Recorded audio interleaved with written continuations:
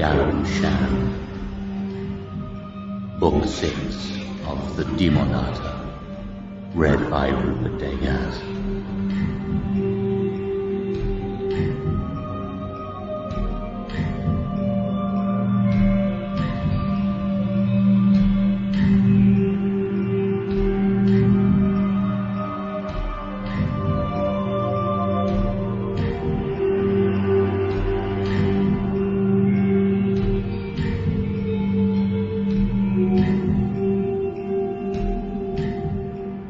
Part 1. Baranabas.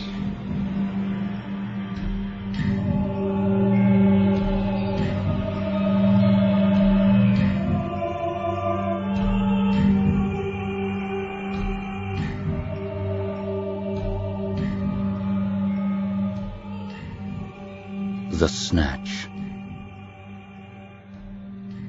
A demon shaped like a giant scorpion digs its stinger into a woman's eyes. As they pop, it spits eggs into the bloody sockets, then watches with its almost human face as the eggs hatch and wriggling maggots feast on her flesh. Another demonic beast.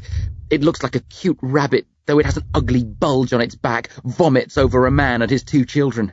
The acidic liquid sizzles and dissolves them down to the bone. A third footman of the Demonata runs after an air hostess. He has the body of a young boy, but his head is larger than an adult's. He has a wig of living lice instead of hair, and fire burns in the holes where his eyes should be. He also has 2 extra mouths in the palms of his hands. The teeth of both are eagerly snapping open and shut as he chases the screaming air hostess. All the people on the plane are screaming, except those who've already been killed, and it's music to the ears of the demon master, Lord Loss. He hovers in the aisle, mouth twisted into a sad smile, red eyes distant. A few of his 8 arms twitch in rhythm with the screams like a conductor's at an orchestra. Then his eyes snap back into focus, and he turns his gaze on me. You should not have humiliated me, Krubich. Lord Loss says, still furious about the time I beat him at chess. You should have fought fairly, faithful to the spirit of the contest, and won or lost on merit alone. You ruined chess for me. For many centuries it was my only other source of joy. Now I have just the agony and torture of humans to keep me amused. He slowly drifts down the aisle towards me, the strands of flesh that pass for his legs floating a few centimeters above the floor. The tiny snakes in the hole where his heart should be are writhing, hissing hatefully, spitting venom in my direction. Blood is flowing from the many cracks in his pale red skin. The holes above his upper lip, he has no nose, quiver wildly as he gleefully inhales the stench of terror from the doomed passengers. His dark red eyes are dilated with morbid pleasure. All 8 arms are extended. Some of his mangled hands brush the heads and cheeks of humans as he passes, as if he is obscenely blessing them. The white-haired, pink-eyed albino traitor, Junie Swan, is behind him, smiling serenely. A woman clasping a baby falls to her knees in front of Lord Loss, sobbing painfully. "Please," she cries. "No, my child, have mercy on my baby. Don't kill him, I beg you." Suffer unto me, the little children. Lord Loss murmurs blasphemously, taking the baby with 3 of his hands. He strokes the boy's face, and the baby laughs. Lord Loss passes him to Junie. For you, my darling swan. "You are generous to a fault, my lord." She smiles, then kisses the infant. "No!" I scream, but it's too late.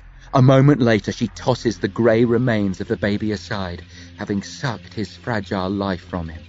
The child's mother chokes, eyes wide with disbelief and horror. Lord Loss bends and breathes in her sorrow, sighs contentedly, then moves on, leaving her to the lesser demons. Sick with fear, I back away from the approaching demon master. There are several empty rows behind me. The other passengers have fled to the tail of the plane. Lord Loss makes a small humming noise. At last you move. I thought I might wring no sport from you today. Leave them alone, I snarl, hands knotted into trembling fists. It's me you want, so let the others go! I cannot do that, Rubik. Lord Loss sighs. My familiars are hungry. I promised them food. You would not ask me to break my word, would you? My master always keeps his promises. Junie chuckles. I focus on her, the fair-faced but black-hearted cuckoo in the nest. She acted like my mother. I loved her. I let her steal me away from Dervish, and all the time she was plotting against me. Harpy, I sob. What the hell are you? A demon in disguise? I don't have that honor, she replies smoothly. I'm merely a human like you. In fact, I'm from the same family tree, believe it or not. But unlike you and your fool of an uncle, I chose to serve those greater than ourselves, rather than vainly battle with them. You sold us out! I shout. Then confusion kicks in. But I don't understand. In Slaughter, when we were trying to escape from the demons, you helped us.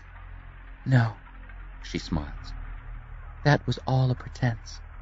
When I first visited your house with Davidaheim, I used magic to convince Dervish to come to Slaughter and bring you and Bill E. with him. On the set, it was my job to win your confidence. I found out your secrets, so we could use them against you. I played you like pawns, she boasts.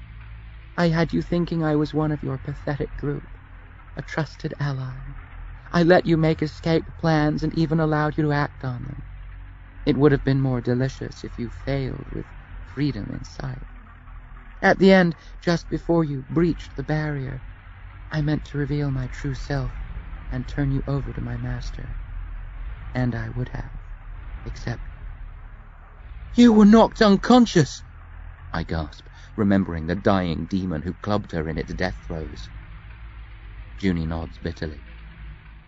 By the time I recovered, it was too late.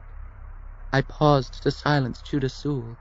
He knew the truth about me, then departed to join my master and plot our next approach.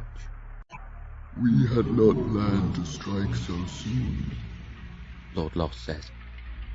He's come to a stop 3 meters away, enjoying my growing understanding of how we were betrayed. I could sense the magic within you, even though you hid it masterfully. I didn't want to move on you until I knew precisely what I'd have to deal with. But then Junie had a vision. I catch glimpses of the future, Junie says smugly. I saw you change into a werewolf a few months before it happened.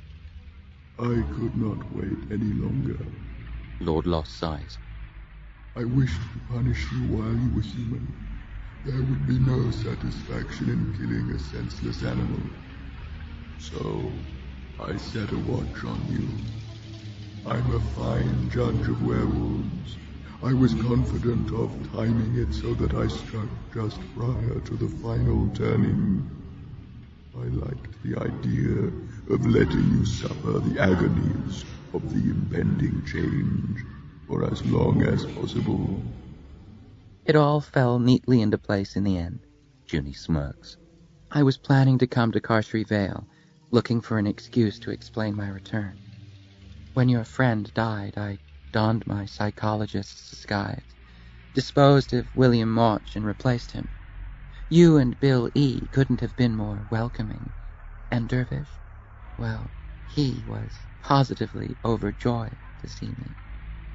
You betrayed us, I snarl, blinking away angry tears. You were easy to betray, she murmurs. I can see the wickedness in her eyes. How did I ever miss it?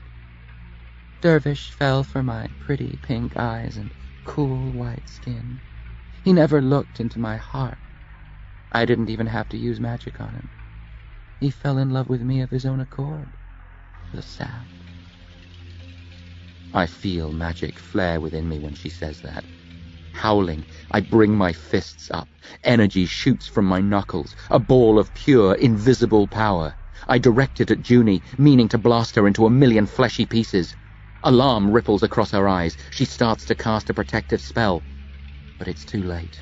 I'm going to destroy her, rip her atoms apart, and... Lord Loss sticks out 4 of his arms. He blocks Junie from the force of my blow and absorbs the energy. Flinches, staggers back a few meters, then rights himself and smiles. You are powerful, Grubich, but untrained. Perhaps if you had spent more time learning the ways of magic, you would be able to control that great force and defend yourself and these other unfortunate victims. But you ran from your responsibility, therefore you, and all around you, will die. I scream at him, then unleash a second blast of magic energy more powerful than the first. It strikes him in the middle of his chest, drives him back several meters. He knocks Junie to the floor and almost loses his balance, but then he straightens and laughs, brushes away drops of blood as if cleaning fluff from a jacket. Have you finished, or do you want to try again? He asks. Maybe you will be luckier the 3rd time. What do you think, Miss Swan? Junie's getting back to her feet, irate at having been knocked down. I think we should take him now and drop the games, she snaps. Take me? I repeat. Take me where? My realm, Lord Loss says. You surely didn't think I'd kill you here, along with these meaningless others, quickly and cleanly. Dear me, no. You robbed me of my great joy in life. Chess. You must pay properly for that in the universe of the Demonata, where time passes so slowly, where I can torture your soul for 1,000 years, maybe more. A bit harsher than detention after school, wouldn't you say? Junie sneers. Atelier! Lord Loss calls. The child-shaped demon with fire instead of eyes pulls his head out of the air hostess's stomach cavity and looks up, guts dribbling down his chin. Spine! Lord Loss says. The giant scorpion sheathes its stinger and regards its master from the ceiling where it's hanging upside down. Femur! Lord Loss finishes, and the rabbit-like demon hops onto the head of a corpse, acid frothing from its lips. Lord Loss points beyond me to where the majority of the survivors are huddled, terrified and weeping. Make quick work of them. We must leave soon before our window home closes. The familiars laugh horrifically, then race towards me. I flinch as the monstrous creatures draw level, but they veer around and leave me untouched. Screams behind, then awful ripping, munching, stabbing, sizzling sounds. I don't look back. Part of me wants to. Maybe my magic would work against the familiars. Perhaps I could kill them. But I dare not turn my back on Lord Loss. The demon master is the greatest threat. If I let him attack me from behind, I'm definitely doomed. Hell, who am I trying to kid? I'm doomed anyway. He's shown he can take my worst and shrug it off. I might as well surrender and get it over and done with. And if he promised me a quick death, maybe I'd take that way out. But I don't like the sound of a millennium of torture in his webbed, wicked world. I'm not going to willingly sacrifice myself to such a miserable fate. If he wants to turn me into one of his long-term playthings, he'll have to fight for me. Come on then, you lumpy, ugly amateur! I yell, backing away from him. You think you can take me? You're wrong. You'll fail, just like you failed to beat me at chess and kill me in slaughter. You're pathetic. Lord Loss's face twists. His arms extend towards me. Power crackles in the air as fierce magic gathers in his misshapen fingertips. I bid farewell to life and steel myself to die. Then his expression mellows and his arms drop. No, Grubich. He chuckles. I won't be provoked. You hope to goad me into killing you swiftly. A clever ploy, but I shall not fall for your trick. I came to take you, and take you I will. I'll kill you later, when we are. A burst of heat to my left makes him pause. It's coming from the wall of the cabin. I glance at it, expecting another of Lord Loss's familiars to appear. The walls glowing with a white, hot, magical light. "Master?" Junie says uncertainly as Lord Loss draws to a halt. Quiet! He snaps. They don't know what it is. I move closer to the light, ignoring the heat, figuring if this is something Lord Loss isn't controlling, it can only be good news. Maybe the plane is coming apart and this is the start of a giant explosion. If so, I want to be caught square in the blast. That would wipe the smirk from the Demon Master's wretched mush. An oval hole appears in the side of the plane, about 2 meters from bottom to top and 1 meter wide.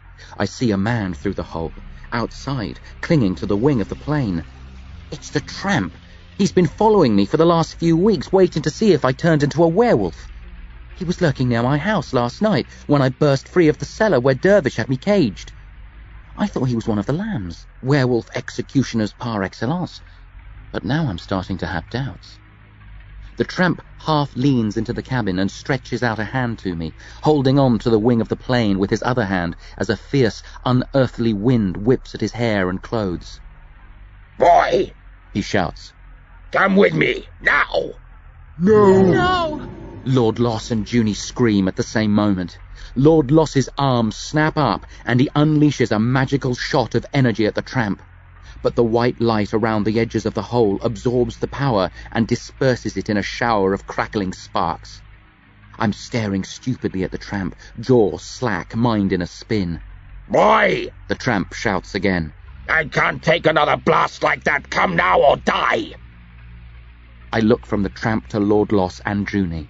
Their faces are filled with hate. Junie's muttering a spell, lips moving incredibly fast. Lord Loss is readying himself for a second shot at the tramp. A quick look in the other direction. Artery, spine, and femur are rushing up the aisle, desperate to pin me down. I face Lord Loss again, grin, and flip him the finger. Then I dive towards the tramp, sticking out my right hand. The tramp grabs it and hurls me through the hole. He shouts a word of magic, and the hull of the plane starts to close. I hear Lord Loss bellow with fury. Then the hole seals itself, and there's only the roaring howl of the wind. I realize I'm clinging to a tramp on the wing of an aeroplane, thousands of meters above the face of the earth. I have a split second to marvel at the craziness of that. Then the wind grabs us. We're ripped loose. The plane soars onwards. We fall.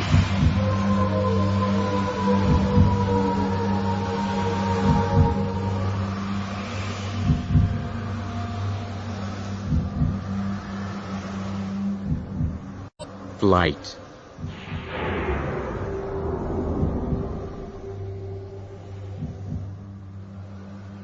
Dropping at a stomach-punching speed towards the earth, free fall, surrounded by blue sky, clouds far below but getting closer every second. I glance desperately at the tramp, praying to spot the hump of a parachute pack, but there's nothing. He's falling the same way I am, with only one way of stopping. The hard way. I scream and flap frantically with my arms. Crazily, I wish I was back in the plane. At least I stood a glimmer of a chance with the demons. This is death for certain. "Boy!" The tramp shouts cheerfully. "Are you having fun?" "We're going to die!" I roar, clothes rippling madly on my limbs, the scream of the wind ice-cold in my ears. "Not today!" The tramp chortles, then angles his body and glides closer towards me. "We can fly!" "You're a lunatic!" I shriek. "Perhaps!" He grins, then arcs his body up, pulls away from me, swoops over and beneath me, and draws up on the other side. Or maybe not. "Let me hold on to you!" I yell, grabbing for him. He pulls away. "No! It's time you learned to fend for yourself. You're a creature of magic. Use your power." I can't! I howl. Tut, of course you can. He tuts, as if he was a teacher and we were debating an argument in class, safe on the ground instead of hurtling towards it at a speed I don't even want to think about. We're going to die! I shout again.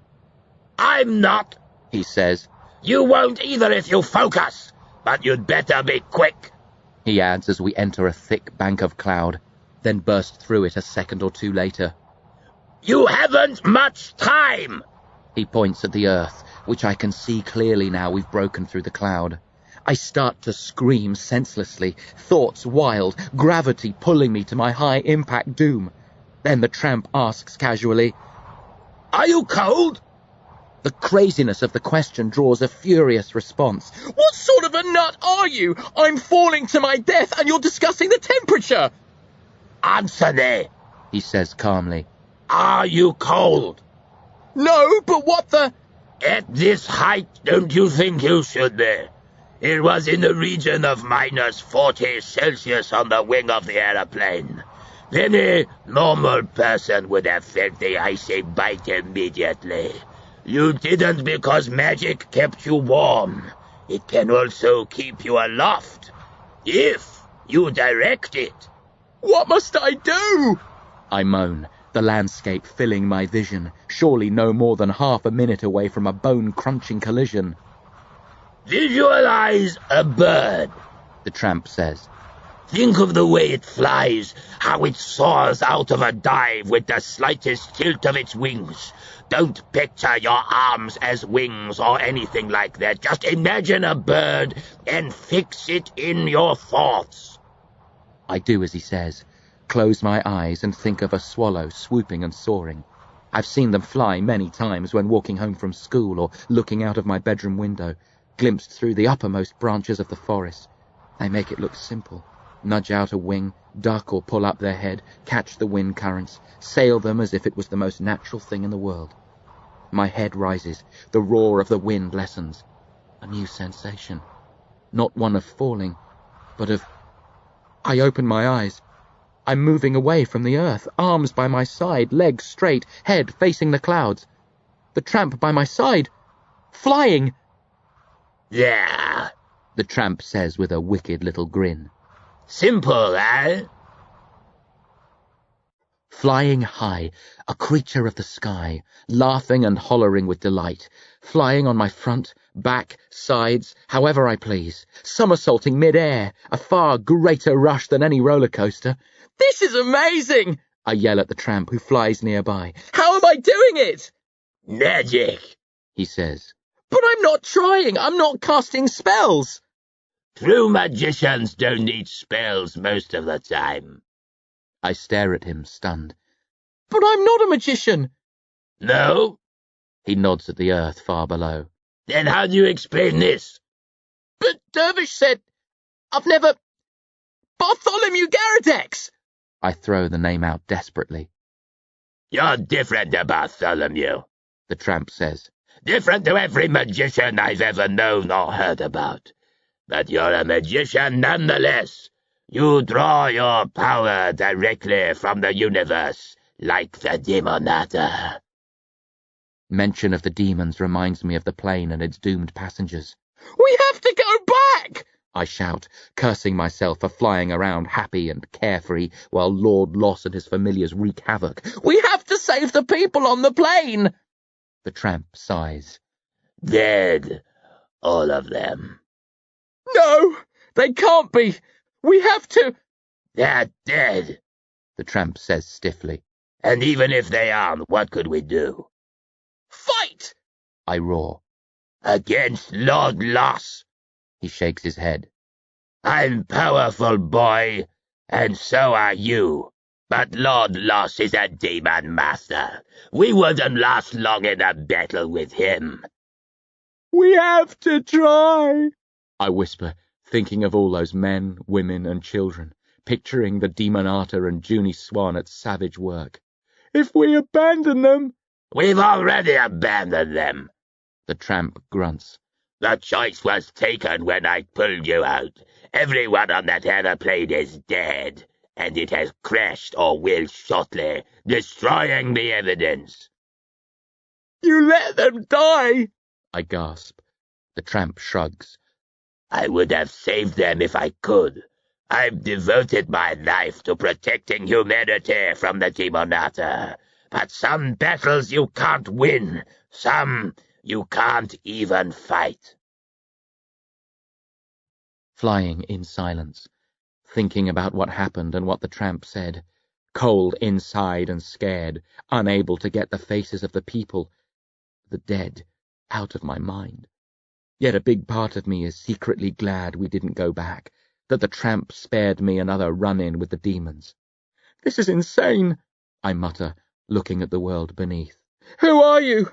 What were you doing on the plane? Why have you been following me? I thought you were one of the lambs. I know nothing about you. I need—" Soon, The tramp hushes me. I'll answer all your questions once we're safe on the ground. For now, just fly. And since there's no point arguing, I tuck my arms in tighter, pick up speed, trail the tramp through the air and try, unsuccessfully, to push the faces of the dead from my thoughts. We fly for hours, mostly above the clouds where people on the ground can't see us. I spot the occasional plane, but the tramp always steers us clear. A shame. I love the thought of gliding up to one and tapping on the windows, scaring the living daylights out of the passengers and crew. I've no idea where we are. I didn't ask Junie where we were going when we set off, and I don't know how long I was asleep, so I can't judge how far from home we might have been when the demons attacked. Junie. Rage seethes up inside me every time I think about her. I trusted her. I thought she was on my side, that she loved me like a mother. And all the time she was playing me for a fool, setting me up for Lord Loss, cutting me off from Dervish. I want to quiz the tramp about her, find out where she comes from, how she operates, where I can find her so I can track her down and burn her for the evil witch she is. But this isn't the right time. I have loads of questions for the tramp, so much I want to know, that I need to find out. Hell, I haven't even asked his name yet. Finally, 5 or 6 hours after I bailed out of the plane, the tramp guides me down. The land is barren desert, more rocky than sandy, no signs of human life. It's been the better part of an hour since I saw any kind of house. This is the complicated part, The tramp says as we come into land. The easiest way is to hover a bit above the ground, then stop thinking about birds. After a few seconds, you'll fall. Can't we touch down? I ask. I can, but I've had a lot of practice. If you try it, you'll probably hit hard and break a leg or arm. He spreads his arms and drifts down, landing lightly on his feet. I'm tempted to copy him to prove I'm nimbler than he gives me credit for. But it's been a long day, and the last thing I want is to break any bones. So I float to within a meter of the rocky floor, then empty my head of images of birds. For a couple of seconds, nothing happens. Then I drop suddenly, stomach lurching. I hit the ground awkwardly, landing face first in the dust. Sitting up, I splutter and wipe dirt and grit from my cheeks, then get to my feet and look around. We're in the middle of nowhere. Some rocky outcrops and hills, a few rustling cacti, nothing else. Where are we? Home, The tramp says and starts walking towards one of the hills. Whose home? I ask, hurrying after him. mine. And you are? He stops and looks back, surprised. You don't know? Should I? Surely Dervish told... He trails off into silence, then laughs. All that time in the air you didn't know who you were with? I was going to ask, but it didn't seem like the right moment. I huff. The tramp shakes his head. I'm Barnabas. The name sounds familiar, but I can't place it. Barnabas what? I ask. Just Barnabas, He says, then starts walking again. Come, we have much to discuss, but it will hold. I never feel safe in the open. With a nervous glance around, I hasten after the shabbily dressed man. Several minutes later, we come to the mouth of a cave. Not having had the best experience of caves recently, I pause and peer suspiciously into the shadows. It's fine, Barnabas assures me. This is a safe place, protected by its natural position and the strongest spells I could muster. You have nothing to fear. That's easily said. I grunt, unconvinced. Barnabas smiles. He has crooked, stained teeth. This close I can see that his small eyes are grey and his skin is pale beneath a covering of grime and dirt. He's wearing an old, dusty suit. The only fresh thing about him is a small posy of flowers jutting out of one of his buttonholes. "If I wanted to harm you," he says, "I could have done so already, with far less effort than it would take on the ground. That should be self-evident." I know, I mutter. It's just, I don't like caves. "With good reason," he says understandingly. "But this isn't like the cave in Casri Vale. You'll be safe here, I promise." I hesitate a moment longer, then shrug. What the hell, I grunt, and push ahead of Barnabas, acting like I couldn't care less. The cave only runs back 4 or 5 meters, then stops. I look for a way out, studying the walls and floor, but I can't see any. Are you like a monk who doesn't believe in material possessions? I ask. "No," Barnabas says, squeezing past me. He touches the ground and mutters a few words of magic. A hole appears. There's a rope ladder attached to the wall at one side, leading down into the dark. I move to the edge of the hole and look down nervously. There are torches set in the walls, so it's not as dark as it seemed at first, but it runs a long way down, and I can only vaguely see the bottom. I thought you said a magician didn't need to cast spells, I say, delaying the moment when I have to descend. "Most of the time," Barnabas reminds me. "There are occasions when even the strongest of us must focus our magical energy with words." He sits and swings his legs into the hole, turns, grabs the ladder, and starts down. Looks up at me before his head bobs beneath my feet. "This will close in a few minutes. If you're coming, get a move on." Just waiting for you to get out of my way, I retort. Then, when his head's clear, I ignore the butterflies in my stomach, sit, turn, and climb down the swaying ladder after him. The hole closes with a small grinding noise before I hit the ground. I try not to think about the fact that I'm shut off from the world. At the base, I step clear of the ladder and find myself in a large, bright cave. There are chairs, a sofa, a long table at one end with a vase of flowers on it, a few statues, books, chests of drawers, other bits and pieces. There's also a fire in the middle of the cave, by which a bald, dark-skinned boy sits, warming his hands. "I'm back," Barnabas calls. I noticed, the boy replies without looking around. "I've brought a guest." The boy's head turns a fraction. He has bright blue eyes and a sour expression. I thought you were going to kill him. I stiffen as Barnabas scowls. "I said I might have to kill him." What do you... I start to ask angrily. "Later," Barnabas soothes me, then points to a blanket spread out on the ground close to the wall. "Get some sleep. I will too. Later we can have a long discussion over a hot meal." You think I can sleep after all that's happened? I snort. "I know you can," Barnabas says. "Magic. All you have to do is imagine it and you'll sleep like a baby." What if I don't want to? "You're exhausted. You need rest, so you can focus on our conversation and ask all the questions I'm sure are welling up inside you. You wouldn't be able to process my answers in your current state." I don't want to sleep. I want to tear straight into the explanations.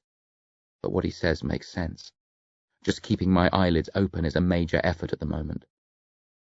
One thing first, I mutter. Dervish and Billy. Are they okay? Barnabas shrugs. "I think so." You're not sure? "No. But Lord Loss and Junie," For some reason he sneers as he says her name.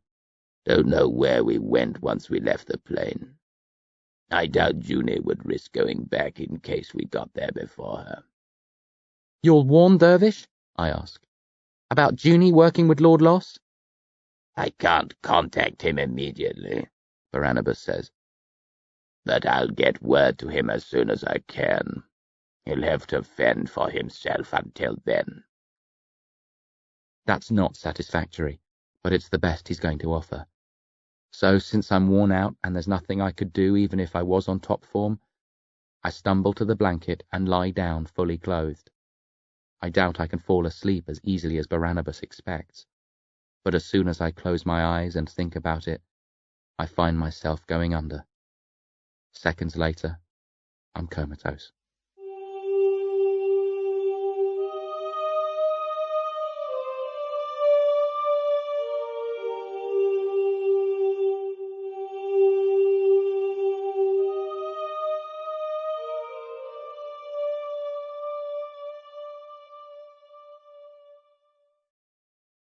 Power of the Beast. A loaf of fresh bread is waved underneath my nose. I come out of sleep smiling, the scent of warm goodness filling my nostrils. For a few groggy moments I think I'm at home with Dervish. It's a Sunday morning. No school, no worries. A long, lazy day stretching deliciously ahead of me. Then my eyes focus. I see the lined fingers clutching the bread and the bearded face beyond. I remember, and all the good thoughts disappear in an instant. How long was I asleep? I yawn, sitting up, wincing from the pain in my back. I'm not used to sleeping on a stone floor. Many hours, Barnabas says, handing me the bread. 8, 10, 12? He shrugs. I look for my watch, but the strap must have snapped during the night of my turning. Standing, I rub the sides of my back, stretch and groan. Haven't you heard of beds? I complain. You'll grow accustomed to the floor after a few months. I squint at him. Months? I've no intention of being here that long. But before I can challenge him, he walks over to the fire where the sour-faced boy is still perched close to the flames. I follow, tearing a chunk out of the loaf, gobbling it. The bread's chewy and I haven't any butter, but I'm so hungry I could happily eat cardboard. Barnabas sits close to the boy. I stay on my feet, studying the curious couple. Ancient Barnabas and the teenager, not much older than me, the shabby, bearded, hairy-suited magician, and the boy, his apprentice or servant, in drab but clean clothes, completely bald. The boy's dark flesh is laced with small scars and fading bruises. The tips of the 2 smallest fingers on his left hand are missing. His eyes have a far-away, miserable look. He wears no shoes. Barnabas is barefoot too, his boots discarded. Gruvich Grade, meet Colonel Fleck, Barnabas introduces us. Grubs, I correct him, sticking out a hand. The boy only grunts. What about your name? I ask, trying to be friendly despite his cold welcome. Is it Colonel like in the army? No, Colonel like in popcorn, Barnabas answers after a few seconds of stony silence. It's short for something longer, but neither of us can remember what. Colonel sniffs and faces the fire. There are sausages speared to a stick close by. He picks up the stick and jams the sausages into the flames, mutters a spell. The heat of the fire increases and the sausages cook in seconds. He takes one off, blows on it and eats it, then takes off another and gives it to Barnabas. After a pause, he removes a 3rd sausage and offers it to me. Thanks, I say, biting into it. Too hot, but delicious. I ravenously munch my way through it, then gratefully accept another. Colonel does most of the cooking, Barnabas says, holding a sausage in one hand, picking at dirt beneath the nails of his right foot with the other. I have to, Colonel says. He'd eat the food raw if I didn't. It's all the same once your stomach processes it, Barnabas snorts. Hot, cold, cooked, raw, it doesn't make any difference when you're squatting over a hole. A hole? I frown. No toilets, Colonel says, looking at Barnabas sourly. Colonel cooks some chicken legs, again using his spell. I wonder where they get the food from, but don't ask.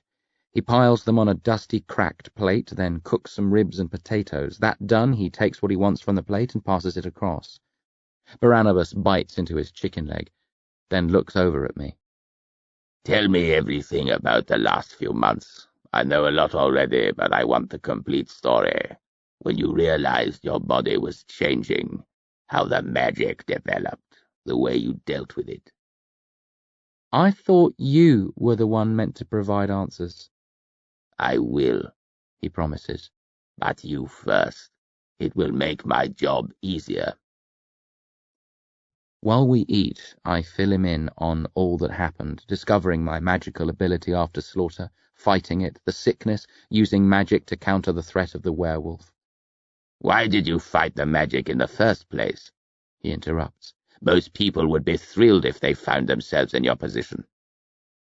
I know what magic entails, I say quietly.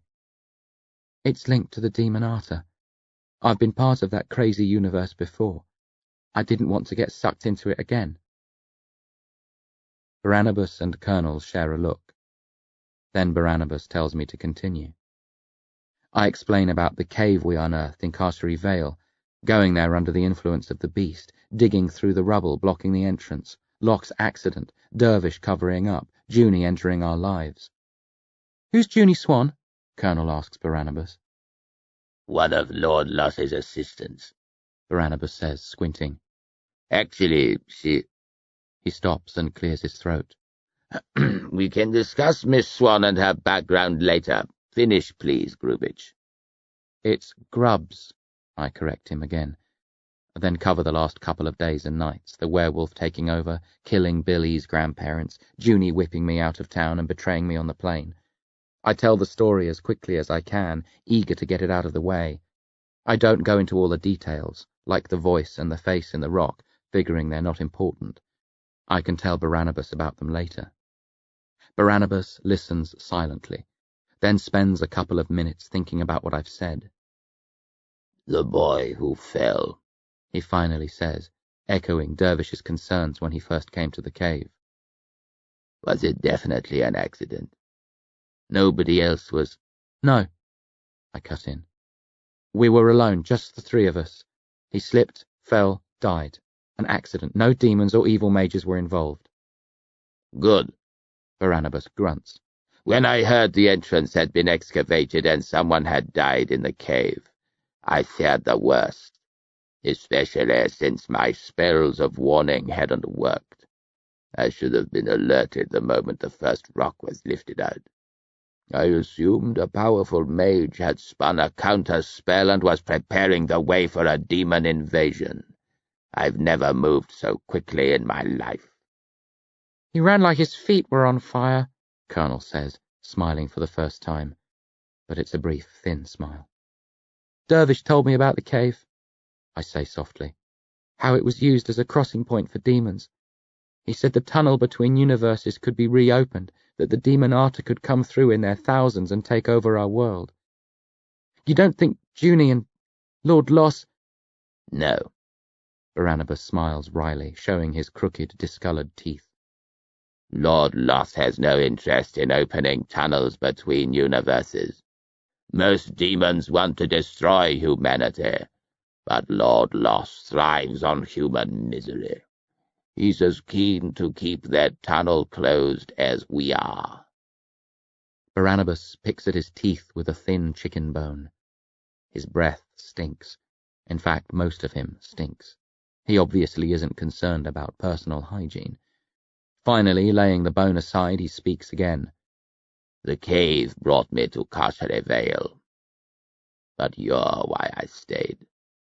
I could feel the power in you, bursting to be released. I wanted to be there when it exploded, or when you imploded. Imploded? You could have burnt up. If the magic hadn't found an outlet, it would have destroyed you from within. There was no way of telling until the full moon, when I knew you'd be pushed to the point where you and the beast had to settle the matter once and for all.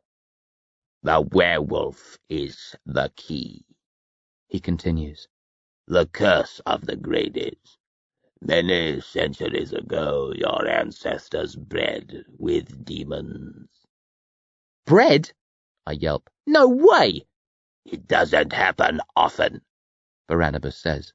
Most demons are physically incompatible with humans, but it's not unheard of. When such unions occur, the offspring are never natural. Humans and demons weren't meant to mix. When they do, their children are freaks of the highest order, neither human nor demon, caught painfully between. Most die at birth, but some survive. His face is dark, shadows flickering across it from the flames of the fire. A few grow and thrive, either in the demon's universe or ours. Your ancestor's child was one of those. The magical strand of the Demonata stayed hidden, at least long enough for the child to mature and bear children of its own. When its demonic legacy finally surfaced, the victim turned into a wolf-like creature. So the Demonata are to blame, I growl, hating them afresh. I gathered as much from Dervish, but I was never sure. I don't know about blame, Barnabas says. Such couplings are often set in motion by humans. Your ancestor quite possibly made the first approach, and... He twirls his fingers suggestively. Here comes the bride, mutters Colonel. Barnabas looks into the flames, considering his next words. You're a unique specimen, even for a Grady. I've never seen or heard of anyone like you. Magic is unpredictable, chaotic. It works differently in each person, but there are general rules which have always applied. Until now. You shattered all of them. Is that a good or a bad thing? I ask. I don't know. It's the reason I didn't approach you immediately. I wasn't sure how you'd change, what the magic would do when it surfaced. Of course, there was Junie to consider, too. I didn't know how close you and Dervish were to her, if you knew who she served. Of course we didn't, I bellow. Lord Lost killed my parents and sister. Do you think— Peace, Barnabas says. I trust you now, but I couldn't before. For all I knew, you and Dervish were in league with Junie Swan, and I was being lured into a trap. Dervish himself might have opened the entrance to the cave to entice me to Kashri Vale. Have you been paranoid for long? I ask cynically. I learnt a long time ago not to trust anybody, he replies tightly. Not until they've proved themselves worthy, and even then I keep a close watch on them. I've been with Barnabas for 30 years or more, Colonel says, and I still wake up sometimes to find him giving me the evil eye. 30 years? I study the boy again. You can't be that old. We'll come to that soon, Barnabas says before Colonel can respond. Let's finish with your magic first. Where was I? You were waxing lyrical about how unique he was, Colonel reminds him. Aye. Barnabas's face lights up.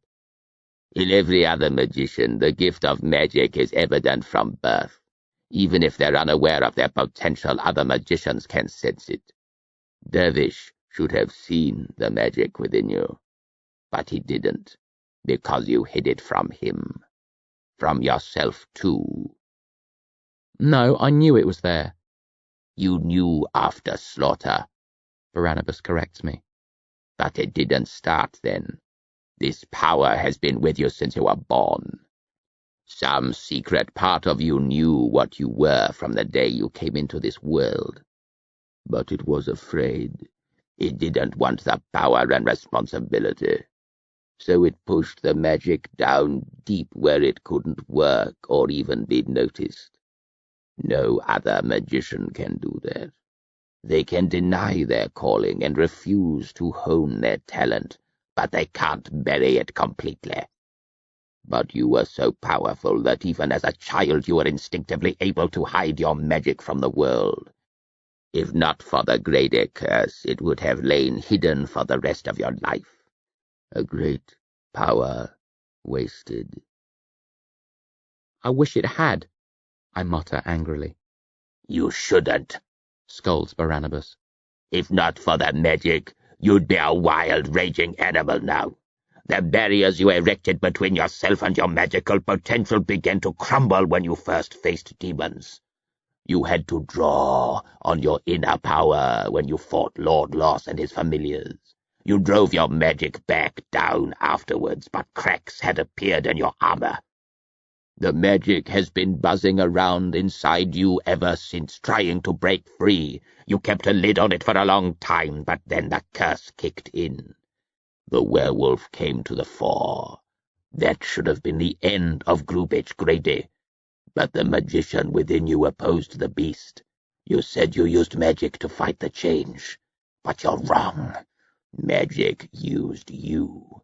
It stopped you becoming a monster. No, it didn't, I say guiltily.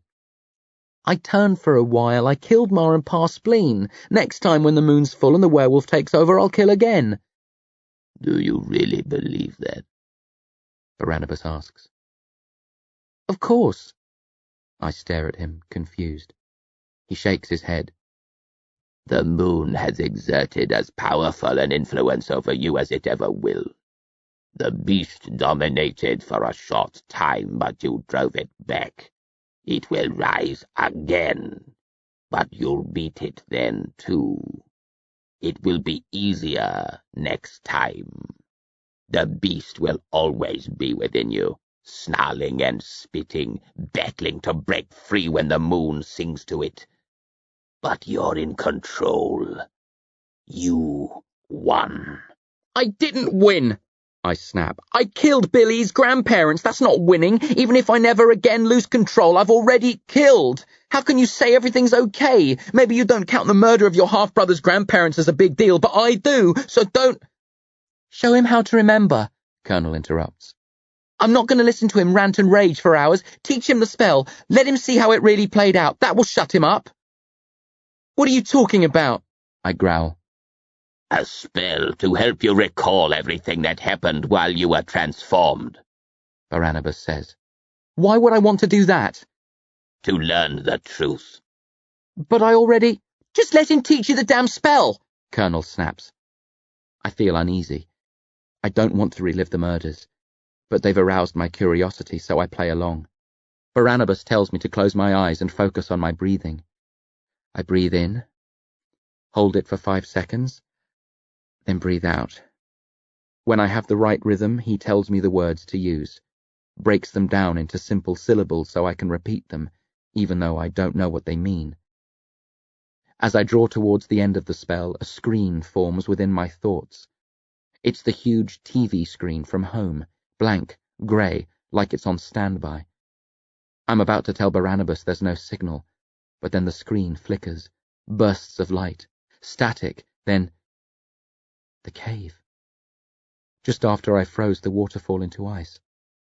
I see everything through the eyes of the beast. I'm crouched low, howling, squinting into the light of Junie's torch as she pads hesitantly towards me. It's crazy, but as I'm watching, in spite of all I know about her now, I feel concern for Junie. I want her to flee before the wolf attacks. I almost call a warning to her, but then I remember this is a screened replay. It's not happening live. In the cave, Junie comes within touching distance and regards me coolly. The great Grubbs Grady changes at last, she sneers, then spits at me. You pathetic creature. If you knew how much I've loathed these past weeks, having to be nice to you and your mongrel of an uncle. The beast roars at her and raises its fist to beat her to a pulp.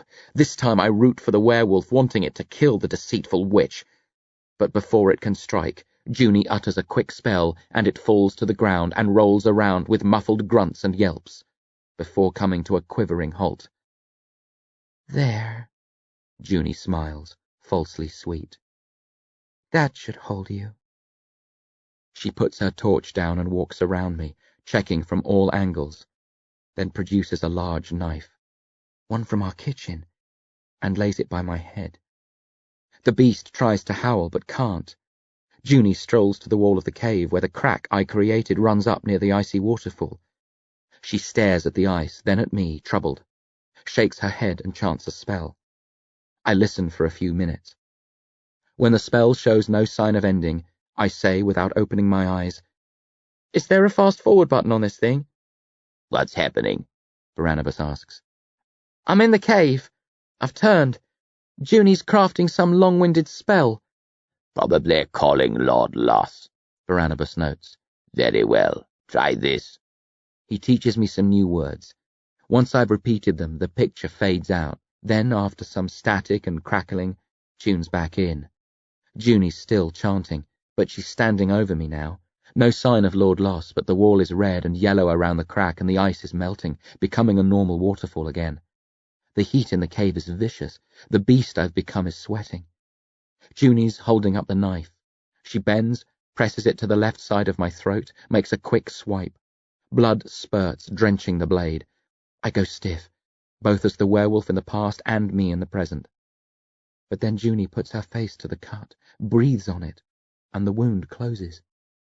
She moves the blade to the other side of my throat and does the same thing. Then she takes the red blade to the crack in the wall. "What's happening?"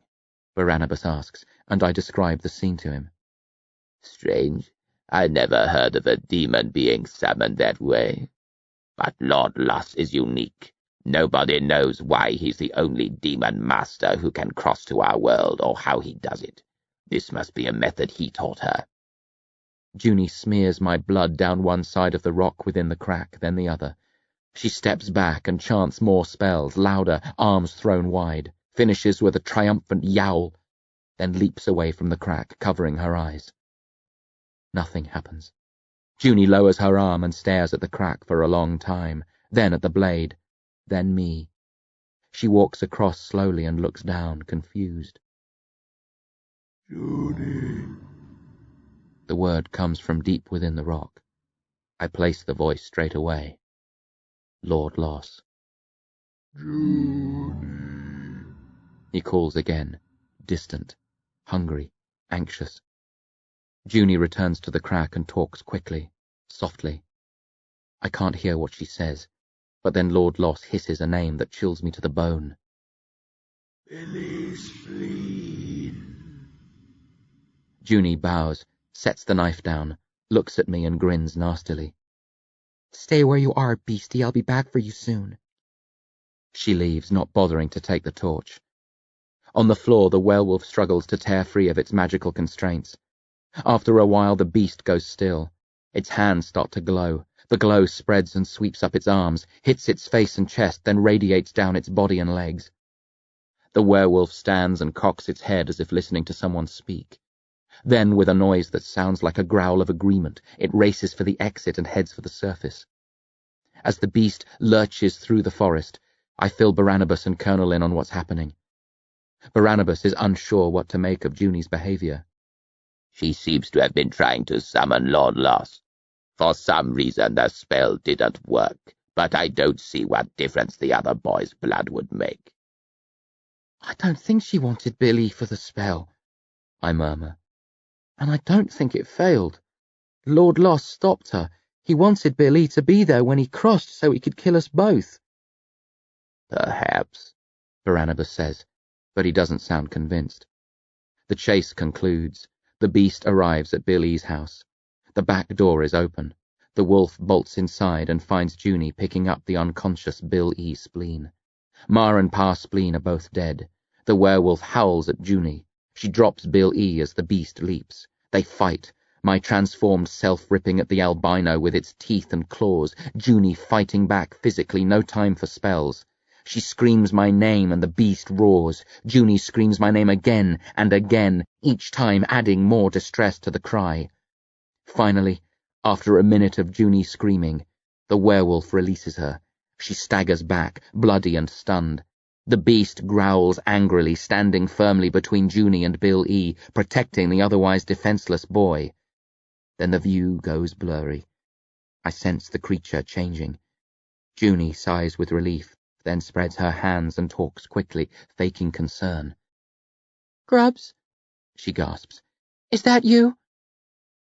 I open my eyes, and the screen disappears inside my head. I stare at Barnabas open-mouthed. I didn't kill them, I whisper. I tried to save them. I protected Bill E.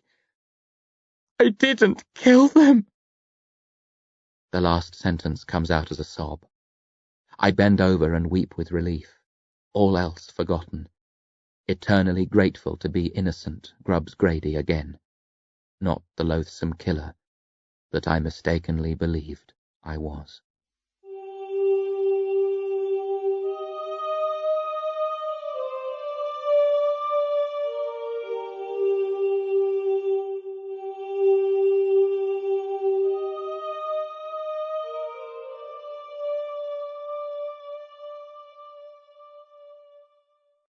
The Veteran. My first impulse when I stop crying is to rush back to Carshry Vale and warn Dervish and Billy of the danger they're in. We already had this conversation. Barnabas sighs. I don't care, I snap. Junie didn't just target me, she went after Billy too. She might not return to the Vale straight away, but she can easily phone Dervish and ask about me. If she discovers he doesn't know where I am or what really happened, she can return and... I shake my head viciously, trying not to think of all the terrible things she could do. We have to go back and warn them. No, Barnabas says softly. Their welfare isn't my concern. How can you say that? I shriek. Dervish is your friend. No. If anything, he's my employee. What do you... I stop, finally realizing where I had heard Barnabas's name before. Dervish mentioned it when he was explaining about his work. I should have put two and two together when he was talking about the warning spells at the cave, but my head's still in a whirl. You're the boss of the disciples, I mutter. I wouldn't describe myself that way. Barnabas sniffs. I don't have much to do with them. I use the disciples where appropriate, but I fight most of my battles in the Demonata's universe alone. Not quite alone, Colonel huffs. Barnabas grunts offhandedly at Colonel, then addresses me again. I didn't form the disciples. They came to me looking for leadership and training. I occasionally demand their help, but I've no vested interest in the group. But Dervish is one of your people, I argue. He told me you sent him to Carshry Vale to protect the cave. You're responsible for him. No! Barnabas barks. He brushes his long hair back from his face, glowering at me. I sent Dervish to Carshry Vale as I sent others before him to watch for demons and their human servants, to report to me if any came sniffing in search of the cave. Everything else in his life was secondary to that task. He should have respected my instructions, kept a low profile, not got entangled with a demon master like Lord Loss. He brought this trouble on himself. I don't have time to get involved in personal conflicts. Lord Loss has nothing to do with the cave, so I don't care what he does to Dervish. You're a monster, I sneer. You know better than the Demonata. Perhaps not, Barnabas concedes. But the disciples understand that there are forces at work in the universe far more important than anything in their own lives. They accept the need to put human concerns behind them and focus on the nobler cause to which they've been called. I don't do noble causes, I retort. I care about Dervish and Billy. That's all. They're more important to me than anything else, even the safety of the bloody world. He's arrogant and stupid, Colonel says, staring at me coldly. He can't see the bigger picture. You made a mistake bringing him here. Send him back. Let him perish at the hands of Lord Loss. That isn't your decision to make, Barnabas says. eyes flashing. Don't forget your place. You're here to serve. Well, it's true. Colonel pouts. Barnabas takes a steadying breath, then faces me again. What I'm trying to explain, he says, only barely restraining his anger, is that Dervish wouldn't want us to rush back. He understands the importance of my work and knows I don't get involved in minor skirmishes, which is all this is. He doesn't expect me to ride to his rescue. This quarrel with Lord Lawson June Swan is of his own making, and he must deal with them himself. Having said that, Barnabas continues, raising his voice to stop me interrupting, I will get word to him, as I promised. I can't get in touch with him now. There are no easy means of making contact with the outside world from here, but as soon as I can, I'll warn him of Junie's treachery and the threat he faces. That's the best I can offer, and it's all Dervish would expect. Fine, I grunt, getting to my feet. But I'm not one of your disciples, so I don't have to obey your rules. I'll go and warn him right now if you'll just point me in the right direction. I look at him challengingly, expecting an argument. Barnabas smiles flatly. Once you leave the cave, the fastest route is east. It's a long, hard walk. The sun is merciless. Water holes are few and far between, and there's little food to be found. An experienced tracker or a magician might make it out alive, but you're not a worldly traveler, and you don't know how to make the most of your magical potential. You'll be dead within a week. But if you want to make the attempt regardless, go ahead. I won't detain you. Right, I nod sharply. I will. I start towards the rope ladder, but Colonel stops me. Grubitch! Grubs! He's telling the truth.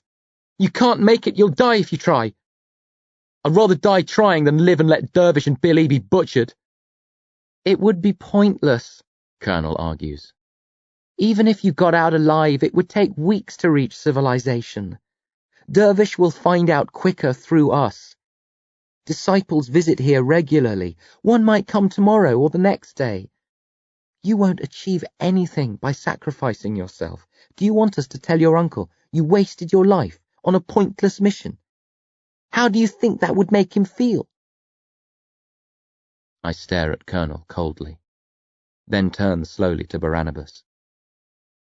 You swear you'll let him know as soon as you can? The magician nods. As Colonel said, we receive several visitors a year. When the next disciple comes, I'll give him or her a message to pass on to Dervish. What if it's months before anyone visits? Barnabas doesn't reply. I think it over, weigh up the pros and cons, try to decide what Dervish would tell me to do. I finally figure it makes no sense to leave. Okay, I sigh, taking my place by the fire. I don't like it, and I'll hold you to account if anything happens to Dervish or Billy. But I'm going to trust you. I don't know for sure that I should, but to hell with it. Now, I assume you brought me here for a purpose? What is it? Barnabas laughs. Damn it all, I like you. You're blunt and to the point. I'm sure you'll cause me all sorts of aggravation, but I'm looking forward to having you around. Never mind the compliments, I growl. Just tell me why I'm here. Very well. As I explained, I don't have much to do with the disciples. They deal with largely unimportant matters. They stop some demons from crossing and limit the damage caused by those who get through. That doesn't mean much in the universal scheme of things. Hundreds of casualties, a few thousand, even a few million. What of them? I gawp at the elderly tramp, then at Colonel. Is he for real? You'd better believe it, Colonel says in a low voice, looking at Barnabas darkly. I can't waste time worrying about a few dead humans. Barnabas defends himself. I have more important work to tend to. What's more important than saving lives? I challenge him. Saving the world, he answers without the least hint of irony.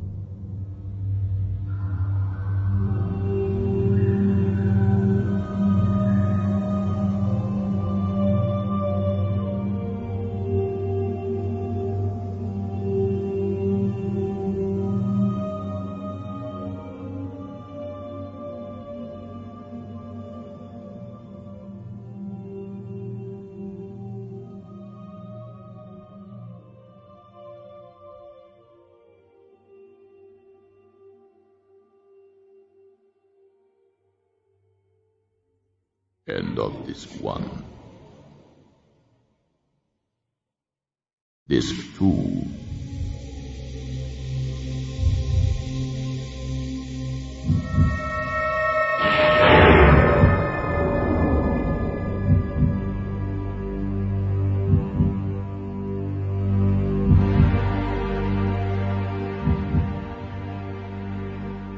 Most of the demons who hit our universe are weak. It's relatively easy for a sly demon with human assistance to create a window between their universe and ours. But the masters can't squeeze through. Occasionally, a tunnel can be opened, like at the cave in Kashari Vale, which more powerful demons can access. But most of the time only the lesser Demonata can cross, and they can't stay more than a few minutes. A nuisance, but they don't threaten the existence of the human race. I focus on combating the threat of the stronger monsters, those who could wipe out mankind. They're always looking for ways to cross. The disciples act when they uncover evidence on this world of a potential crossing. But I can't allow that to happen with the masters. I have to prevent such threats in their infancy. To do that, Colonel and I work in the universe of the Demonata. Unlike the disciples, we spend little time on this world. We walk among demons, spying on them, uncovering their plans in the formative stages, wrecking them. We divide demons who are working together, locate and destroy places where tunnels could be built. It's difficult. We have to fight constantly, and the battles are savage. Savage, Colonel echoes, his voice a whisper. It's a horrible undertaking, Barnabas says. One might even call it a curse, but it has to be done. The Demonata are a constant threat. Those of us with the power to limit them to their own realm don't have the freedom of choice. Colonel and I know that if we don't fight the monsters on their worlds, the demon masters will cross and fight us on ours, and everyone will perish. We went to Kashari Vale as soon as I heard the entrance to the cave had been opened. My warning spells should have been activated instantly, but for whatever reason they didn't work. When Dervish sent word, we rushed to the scene. I feared the handiwork of the Demonata and thought I might be too late to stop them. To my relief, I found no evidence of their presence. What about Lord Loss? I cry. And Junie? They didn't bother me. Lord Loss doesn't want to open a tunnel. He prefers things the way they are. I considered talking with Dervish about Junie, but I didn't know if I could trust him. For all I knew, he'd pledged himself to her dark cause and was working with her to trap me. Dervish would never do that, I growl. Probably not, Barnabas agrees. But he might have fallen under her spell. She could have been using him to strike at me. I decided not to reveal my presence. I sent Colonel back here and remained hidden to ensure no demons came to make use of the cave. I planned to close the entrance again and let Dervish know about June before I left. But then I spotted you. The hairs on the back of my neck stand up. I'm no fool. I can see where this is heading. But I say nothing. I act ignorant, hoping I'm wrong, not wanting to put ideas in his head if they aren't already there, though I'm certain they are. You'd hidden your magic masterfully, Barnabas says. But it had started to spill out by the time I arrived. I could see it shining through. Dervish and Junie didn't, I mumble. Junie tested me, searching for magic. She couldn't find any.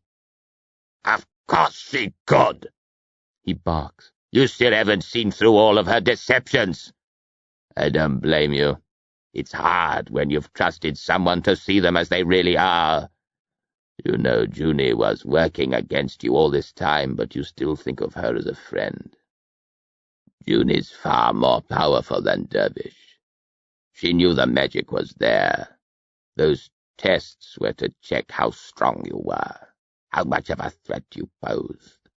So she and Lord Loss could plan their assault. I don't think she was able to find out as much about you as she hoped. That's why they decided to confront you in the cave. They chose a place of magic where Lord Loss would be more powerful. When you escaped, they switched to the aeroplane, figuring that up in the air you couldn't escape.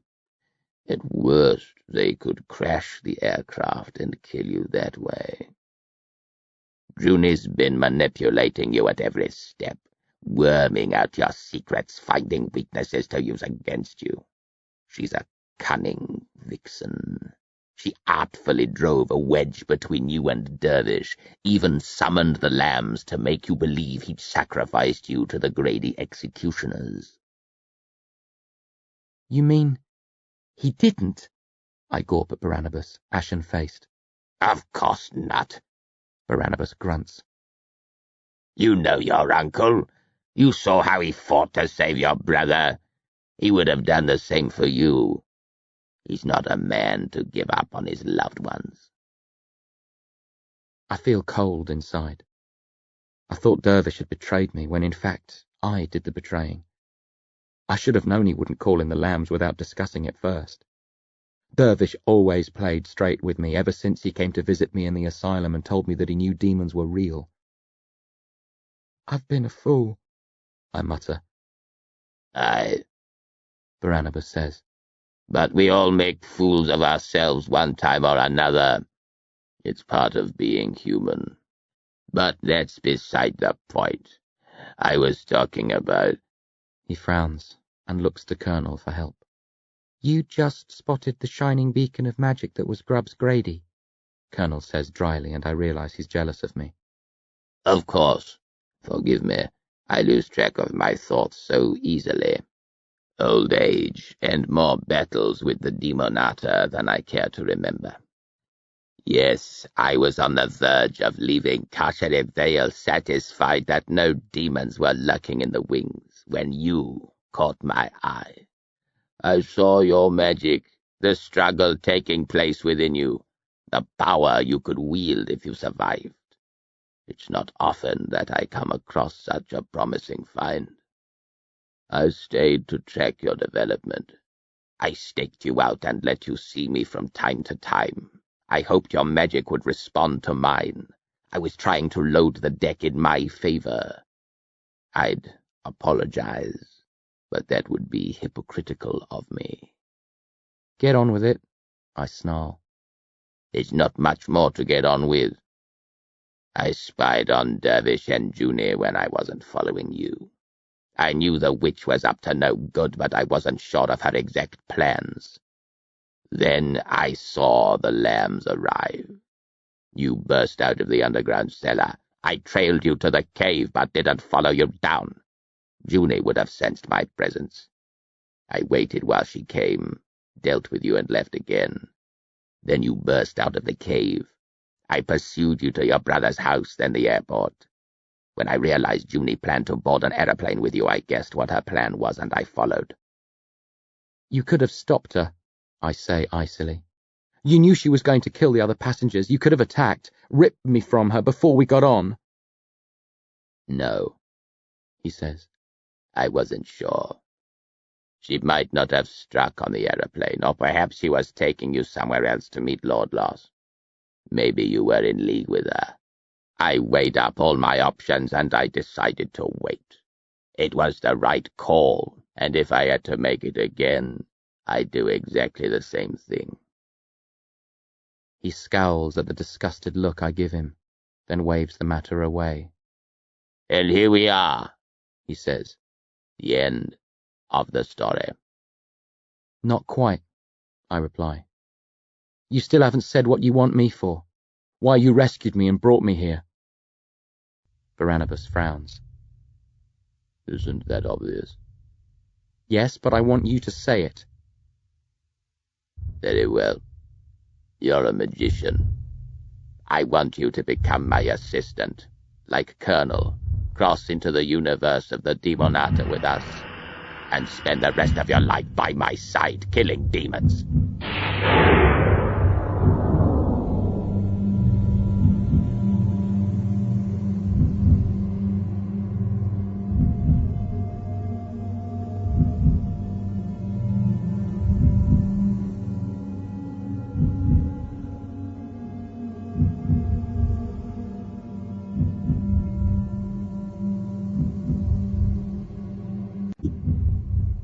The monolith.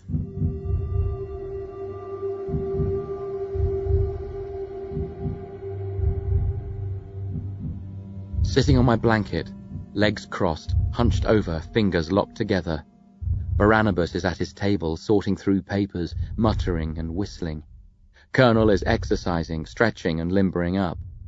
They're setting off to fight demons shortly. They expect me to go with them. It's crazy. I told Barnabas I wouldn't do it. Leave my own world, enter the Demonata's realm, fight monsters like Lord Loss every day. No bloody way, ho bloody say. Barnabas didn't argue, just shrugged and said we all have to make our own decisions in life, then went to get ready. I sat by the fire a while longer, watching him and Colonel prepare, then came back here, where I've been sitting for the last half hour. Silent, numb. Colonel finishes stretching, bends, touches his toes, then rises in the air, slowly turns head over heels, lands softly on his feet and lets go of his toes, spots me watching him and walks over. Having fun? It's better than a circus. I stare up at him, his scars and bruises, the marks of past battles, the fear in his eyes. How'd you do it? I whisper. I fought demons, I know what it's like. How'd you find the courage to... Colonel shrugs like it's no big deal, licks his lips and glances at Barnabas, then sits beside me. I never really had a choice, he says. I had a brother. Well, I thought... No, let's leave it at that. It gets too complicated otherwise. He was kidnapped by a demon. I followed after him, met Barnabas and some others. Your uncle was one of them. You know Dervish? I ask, surprised. Yes. I haven't seen him in 30-odd years, but we were good friends back then. I wouldn't have survived without him. Is he still a punk? What? I frown. He was a punk. Spiked hair, earrings, leather jacket, chains. No, I chuckle. We must be talking about a different guy. Dervish was never... I hesitate. How many demon-fighting disciples called Dervish can there be in the world? I'll quiz you about that later. Finish telling me about yourself first. Colonel shrugs. Things didn't work out with my brother. I returned home, but several years had passed. Time works differently in the Demonata's universe. I couldn't pick up the pieces of my old life. I no longer belonged to that world. So I came to work for Barnabas. He taught me how to master my powers and slay demons. I've been doing it ever since. What's it like? Do you have days off? Weekends? Holidays? Colonel laughs. Sure. 2 weeks on a beach of fire in the sunny south of Hades, half price off season. Of course we don't have holidays. We don't fight all the time. We have to rest And Barnabas occasionally has to do something on this world, but we're at it most days of any given year. What do you do when you're not fighting? Recover and relax here. You don't get out at all? Not even for a day trip? Day trip to where? Colonel snorts. I pop up the ladder every now and then for a breath of fresh air, maybe go for a walk for an hour or two, but it's boiling by day, freezing by night, and there's nothing to see or do. Doesn't Barnabas take you with him when he goes away? Really? Colonel says hotly. He prefers it if one of us is here when we're not battling demons, in case anyone tries to contact him. And even when he does take me, it's only ever on business. We're in and out as quickly as possible, keeping a low profile, hiding in the shadows. He stops. His fingers are trembling. There are hard tears in his eyes, but he's holding them back. I try thinking of something comforting to say, but I can't. I want to change the subject, but don't know what to talk to him about, so I ask about his age. Not entirely off topic, but hopefully less of a sore point. You said you'd been with Barnabas 30 years, but that can't be right. You don't look more than 16 or 17. He smiles tiredly. Like I said, time works differently in the demon universe. It varies from zone to zone. In some places it passes faster than here or at the same rate, but usually it's slower. We're often gone for what feels like a day or two, only to return to find 6 months have passed here. Bloody hell, I gasp. Colonel nods miserably. In real time, I've been with Barnabas for, I don't know, maybe 4 or 5 years? But 30 or more have slipped by on Earth while we've been off fighting demons. That's what Barnabas wants me to sign up for? I gulp. Spend my life facing demons, live in a cave when I'm not working, and go out one day to find that decades have passed and everyone I knew is old or dead? It sounds bad when you put it that way. Colonel laughs hollowly. It has its rewards. I'm more powerful than just about any living human, and I save the planet from unimaginable dangers on a regular basis. But that's not much comfort when I'm rotting away here or being pummeled by a 4-headed giant. Colonel stands and smirks, a hint of pity in his otherwise bitter, mocking smile. Welcome to the firm. Then he goes to get ready. Barnabas works on opening a window to the Demonata's universe. It was a big deal for Dervish when he summoned Lord Loss, but Barnabas is more adept. A few spells, some scrawled symbols on the walls, a silly, short dance, and the world starts to fade around us. Smoke pours from Barnabas's flesh, all sorts of shapes, mostly a mix of animals and demons. The roof of the cave goes momentarily translucent. I spot a red sky full of giant demons streaking across the heavens like meteors. Then the cave firms up again. The smoke clears, and Barnabas is standing in front of a black pillar which is strangely familiar. The word monolith pops into my head, but I don't know why. Not bad, Barnabas says. Colonel is the master of opening windows, but is at his best in the universe of the Demonata. From here, it's as easy for me to do it, but once we cross, he's in a league of his own. You'll see what I mean soon enough, if you come with us. He takes a step back from the monolith. Made up your mind yet? I made it up ages ago, I snap. I'm not coming. Of course you are. Barnabas smiles. Who could resist a challenge like this? The chance to flex your magical muscles, eliminate scores of demons, save the world. You'll come with us in the end, so why not drop the reluctant act and— I'm not acting, I shout, flushing angrily. I've had enough of demons. I don't want to fight them. I don't care how magical I am. I'm not your assistant, and I never will be. So just— There are 2 fields of thought about the granting of magical talent, Barnabas interrupts smoothly. Some claim it's pure luck, the random lottery of the universe doling out magic without method or purpose. Others, and I'm one of them, believe there's a force which wants humans to triumph. We think magicians are created to keep the world safe from the Demonata, that at times of great peril, heroes are generated, capable of defeating the otherwise unstoppable forces of evil. It doesn't matter which is right. You have the power.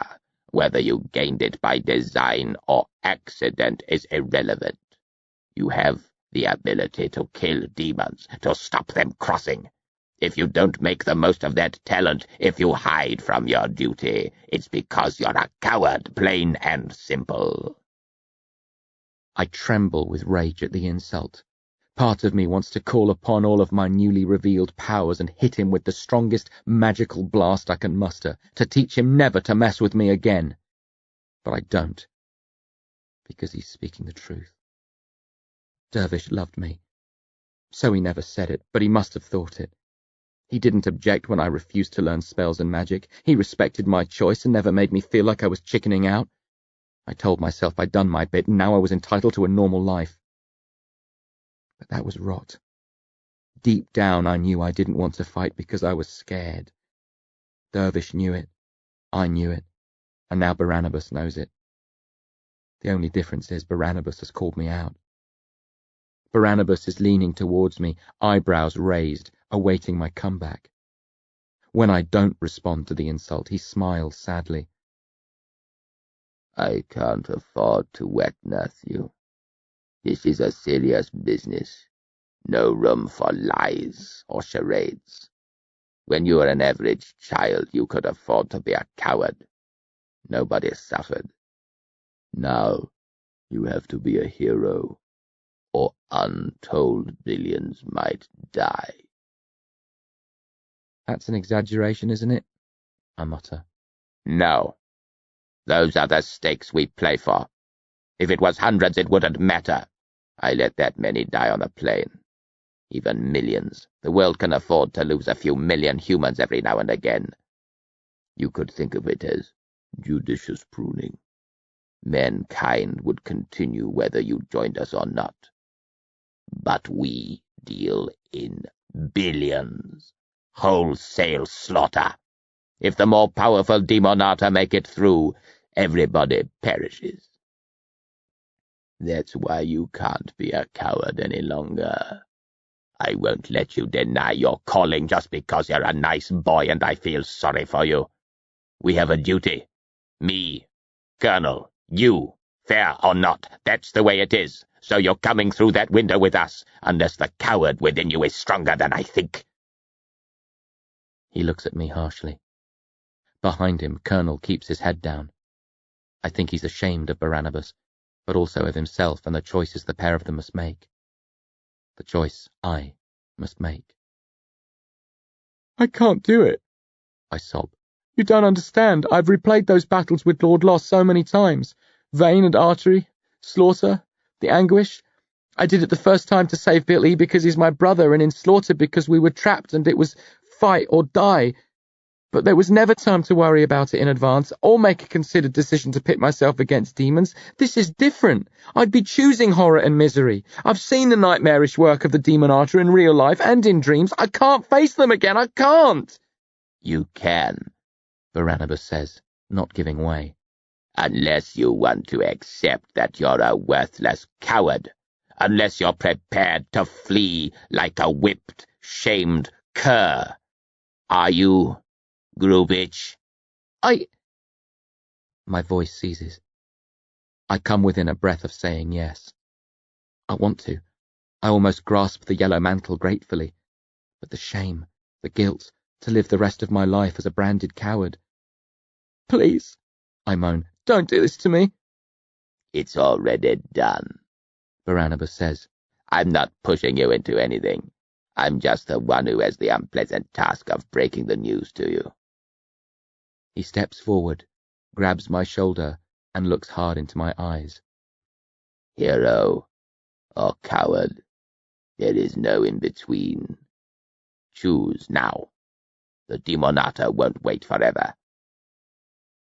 Wanting to scream, to run, to tell him to go stuff himself, knowing I can't, that I'm gifted, that I'm damned.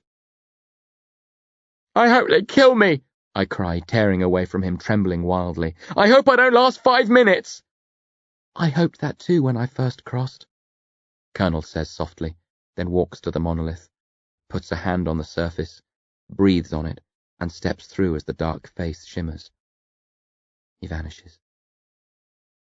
You will fare better than you fear, Grubich, Barnabas says encouragingly, following Colonel to the monolith. He puts a hand on it. Wait! I stop him, and he looks back questioningly. If we're going to do this, I want to make one thing clear. It's grubs, understand? I bloody hate Grubich. Barnabas smiles crookedly, and says with all the charm of Sweeney Todd, If you can kill demons, I'll call you anything you please. If not, I'll leave your bones lying scattered in their universe, nameless. He faces the monolith again, and exhales. It shimmers, and he moves forward. Gone. I don't think about this being my chance to run, to get out of here, lose myself in the desert, and die on my own world. Afraid the coward within me will take control if I give it a chance. Without hesitation, I lurch forward, put both hands on the monolith, breathe on it like the others did, and step through into madness.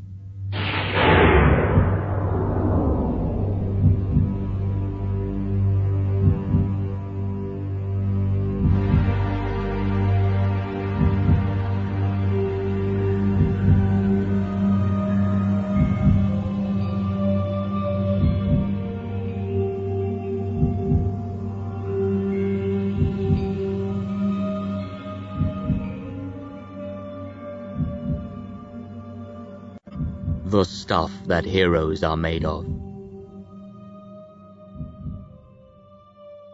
First impression, this place is infinitely different to the webby world of Lord Loss. Light blue in colour, it's like something out of a Picasso painting, all cubes and weird angles. We're in a valley of sorts. Narrow, jagged pillars of a weird blue substance rise high around us. I edge over to the nearest pillar and sniff, expecting the stench of sulphur. But it smells more like a piece of rotten fruit. A peach or pear, maybe. Don't touch it, Barnabas says. It's probably not dangerous, but we don't take chances here. The less physical contact we make, the better. Where is this? I ask. The Demonata's universe, idiot, Colonel snaps. I meant which part. I don't know anything about the setup here. Are there 10 worlds, 20, 1,000? Do they have names? Which one are we on? Geography doesn't work like that here, Barnabas says, studying the pillars, eyes sharp. The worlds and zones are constantly changing. There are many self-contained galaxies within the general demon universe. The stronger Demonata have the power to create their own realms or take over another demon's and reshape it. We never know what we're going to find when we cross. Then how do you hunt? I frown. We target specific demons. Realms might change, but demons don't, except for the shapeshifters. And even they don't change on the inside, where it counts. If we know a demon's name, Colonel can locate it within minutes. If we don't know, or if the demon doesn't have a name, it's more complicated. Each demon has a unique spiritual vibration. Call it a demonic frequency, Colonel chips in when I look blank. Demons have souls, like humans, and they emit a certain type of wave which we can sense. Each demon's soul is like a radio station transmitting on an individual frequency. If we think a certain demon's working on a window or tunnel, we can lock onto its signal and track it down. It's not easy, Barnabas says, especially if it's a demon we've had no first-hand experience of, but we usually find what we're looking for. Colonel points to one of the shorter pillars. There. Barnabas squints. Are you sure? Positive. Either you're getting sharper or my eyes are getting worse, Barnabas mutters, then raises a hand and sends a ball of energy shooting at the pillar. There's a gentle glowing, a sound somewhere between a sigh and a moan. Then the pillar moves and an angular demon steps out of a crack. Fear grabs hold and magic flares within me. I bring up my hands defensively, but Barnabas stops me with a high-spirited, "Rein in those horses, boy!" He faces the demon and smiles. "How do you feel about dying today?" The demon makes a series of choking noises. The sounds don't make sense to me, but Barnabas can decipher them. No, he says. we're not going to leave you alone. You know who we are and what we want. Now do you have something to tell us, or do we make life wickedly uncomfortable for you? The demon glares at Barnabas through a series of triangular eyes, but it looks more miserable than angry. It's an odd creature, not really frightening in manner or appearance. It mutters something. Barnabas and Colonel share a glance. "You're sure?" Colonel asks, and the demon nods stiffly. Excellent. Barnabas beams and cocks his head at Colonel. The bald teenager shuffles away a couple of meters, then starts moving his hands about in the air. It's as if he's sliding invisible blocks around. "What's happening?" I ask Barnabas quietly, not wanting to disturb Colonel. "I'm opening a window," Colonel answers before Barnabas can, an edge to his voice.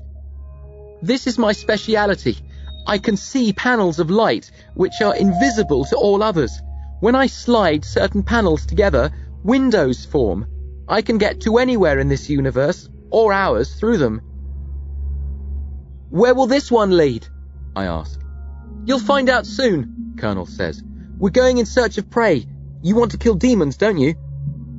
"No, but let's say I did. What about that one?" I point to the blue demon, which is edging back into the crack, becoming one with the landscape again. Not worth killing, Barnabas says dismissively. There are untold billions of demons. They're all evil, but most can't hurt us or cross to our world. That cretin doesn't even dare leave this valley. It waits, hiding and surviving, doing precious little else. "What does it feed on?" I ask. Who knows? Barnabas sniffs. Maybe nothing. Most demons don't need to eat and drink. Many do, but out of choice, not necessity. Then why did we come here if not to kill it? I frown. "Information," Colonel says, looking around. "We're like detectives with a team of snitches. We know where to find soft demons. We often come to places like this, rough up the locals, find out if anything foul is afoot. Something usually is. Demons like that one might not do much, but they know things. Secrets are hard to keep in this universe. Word spreads quickly." "What's the word now?" I asked, caught off guard. I don't know what I expected, but it wasn't something like this. There's a demon trying to possess a woman on Earth, Barnabas says. That happens all the time. It's not a problem for us, though it's bad for those involved. Some demons who can't cross universes can establish a hold on the minds of humans. They manipulate them, send them mad, use them to create as much chaos as possible. We normally wouldn't bother with small-scale melodramatics like this, but I want to break you in gently. Colonel grunts. "On my first mission, we fought a pair of demons who had almost broken through to the center of Moscow. They were two of the toughest I've ever faced. It was bloody and tight. That's when I lost the tips of my fingers." He stares at his left hand, the fingers flinching inwards as he relives the memory. "Why couldn't you replace them?" I ask. "You can do that with magic, right?" "Normally, but the loss made little difference. I decided to leave them as they were. They remind me of the dangers we face, the fact that success isn't a guarantee, that we can and will perish in this hellhole eventually." Here we go, Barnabas says briskly. A purplish window has formed in front of Colonel. Barnabas walks up to it and steps through, not bothering to breathe on this one. Colonel curls his fingers into a fist, then relaxes his fingers and follows. I look back in the direction of the blue demon, but I can't see it now, even though I know the exact spot where it's hiding. Shaking my head, I think, this isn't so bad, I can handle this. But I know it's a false start, that worse, much worse, is to come. There's a sound far overhead from the meteor-sized demons in the sky. Fearful of being attacked while I'm alone, I rush to the window and push through after the others.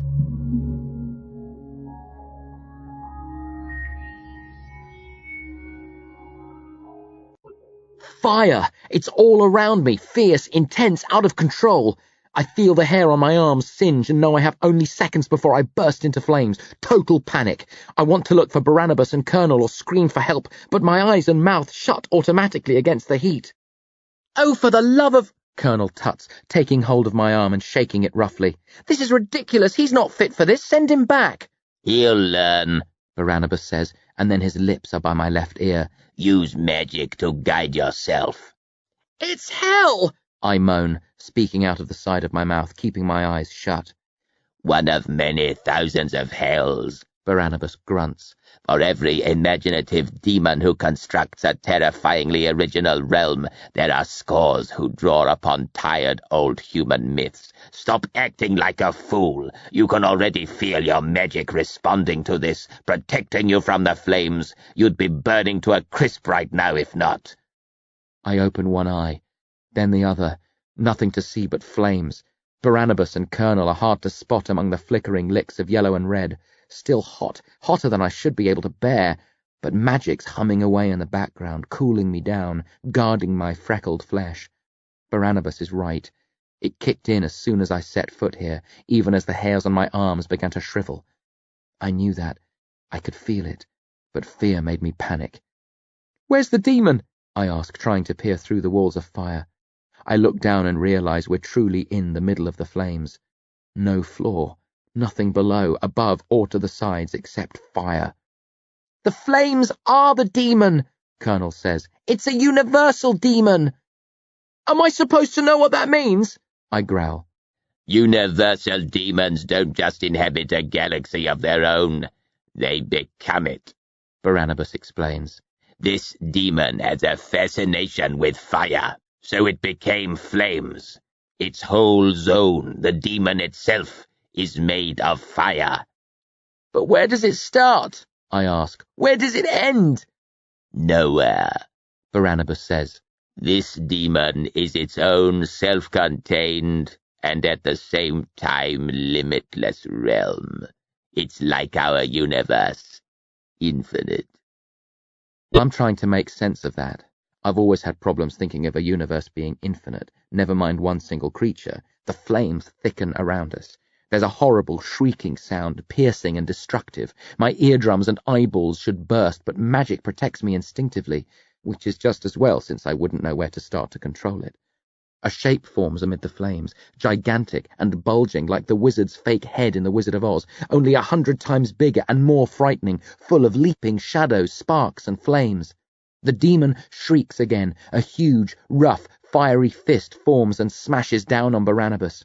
He waves an arm at the fist and slices through the flames. The edges of his beard singe, but he's otherwise unharmed. Another fist forms and tries to swat Colonel aside. He leaps high, somersaults over it, opens his mouth mid-leap and sucks in sharply. He inhales flames, face turning a pure, angry, painful white. The demon screams. Colonel lands, coughs, spins and leaps over another quickly formed fist. Barnabas grabs handfuls of flames and rams them into his stomach. And I mean into. His hands pierce his own flesh. He's stuffing his guts full of fire. The hands come out, the wall of his stomach unharmed. He grabs more flames and jams them in, out, in, out, in. And what does the heroic Grubbs Grady do? I hang beside them, helpless and shivering, about as much use as a plastic toasting fork. I want to help, but I don't know how.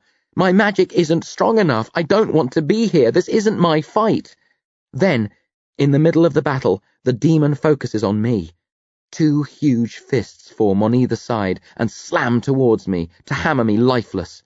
I throw myself to the floor. Except there isn't a floor, just flames. I don't know how I've been hovering, but I'm not anymore.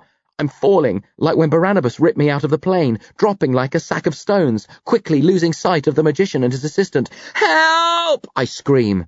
"Help yourself!" Barnabas roars, then curses brutally. I come to a stop.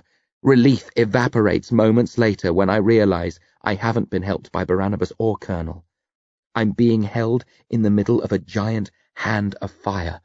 The fingers close upon me. The heat's unbearable. I feel my magic struggling, protesting, pleading with me to direct it, use it, fight back. But what can I do? How can I defeat a creature made of flames? It's impossible. At least Lord Loss and his familiars were real targets. I could hit them. This is lunacy. We're all going to perish, burnt to death by a demon the size of a universe. I scream at the flames. The fingers stop, shudder, then tear apart. I fall again. I'm crying, taking no satisfaction out of destroying the hand, because I'm sure another will form any second now, bigger, stronger, hotter. Then Colonel is by my side. His eyes are sharp, bright blue with rage. "Bloody amateur," he sneers. "Bloody coward." "I can't do it," I babble. "I told you I couldn't. I didn't want to come here. Make me stop falling. Help me get—" "Shut up, you worm," Colonel shouts. "I should let you burn." He laughs cruelly. "The hell with it. Your death would serve no purpose." He darts away from me, angling down, moving much quicker than I'm falling. He becomes a speck, then stops. As I hurtle towards him, I see his hands moving, the way they did when he created the window to this universe. When I may be 100 meters away, a dark green window forms. Colonel slides away from it and waves at me like a policeman directing traffic. I'm rushing towards the window. The flames peel away from me. The window gets bigger and bigger as I fall upon it. I just have time to worry about what will happen when I flash through and smash into the ground on the other side. Then I hit it, and everything goes green.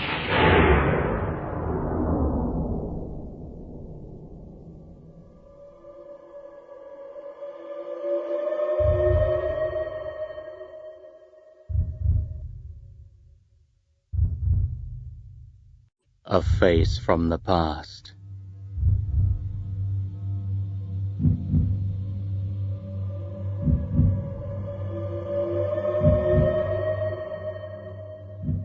I land hard on the floor of Barnabas's cave, but no bones shatter. Groaning, I pick myself up and look around. The fire has burnt out. Only cold ashes remain. But torches glow on the walls, the flames kept alive by magic. Overhead, the window hangs flat, 2 meters or so above me. A few moments later, as I'm edging clear of it on my hands and knees, it shimmers, then breaks apart and disappears. I crawl to my bed and lie down, panting, heart still racing from my encounter with the fire demon, bones aching from the impact of the fall. I shut my eyes and shiver, then climb beneath the blanket for warmth. Lying in the gloom and quiet, thinking about the universe of the Demonata. My eyes open and tears wet my lashes. I'm ashamed. I acted like a gutless coward. What's happened to me? I was braver than this when I faced Lord Loss. Scared, but I fought bravely. Why can't I be that way now? For long hours I lie still, pondering, before falling into a troubled, restless, shame-tinged sleep. No sign of Barnabas and Colonel when I wake. I worry about them for a few minutes, but then recall them saying time usually passes quicker here than in the universe of the Demonata. A fight which lasts an hour or two there can equate to days, weeks, or even months here. Rising stiffly, I explore the cave in search of food and water. I find ample supplies stacked in all corners, the food imperishable, the water carefully bottled, so I won't starve or die of thirst. Not unless they're gone for years. The fire next. There are logs and chunks of turf nearby, but no matches or lighters. I try one of the torches, but they're secured tight to the wall and I don't want to break any off. I guess Barnabas and Colonel use magic to start the fire. Reluctant to disturb my inner powers, I attempt to ape cavemen and ignite the fire by rubbing sticks together, banging a couple of stones off each other in search of an elusive first spark. But I quickly discover that I'm nowhere near as advanced as a caveman. Sitting back, frowning at the logs. It's not especially cold in the cave, but I want to light a fire regardless, more for the comfort of its crackling, natural flames than anything else. So, cautiously, I reach within myself and look for magic. But it withdraws as I come near. I sense the power, but it darts out of reach. I feel like it's punishing me, annoyed that I didn't use it to fight the demon. You can go stuff yourself if you think I'll help you now. Make your own fire, coward. Giving up, I grab a tin of beans, a fork, and a can opener and return to my bed, where I eat the beans cold. Staring at the lifeless fire as I eat, remembering the flames in the other universe and my cowardice, trying to justify my actions. What was I meant to do? Suck in flames like Colonel? Jam them into my gut like Barnabas? If they'd shown me how, I could have, but they dropped me into it, no warnings or advice. Maybe I wasn't really a coward, just ignorant. Unable to convince myself. If we'd been fighting a demon master, I could plead inexperience. But Colonel said this was a lesser demon. Barnabas was starting me off lightly, testing me out on one of the meeker monsters. There can be no excuses. I lurched to my feet. I'm getting out of here. I don't want to be around when they return. I'll hide my shame in the desert, take off, let the sun roast me or the chill night air freeze me. Die alone and lost. No more worries or cares. Better off out of this mad game of werewolves, magic and demons. I rush to the rope ladder and haul myself up, muscles pumping, going so fast I smack my skull on the roof of the cave when I get to the top. Wincing, I rub my head and retreat a couple of rungs, then look for the opening. I can't find one. The rock appears to be solid. I run my fingers over it, searching for a crack or button, but there's nothing. It must open by magic. Descending sourly, hating magic all the more. Why can't I be an ordinary teen with normal problems? I never looked for magic, wasn't the least bit interested in it, so why did it pick on me? What the hell have I done to deserve this? Back to my blanket, glaring at the cold embers of the fire, waiting impatiently for Barnabas and Colonel's return, half wishing I'd stayed in the Demonata's universe and fried. Time passes slowly, miserably. No way of telling if it's day or night. When I'm not sleeping, I just sit and think, eat mechanically or walk in circles around the cave. Go to the back and dig a hole when I need the toilet, then fill it in. Disgusted the first few times, but now it's second nature, no picky. I often find myself wondering what's happening in the other universe, wishing I could find the courage to go back, rejoin the fight and redeem myself, playing out all manner of wild scenarios inside my head in which I'm Grubbs Grady, superhero. I find Barnabas and Colonel in dire straits, backs against a fiery wall, at the mercy of the demon. It's laughing evilly, about to finish them off.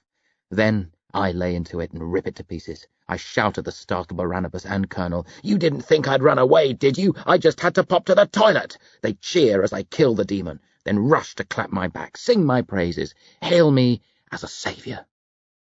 Nice dreams, but completely unconnected to reality. Because for all the wishing and make-believe, I don't know how to open a window to the demon's universe, and I'm certain, beyond any shadow of a doubt, that even if one materialized in front of me, I wouldn't have the guts to step through. A hero only inside my head. In the real world, I remain a coward. Snapping out of a typically disturbed sleep, there are heavy thumping noises. I think it's Barnabas and Colonel returning or a demon breaking through. But when I look around, there's nothing in the cave. I frown, wondering if the noises were part of the dream. Listen for ages. Sitting up. Silence. I try to sleep again, but I'm too unsettled, so I walk around the cave for the millionth time. After a while I jog, 20 laps, followed by push-ups, squats, more jogging, shadow punching as I run, knocking hordes of imaginary monsters for 6. A series of short sprints, in better physical condition than I've been in a long time, maybe ever, thinking about Locke and how approving he'd be if he could see me now. He was always pushing me to exercise more, said I was a mountain of muscles which hadn't been honed, that I could be truly ferocious if I pushed myself to my limits. But I never bothered. There was always something better to do with my time. Not anymore. This is how Olympians should train, shut themselves off from the world in a musky, murky cave with nothing else to do except exercise. Works wonders when it comes to concentration. If I ever get out of here, maybe that will be my true calling in life. Coach to athletic stars. It would certainly beat the hell out of killing demons for a living. Still exercising. I've been at it for hours, pausing only for periods of short rest and to eat. Sweating so much I have to take my clothes off, keeping only my boxers on in case Barnabas and Colonel drop in without warning. Suddenly, I hear the noises again, 3 heavy thumps. A pause, 3 more, then silence. I come to a standstill, listening to the echoes of the thumps. They came from overhead, the closed entrance to the cave. With sudden hope in my heart, I race to the ladder and scurry to the top, where I wait a few seconds for more sounds. When there's only silence, I roar, "Hello!" and listen again. Nothing. Back to the bottom of the ladder. I look for something to strike the roof of the cave with, but there's not much here. I go through the drawers of Barnabas's table, the first time I've examined it, but there's nothing except papers, pens, and small knickknacks. I note absent-mindedly that the flowers are still blooming, fresh as ever. Eventually, I grab one of the longer logs from the wood pile and drag it up the ladder, then pound the roof with it 3 times, a pause, then 3 more. I hold it by my side, trying to stifle my heavy breathing, so I can hear clearly, praying for a series of answering knocks. But there aren't any. I pound the roof again and again without reply. Eventually I give up and drop the log. I hang there a while longer, then climb down, dejected. Halfway to the floor, I realize that if the noises were human-made, maybe the person has left. When there was no immediate answer, maybe he or she decided there was nobody home, that they'd try again later. Back on the ground, I drink half a bottle of water, go to the toilet, then return to the base of the ladder, pick up the log and climb again. At the top, I settle back, get as comfortable as I can, and wait, desperate to make contact with another human being.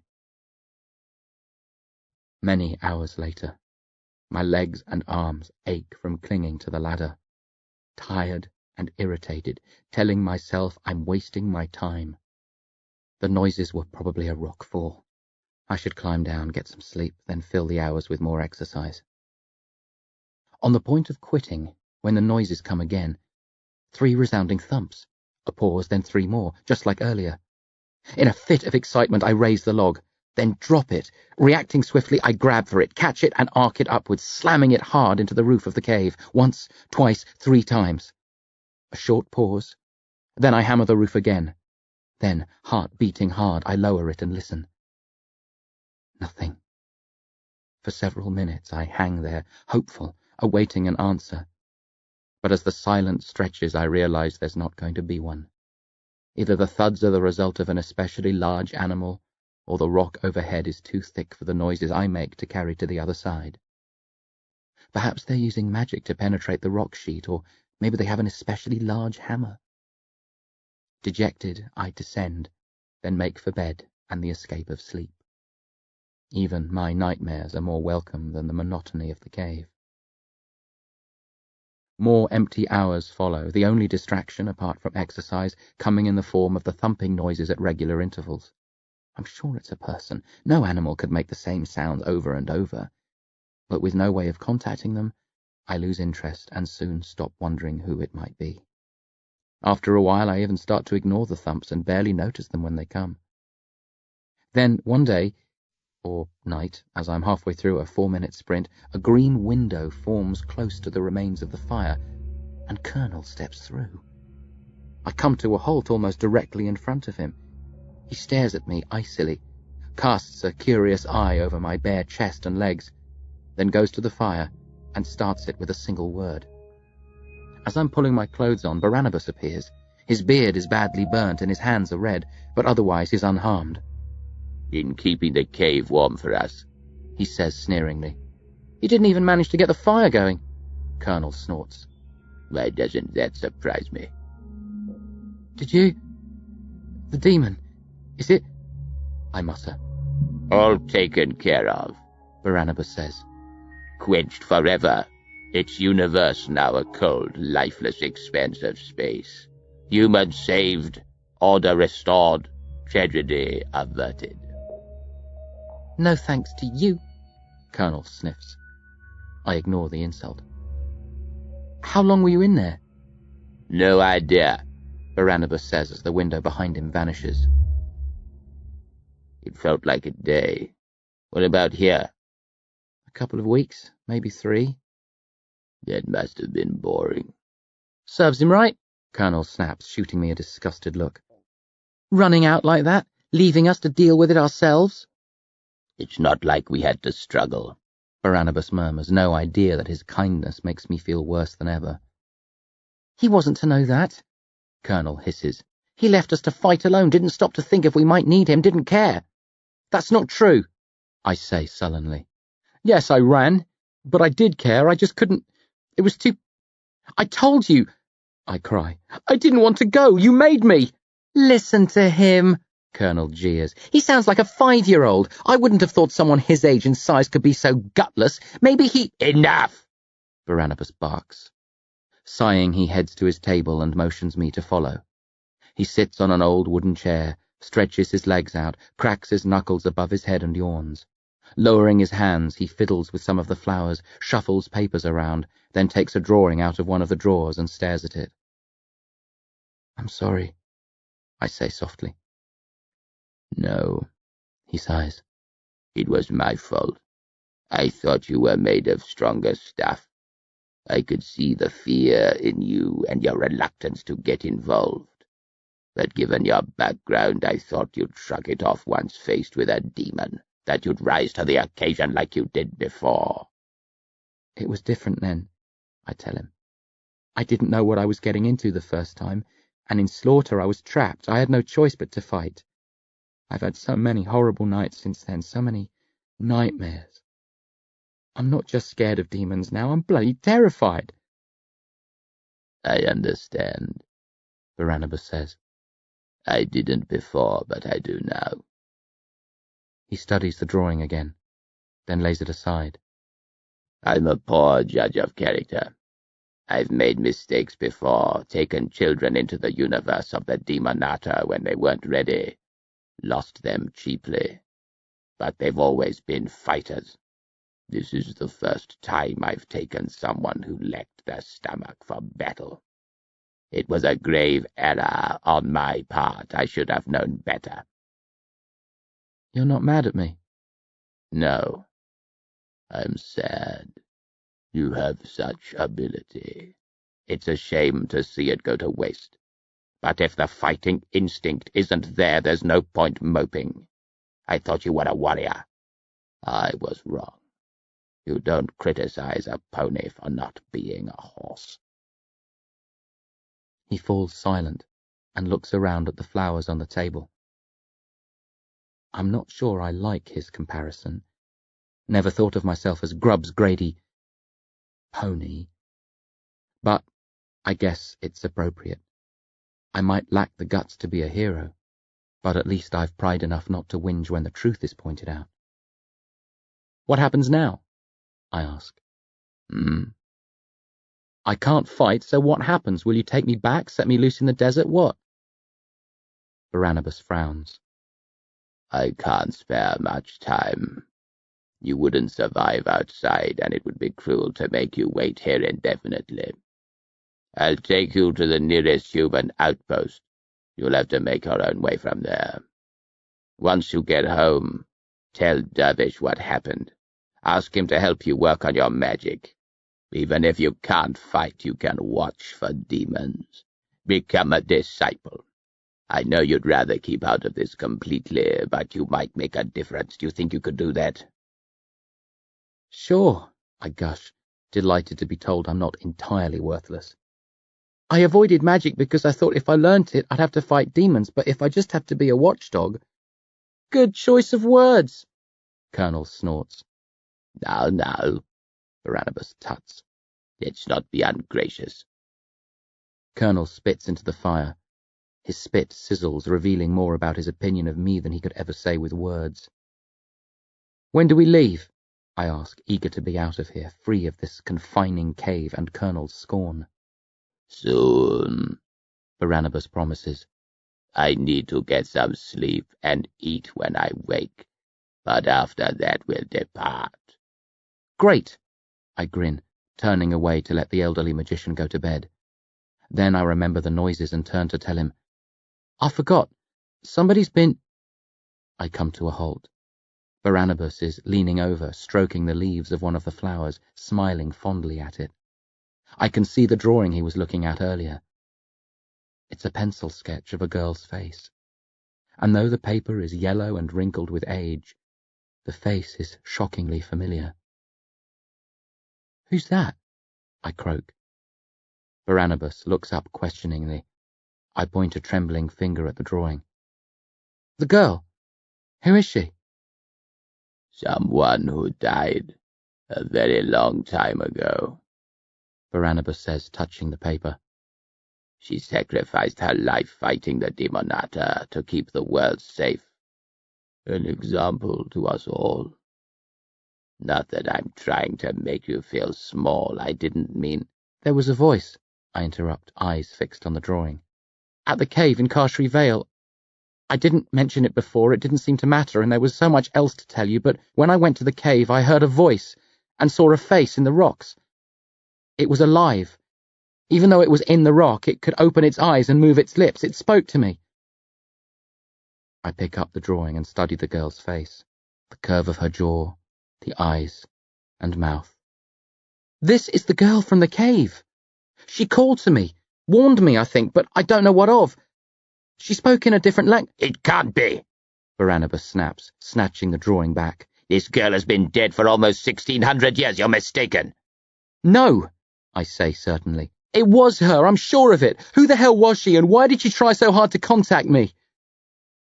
In answer to that, Barnabas only sits and stares at me, shocked and afraid.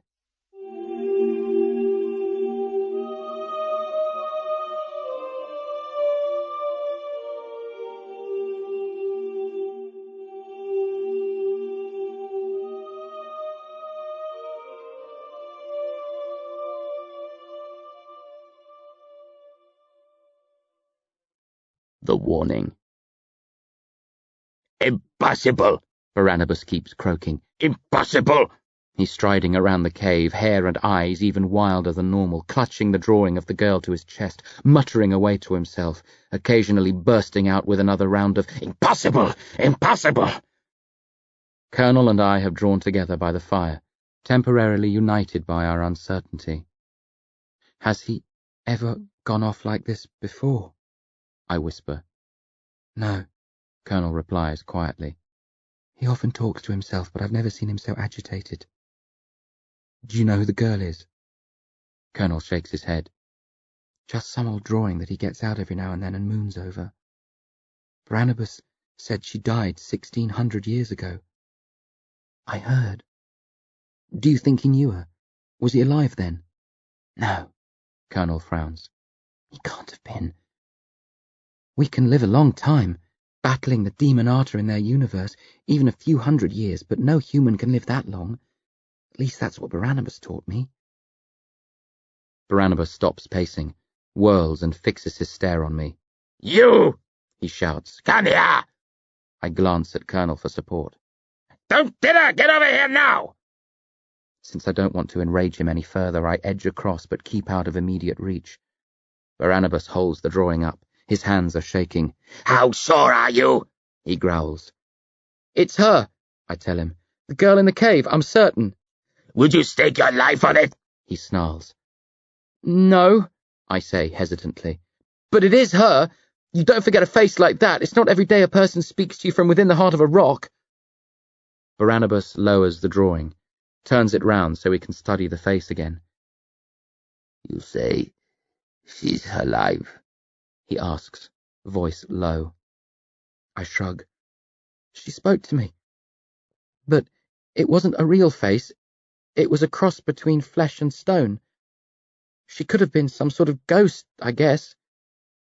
Of course, Barnabas says, but a ghost imprisoned. There, trapped all this time. His eyes shoot up.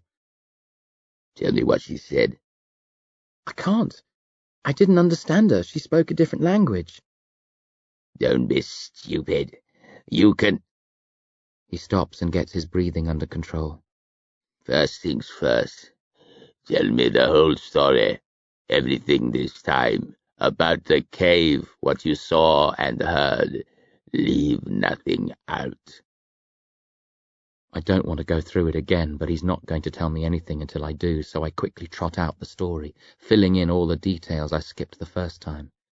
Seeing the face in the rock, the eyes opening, later when the girl spoke to me, in the cave the night of my turning, when she screamed at me and seemed to be trying to warn me. Warn you of what? Barnabas asks. Maybe that Junie was a traitor, or of the danger Billy was in. Perhaps, Barnabas mutters. There are blood ties between you, which might account for her interest in your predicament. But to break out of the rock and make herself heard must have required a huge amount of energy and effort. Why would she do that just to save your lives? He's not expecting an answer, so I don't try to provide one. Instead, I pick up on something else he said and ask stiffly, "What blood ties?" He waves a hand as though it's nothing. The girl was called Beck, a distant ancestor of yours. Ancestor? A distant one, he repeats. She was a priestess, a magician, a brave, true, selfless girl. Did you know her? Colonel asks. He's slightly behind us, listening closely. Were you alive then? I'd be a real Methuselah if so, Barnabas says. He looks at the drawing again and frowns. I need to know what she said. She might have simply been trying to help you, but I think there's more to it. We need to study her words. But I told you I couldn't understand her. I don't speak her language. I do, Barnabas says, then gestures to the chair behind the desk. I'm going to teach you another remembering spell, like the one we used to prove you didn't kill your brother's grandparents. But with this one, you'll repeat everything the girl said. I'll be able to translate. I sit. Barnabas clears an area of the table, then lays the drawing down gently so it's facing me. Look into her eyes, he says softly. Forget everything that's happened recently. Let your mind drift back. He gives me a minute, then says, Repeat after me. I mimic Barnabas's words carefully. As the spell develops, the lines on the paper shimmer. I'm startled, but I've seen a lot more incredible stuff in my time, so I don't lose concentration. The lines begin to move.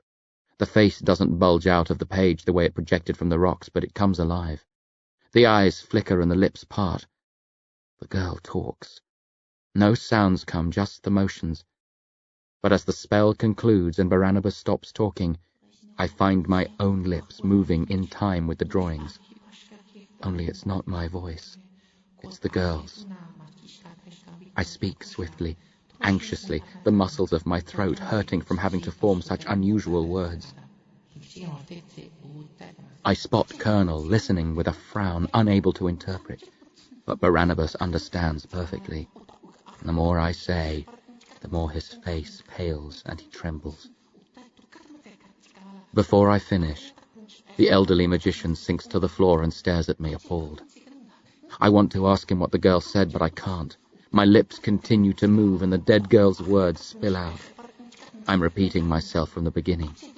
Barnabas groans and covers his ears with his hands. No, he wheezes. Gods be damned, no! Barnabas, Colonel says, approaching his master cautiously. What's wrong? His fault! Barnabas shrieks, pointing an accusing finger at me. If he told me when he first came here! He shakes his head and curses. I carry on talking, unable to stop. I'm afraid he's going to leave me this way, that I'll warble on like this forever. Finally, rising slowly, Barnabas growls something and the words cease. My mouth closes. I rub my aching jaws and throat, staring at the magician, wondering what I've done to incense him. Damn you, Grubitsch Grady, he says bitterly, shooing me out of his chair and lowering himself into it, picking up the drawing and cradling it to his chest. Hopeless tears in his eyes. Damn the day you came into this world. If I'd known the trouble you'd cause, I'd have killed you at birth, you meddling, cowardly, destructive brat. Barnabas! Colonel gasps as my insides clench tight. It's true, Barnabas shouts. I stood up for the wretched fool, but I shouldn't have. I should have just... He stops, closes his eyes and moans. No, you didn't know what you were doing. I can't blame you. I don't care what you think of me, I snap, angry and ashamed. Just tell me what she said, you horrible old buzzard. Barnabas opens his eyes and smiles faintly. That's more like it, boy. Spirit. His smile disappears. Beck was trying to warn you, but she wasn't interested in saving your life. The stakes were much higher. He clears his throat, then continues lifelessly. I don't know how she wound up where she is, or how she managed to communicate with you, but her soul has been trapped in that cave since she died, torn between life and death, between our universe and the Demonatas. I've never seen that before. Ghosts, aye, but only pale shades of those who died. This is different. She somehow defied the laws of death, and her soul remains intact. It shouldn't. He coughs and shakes his head, then continues. Beck is able to peer into the demon universe from where she's trapped. She's been observing the Demonata for centuries. She became aware long ago of a powerful demon master trying to open a tunnel to this world. When she sensed you clearing the entrance to the cave, she was afraid the creature would learn of it and restore the ancient tunnel. That's why she tried to warn you off. Later, she learned of a more direct threat, which is why she appeared so desperate the last time she established contact. I made a fatal error. I thought Lord Loss wasn't interested in opening a tunnel between the two universes, but he's changed his views. When Dervish told Junie about the cave, her master decided to kill two birds with one stone. His plan was to slaughter you, Dervish, and your brother, or take you back to his own realm to torture, then open the tunnel, clearing the way for the ranks of the demons to cross. Barnabas pauses. Colonel and I are staring at him, struck dumb. Junie must have made a sacrifice after Dervish revealed the cave to her. He goes on. It takes a few weeks for the blood of a sacrificed victim to prime the tunnel walls. The spells of opening can't be cast until then. I was guarding the cave closely, but somehow she got in and killed someone without my knowledge. Lord Loss could have opened the tunnel at any time, but he decided to do it on a full moon, when there was more magic in the air. Tapping into the power of the moon, he could complete the spells within a few hours. That way, if I discovered him while he was at work, he'd only have to hold me at bay for that short time. Being a lover of neatness, he planned to kill or abduct you three and open the tunnel on the same night. Unfortunately for him, your magic burst to the surface and derailed things. He missed his chance to get even with the Grady clan at the cave. Since settling his score with you before he opened the floodgates was important to him, he pushed his plans back by a month. Then we still have time, I gasp. It's not too late. We know what he's going to do. We'll return to the cave and fight. We? Colonel says sarcastically. Yes, I'll fight to save Dervish and Bill E. I don't care what those monsters throw at us. When it's family, it's different. You really think you can choose not to be a coward if and when it suits you? Colonel jeers. Barnabas interrupts warily before I can retort. It doesn't matter. You're arguing about nothing. The time for heroics has passed. What are you talking about? I say edgily. It's difficult to track time here, Barnabas says softly. But not impossible. I can reach out and make a quick check on the heavens when I wish. I did that while Beck was speaking. You miscalculated, Grubbs. It's been 7 weeks since I rescued you from the aeroplane. I start to shiver. But No, maybe Lord Lost delayed again. He wanted to kill me before he opened the tunnel, but I'm still alive. Maybe— No, Barnabas stops me. Once I'd established the date, I cast my senses further afield. When there's a rip of great magnitude between universes, a magician can detect it. If the spells I'd cast at the cave worked, I'd have known earlier. I should have renewed them, but it seemed like there was no rush. I wouldn't have made that mistake 100 years ago. I'm getting so old. Barnabas sighs, and his head drops. The demons crossed as planned. They've had 3 weeks to stabilize, multiply, then spread. Your town is theirs. Probably your country too. Dervish, your brother, everybody else you know. In Kashari Vale. He finishes in an awful whisper which fills me with a dread beyond any I've ever experienced. The Demonata have had their way with them. They're all dead now, and probably millions more besides.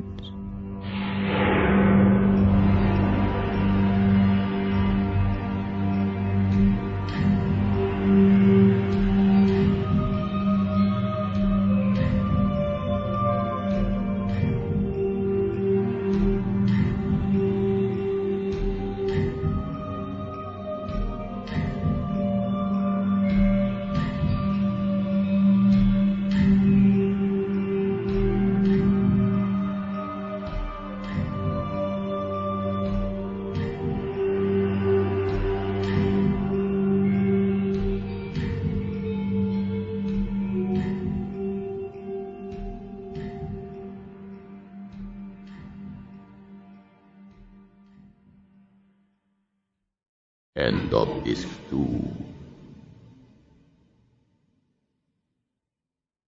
Disc 3.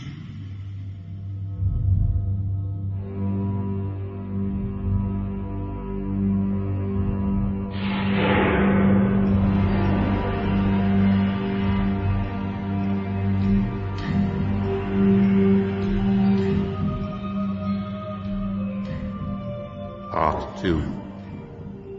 Beck E. The Messenger.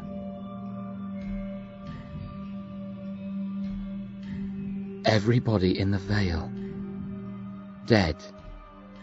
Unable to believe it, I want to scream my head off, call Barnabas a liar, demand he tell the truth. Except I can see the truth in the old magician's eyes, in his stooped shoulders, in his weariness as he sets his papers in order and prepares to leave for Carsheri Vale to find out how far the Demonata have spread. He wasn't lying. They really did break through. Dervish and Bill E. are— I don't complete the thought. Filled with sickness and fear. The last time I felt this empty inside was when I lost my parents and sister. It took me months to recover, and that was only with Dervish's help. Now I'm alone, racked with guilt and shame as well as grief. I don't know if there's any way back. Madness looms, waiting to consume me. I doubt if I can fight it. Colonel is sitting by the fire, staring glumly into the flames. Every so often he trembles as he thinks about the battle to come. He's been fighting demons for years, but in their universe, where his powers are far greater than they are here. On Earth, his magical talents are vastly diminished. The Demonata are weaker here too, of course, and if it was just a few of them, he and Barnabas would fancy their chances. But if thousands have crossed and are running riot? A sudden, pounding noise, 3 blows, a pause, then 3 more. Barnabas and Colonel jump nervously at the first sound, then relax. I forgot, I say quietly, madness receding temporarily, confident of taking me whenever it chooses.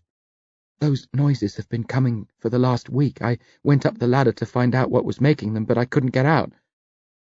The entrance is protected by spells, Barnabas says. Only Colonel and I can open it. He nods at Colonel, who heads for the ladder. Be careful, Barnabas calls after him. It might not be one of ours. A short while later, Colonel returns. An elderly Indian woman in a light blue sari comes after him, limping but making good speed. She has a kind face, but it's twisted with worry. At first, I don't know where I recognize her from. Then I remember. She was in a dream I had in slaughter last year. Shamila. Barnabas greets her, smiling wanly. Master, there has been a tragic... The woman begins in a rush. I know. Barnabas sighs. The Demonata have crossed. I just found out. I'm going to Kashari Vale shortly, but perhaps you can flesh out the details before I leave. The woman stares at Barnabas blankly. You're going there? I think I should, Barnabas says. A stand must be made, But there are so many of them, the woman wheezes. Barnabas frowns, then tilts his head at me. This is Sharmila Mukherjee, one of my disciples. Sharmila, this is Grubich Grady, though I believe he prefers the name of Grubbs. He is Dervish's nephew. Shamila looks at me with surprising anger. Dervish? He was on watch. He was supposed to make sure the tunnel was never reopened. He failed. I don't believe in finger-pointing, Barnabas interrupts curtly, conveniently forgetting that he himself was pointing a finger at me not so long ago. I trusted Dervish as much as I trust any of you. I'm sure he did all that anyone could. Now tell me how the situation stands, quickly. There is no point, Shamila snaps. We have lost. She stops and looks around the cave, smiles briefly when she spots Colonel, frowns when she faces Barnabas again. I have been waiting in the upper cave for many days, incapable of contacting you. I told you years ago that you should share the access spells with us, so we could reach you swiftly in case of an emergency. It was probably too late even then, but if I had been able to find you directly— It's easy to be wise in retrospect, Barnabas sniffs. I made that call a long time ago, and I stick by it, even now. It was essential that I remain protected from— He trails off into silence, then growls to himself. This is getting us nowhere. Tell me what's happening, please. I'm not up to date with the latest developments, Shamila replies sourly. I was in contact with Shah until 4 days ago, but he broke the lines of communication. I suspect he lost patience and went into battle without you. He was never the most— She shrugs, then straightens her shoulders and speaks quickly. The Demonata crossed 3 weeks ago in great numbers. They worked like soldiers, coordinated, attacking set targets, establishing control of the area around the cave. They have fractured since then, individuals branching off by themselves, spreading in chaotic directions. But they were organized to begin with. We did not expect that. They have never banded together in that way before. Who could have commanded them? Who has the power to unite so many monsters for even a short period of time? It doesn't matter, Barnabas says. The investigation can come later. Tell me more about the invasion. They were able to operate by day as well as night? Most of them, Shamila says. There were some weaker demons, but most in the first wave were beasts of great strength. The sun meant nothing to them. Strange, Barnabas frowns. They can't have massed in advance. I would have received word of such a build-up long ago. They must have been summoned when the cave was reactivated, but for so many to gather so quickly— You're right. This was no ordinary attack. There was a leader working behind the scenes, establishing contacts, making allies, forging secret links, priming them to await a call so they could respond immediately. He shudders. It's our worst fear come true. The disorderly division between the Demonata has always been our strongest card. But if they finally found a figurehead to unite and lead them— He puts the thought aside and nods sharply at Shamila to continue. They established control of Kashari Vale and the nearby regions within a day, Shamila says. They expanded steadily over the next few days and nights, conquering neighboring towns and villages, establishing bases. Most people had fled their homes by then, but the demons did not care. They were more interested in boundaries than victims. Again, very undemon-like behavior. Did anyone survive? I ask, not wanting to interrupt but having to. In Kashari Vale, were any spared? Shamila laughs brutally. Do not be ridiculous. It was a bloodbath. They kept a few alive to torture, but most were slaughtered that first day. But not all, I whisper, a faint ray of hope forming, forcing the madness back, giving me a ghost of a reason to stay sane. Lord Loss hates Dervish and Billy. He wouldn't want to kill them quickly. Maybe he spared them so he could torment them at his leisure. It doesn't matter, Barnabas says gruffly. Alive or dead, it makes no difference. Not when an army of demons separates us from them. Finish your report, Shamila. The Indian lady shrugs. The rest should be obvious. Public shock, confusion, and denial to begin with. We live in scientific, enlightened times. People do not believe in demons. Even when the film crews went in and the first pictures emerged, most refused to accept it. They thought the pictures were computer-generated, the work of a prankster, maybe an especially cunning film producer trying to generate interest in the next movie. There was talk of Davida Haim faking her death a year earlier in order to set this up. Quite ironic, no? But as the days went by, realization sunk in. There were too many confirmed deaths, a never-ending series of reports and no government denials. Bless the governments, Colonel snorts. How did our great leaders respond? Slowly, Shamila says. We've warned them of the threat of the Demonata many times in the past, even though Barnabas told us not to bother. I've never met a politician who didn't deserve to be tossed into a pit full of Kalin. Barnabas grunts. Nobody heeded our warnings, Shamila continues. Despite all the evidence we presented, and our predictions of what would happen if a prolonged invasion ever came to pass, we were treated as cranks.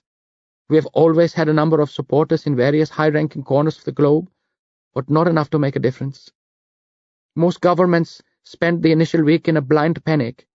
First they had to confirm the reports were genuine. That took a few days. Then they debated the meaning of it, what the demons might want, how they could placate them, what their response should be if the demons refused to negotiate. A few acted quickly and sent troops in, mostly from nearby countries, who could see they were next on the agenda. But it was the second week before the war began for real. War, Barnabas murmurs, face crinkling. Most humans know nothing of true warfare. They wage their silly territorial battles, kill each other ruthlessly and freely, and consider themselves experts on war and suffering. But the real war has always been ahead of them, unseen, unimagined. Enemies who can't be killed by normal weapons, who have their base in an alternate universe, who are interested only in slaughtering every living being on the face of the planet. They know about it now, Shamila says grimly.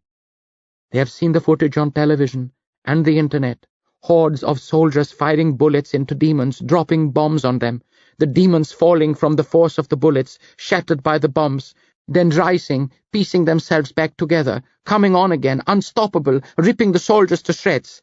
They are still trying, or were the last I heard, to send in more troops, to drop more destructive missiles. But they can see it is pointless.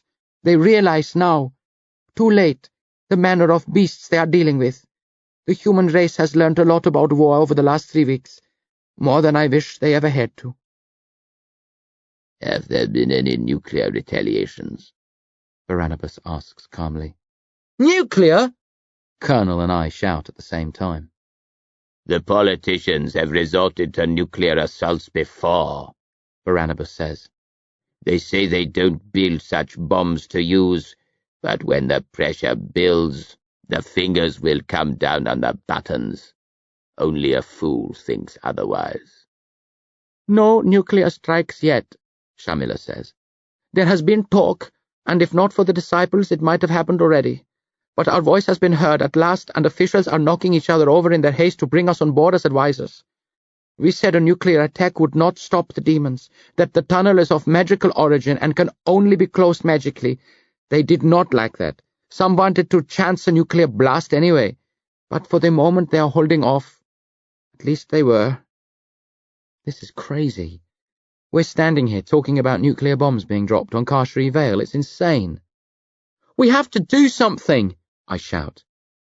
Barnabas, Shamila, and Colonel look at me, eyebrows raised. We have to... Barnabas smiles cynically when I run out of words.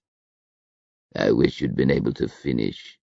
If you had a plan, I'd have loved to hear it. But of course you don't. I don't either. But let's hear Shamila out, and who knows, maybe one will fall together. He turns his attention back to the Indian woman. What have the disciples been doing aside from advising? Mira Flame led a small team in when we first realized what was happening, Shamila says. Mira, I moan. is she? Shamila sighs. Most of us thought it was too soon. We did not know enough about what was going on. The general consensus was to wait a day or two, gather more information, then hit them hard. Mira rejected that plan. Dervish was her friend. She thought he might still be alive. She asked for volunteers. A few rallied to her side. They went in. Nobody has heard from them since. And the rest?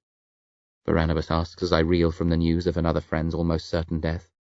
What did you do once you'd sized up the situation? Not much more than Mira, Shamila says miserably. Pinpointed the opening to the cave, and that was where we struck. But the demons had it guarded. 8 of our best went in, led by Shark in the light of midday, hoping to take them by surprise. But they were ready and waiting.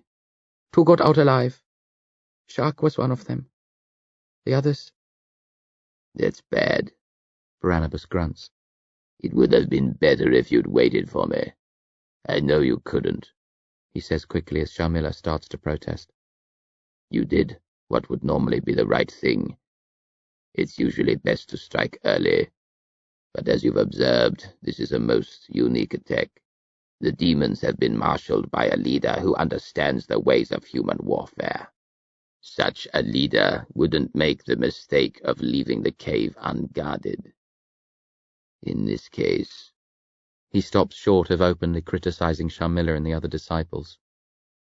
It has been damage limitation since then, Shamila says coldly, concluding her report. We have done what we can to contain them. Ordered the grounding of all aircraft, the pulling out or destruction of boats, established a watch to stop the demons spreading any further. But we are fighting a losing battle. Within a couple of weeks, if it has not already happened, the exodus will begin. Once they have complete control of the country, they will move on to the next, and the next. We will defy them, shoot down the planes and boats they commandeer, as well as those demons capable of flight. Send soldiers to stall them so we are not rushing around madly all the time. But there are already far too many for us to deal with, and more crossing every day, unless we can stop them at the source. Shamila falls silent. Barnabas is chewing his right thumbnail, frowning. We could attack from their side, Colonel suggests. Cross universes, find the other end of the tunnel, hit them there. They'll be expecting that, Barnabas mumbles. They'll have left a guard. Also, every demon within a 1,000,000-world radius will be rushing to the tunnel, eager to squeeze through and get their claws on some humans before they're all gone. We wouldn't have a hope. We're too late to do anything from that side. We stop them at Kashri Vale, or nowhere. Then Kashri Vale it is, Colonel says and stands. When do we go? Yes, I say, taking my place beside Colonel. When? I expect him to say something cutting, but he only looks at me calmly, then nods approvingly. Soon, Barnabas mutters. We'll catch some sleep first, then. Sleep! I explode. We can't waste time! Let me make this as clear as I can, Barnabas cuts in. Mankind is in its death throes. The war has come and gone. We lost. We're going to give it one last try. Hit Kashri Vale with all we have, go down fighting. But go down we certainly will, bar a miracle. And while I believe in miracles, I don't think we're going to experience one this time. Go to the Vale, we go to die. And once we're dead, the rest of humanity will soon follow. But we have to pretend that we do stand a chance. For the sake of our sanity, we must act like we believe we can pull this off. That means going in fresh and feisty, at our physical and mental best, so I'm going to sleep, fully aware that it will probably be my last ever snooze, bar the never-ending slumber, but desperately hoping it will make the blindest bit of difference. I highly recommend that the rest of you follow suit. With that, he stumbles to the rug which serves as his bed, lies down, closes his eyes, mutters a spell, and falls asleep. He's right, Sharmila says softly. She looks at me and I see nothing except negativity in her eyes. I hoped he would be able to offer hope, that he knew some secret way to stop this. But I could not believe it. We should sleep. Once we start, there might not be any later opportunities for rest. I'll find a blanket for you, Colonel says. My thanks. While Colonel searches for a spare rug, Sharmila studies me. What I said earlier about your uncle, I did not mean it. I just wanted someone to blame. I'm sure it was not his fault. There are some things you cannot stop. No worries, I mutter, though part of me doesn't agree with her. Dervish had been hoodwinked by Junie. He was probably frantic with worry about me. His mind was elsewhere. He wouldn't have been focusing, doing his job. Maybe part of this is his fault, and mine for not seeing through Junie Swan in the first place. Colonel prepares a bed for Sharmila. She lies down as soon as it's ready, and repeats Barnabas's sleeping spell. Her face goes smooth, and I can tell she's having pleasant dreams. How about you? Colonel asks. Want me to teach you the spell? I don't think so. It doesn't feel right, sleeping at a time like this. Colonel shrugs. If you don't, you'll only brood about what's happened and what lies ahead. I think about that, then sigh wearily. Okay, tell me. Moments later, magic sends me under, and I tumble gratefully into the arms of a deliberately dreamless sleep.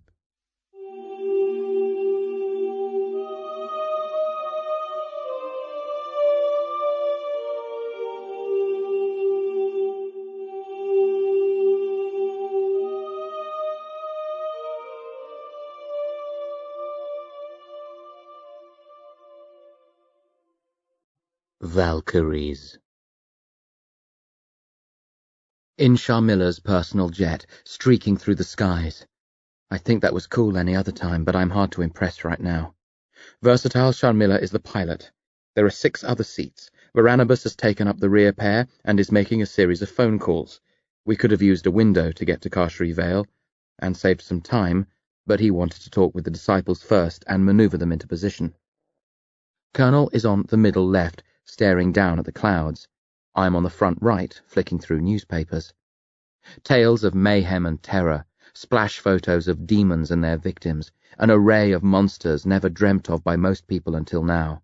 Long, sprawling lists of victims, first-hand accounts from survivors, speculation and theories. Where are the Demonata from? What are their motives? How can we kill them? That's the most burning question. How to destroy the invaders? Mankind's never had to face an unstoppable enemy before. There have been countless movies and books about such encounters, and the aliens or monsters have always had a weak spot, an Achilles heel, which some clean-cut champion has discovered and exploited in the nick of time. But that's not the case here.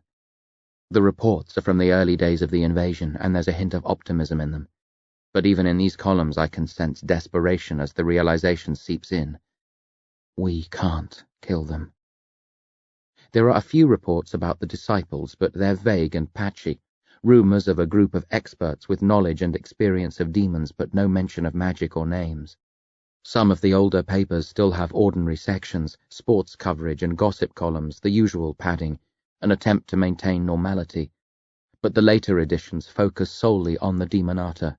Nothing else, just page after page of horror and catastrophe. I stop reading after half an hour. I've had enough. Humanity has hit a brick wall. We're facing our end, like the dinosaurs millions of years before us.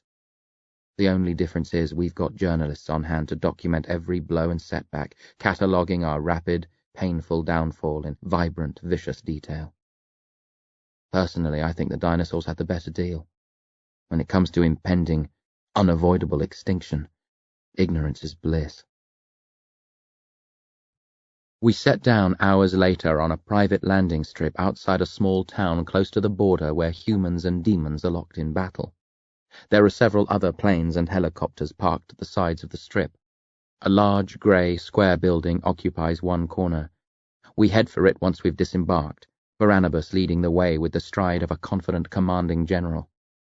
Inside the building are 11 men and women, a mix of races. A couple aren't much older than me. A few look to be in their 70s or 80s, while the others fall into the 30 to 60 bracket. Most are neatly dressed, though one or two could compete with Barnabas in the scruffiness stakes. They all look tired and drained. "Hail to the chief!" A large man in military fatigues shouts ironically, saluting Barnabas as he enters. There are letters tattooed on his knuckles, and a shark's head covers the flesh between knuckles and thumb.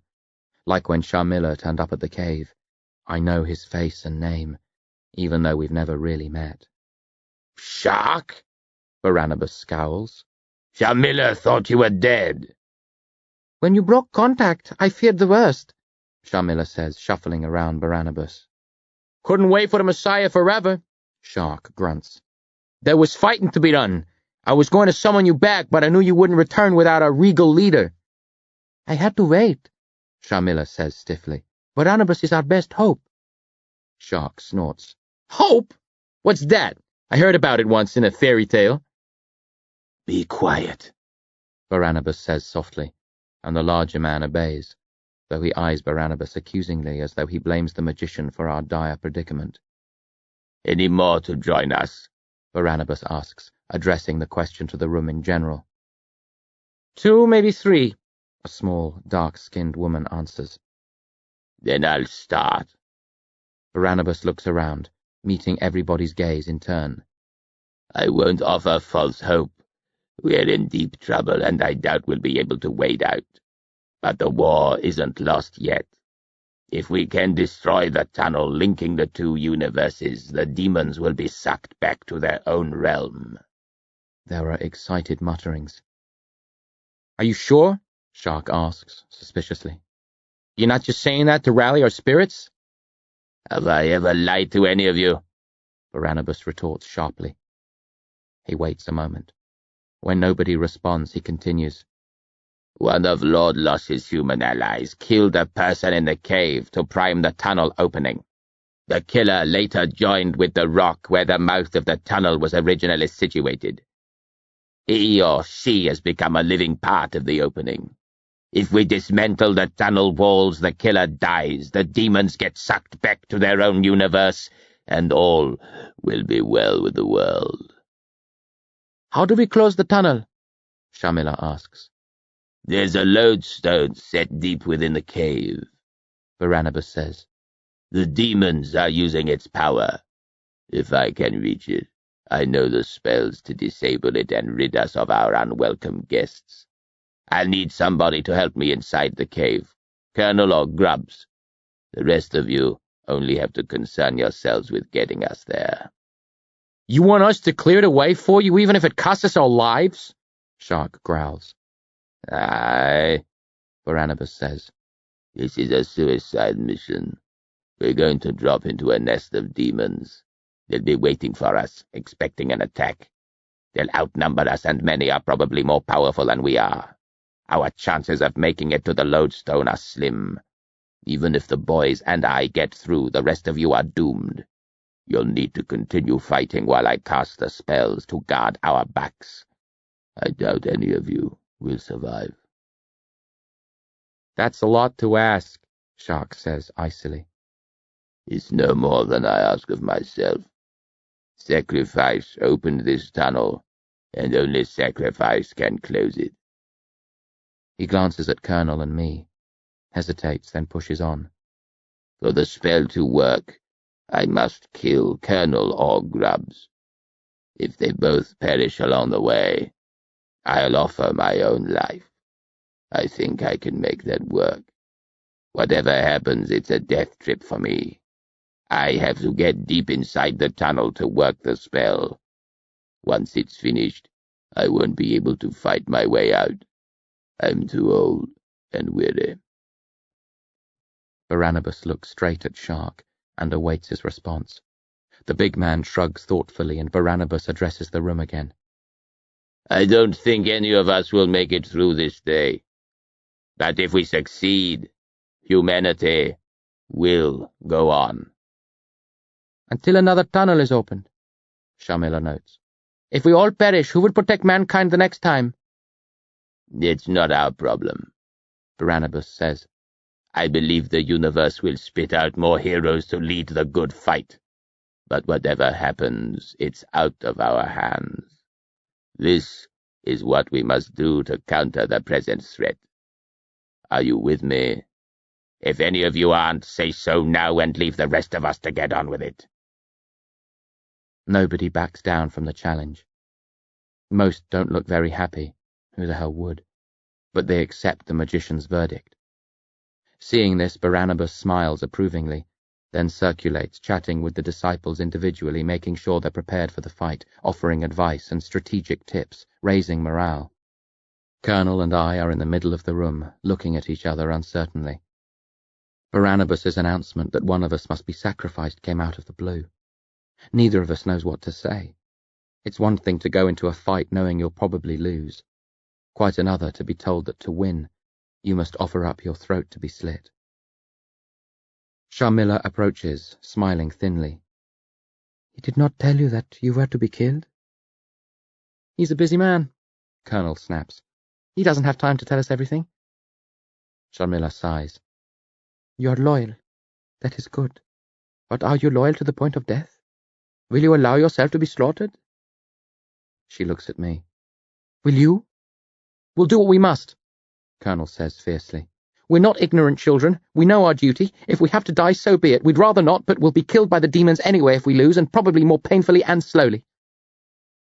Shamila tilts her head towards us. I apologize if I seemed critical, but I had to know the nature of the boys I am to fight and die for. Now I am confident that you will not fail if the opportunity presents itself. Thank you for reassuring me. She wanders off to talk with Barnabas. Colonel looks sideways at me. I normally wouldn't give another person's word for them, especially when I'm not sure of it. But it seemed like the right thing to say. You don't have to worry about me, I reply stiffly. I won't let us down. I wish I could believe that. He doesn't say it to hurt me, just speaking the truth as he sees it.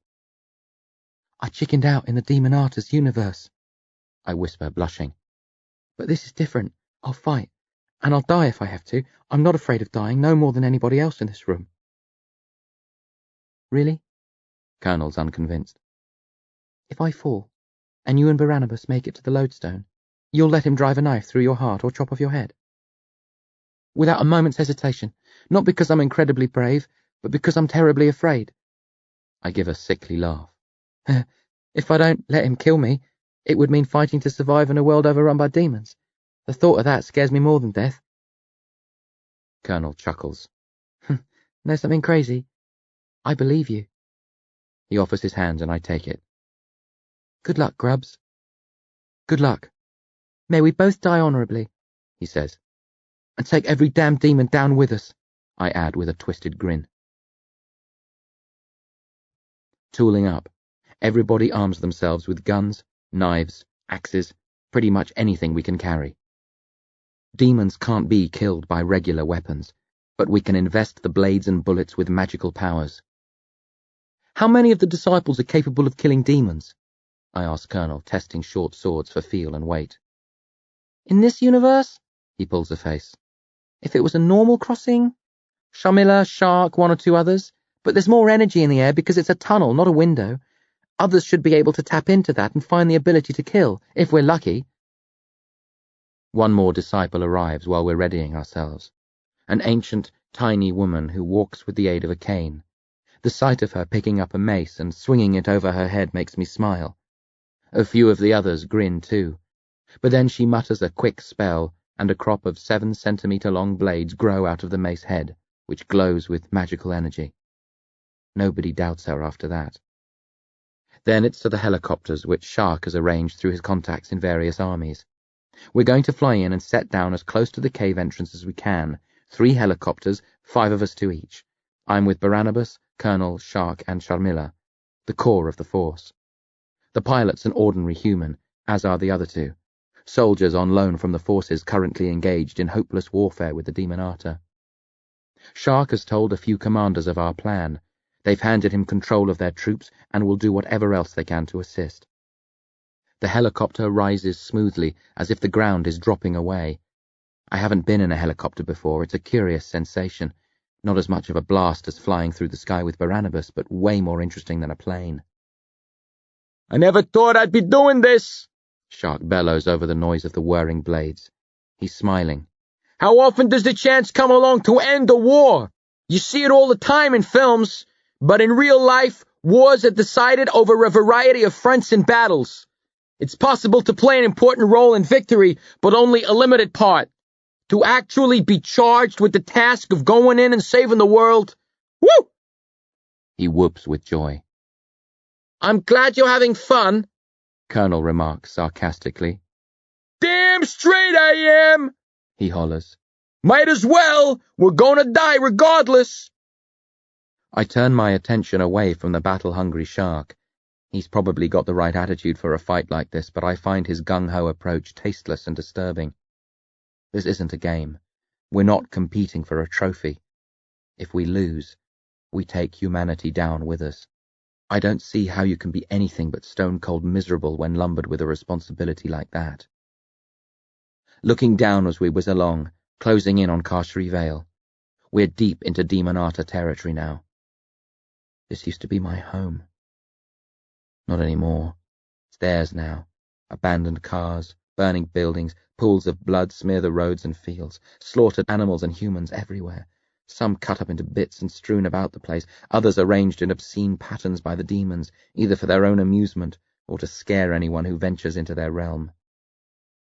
I spot a few of the monsters messing with bodies on the ground. I don't look closely enough to determine whether their victims are alive or dead.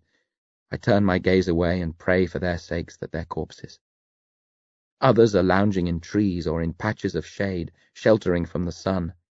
Although stronger demons can move about during the day, they don't like sunlight and aren't as powerful as they are at night. The land would be teeming with lots more of the beasts if we were a few hours later in the day. The outskirts of Carcery Vale. More of a visible demonic presence. Most of the buildings are ripped to pieces, bodies scattered everywhere. We fly over my old school. Dozens of children and teachers are impaled on spikes, grey and red, covered in feasting flies, slowly rotting. For the first time I think about my friends. Until now I've been fixed on Dervish and Billy, but all the others will have fallen to the Demonata too. Frank, Mary, Leon, Shannon, Rainey. I rip my gaze away from the bodies in case I spot the face of someone I know. Tears come, but I fight them back.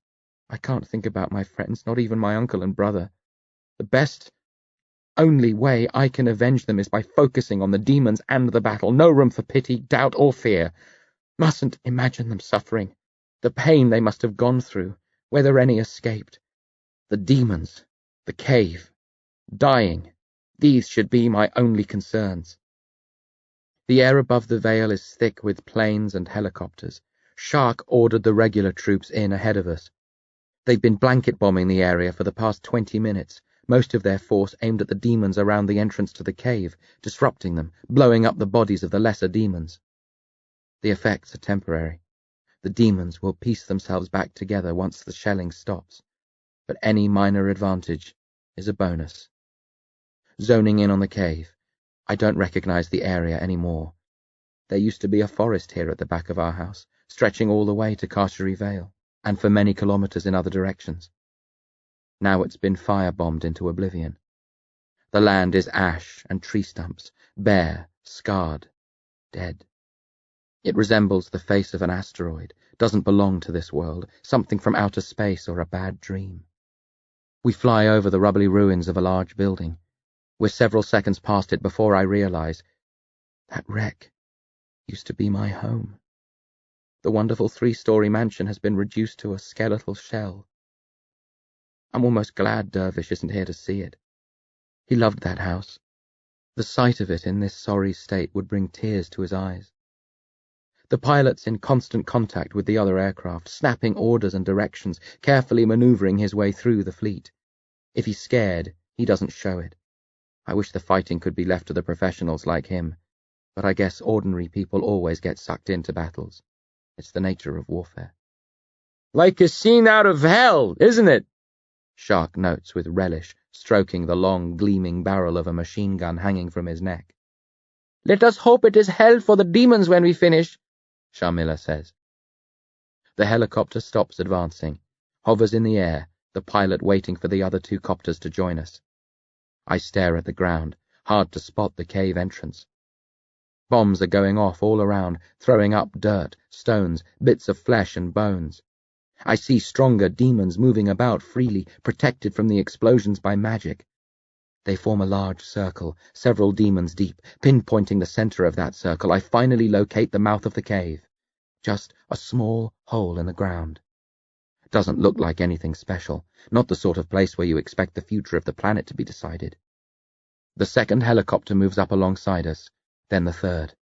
The disciples are on their feet or knees by the open sides of the copters, clinging to straps, ready to jump as soon as they're within safe distance of the ground. The elderly woman with the cane is sitting, legs dangling over the side, stroking the blade sticking out of her mace. Our pilot looks back at Shark for confirmation. The ex-soldier pauses and casts an unusually sad eye around, swallowing hard, looking doubtful for the first time. For a moment I think he's lost his thirst for battle. Barnabas thinks it too and opens his mouth to yell an order at the pilot. Then Shark raises his head, grins grimly and nods savagely. The pilot speaks rapidly into his mouthpiece, issuing urgent orders. The sky clears of planes. Helicopters packed with ground troops cluster around us. I can see the faces of some of the soldiers. Underlying terror, overlaid by determination, much like the faces of those closer to me. The rain of bombs lessens, then stops. Dust swirls below, momentarily masking the hordes of demons. Shark roars commandingly at the pilot. We drop.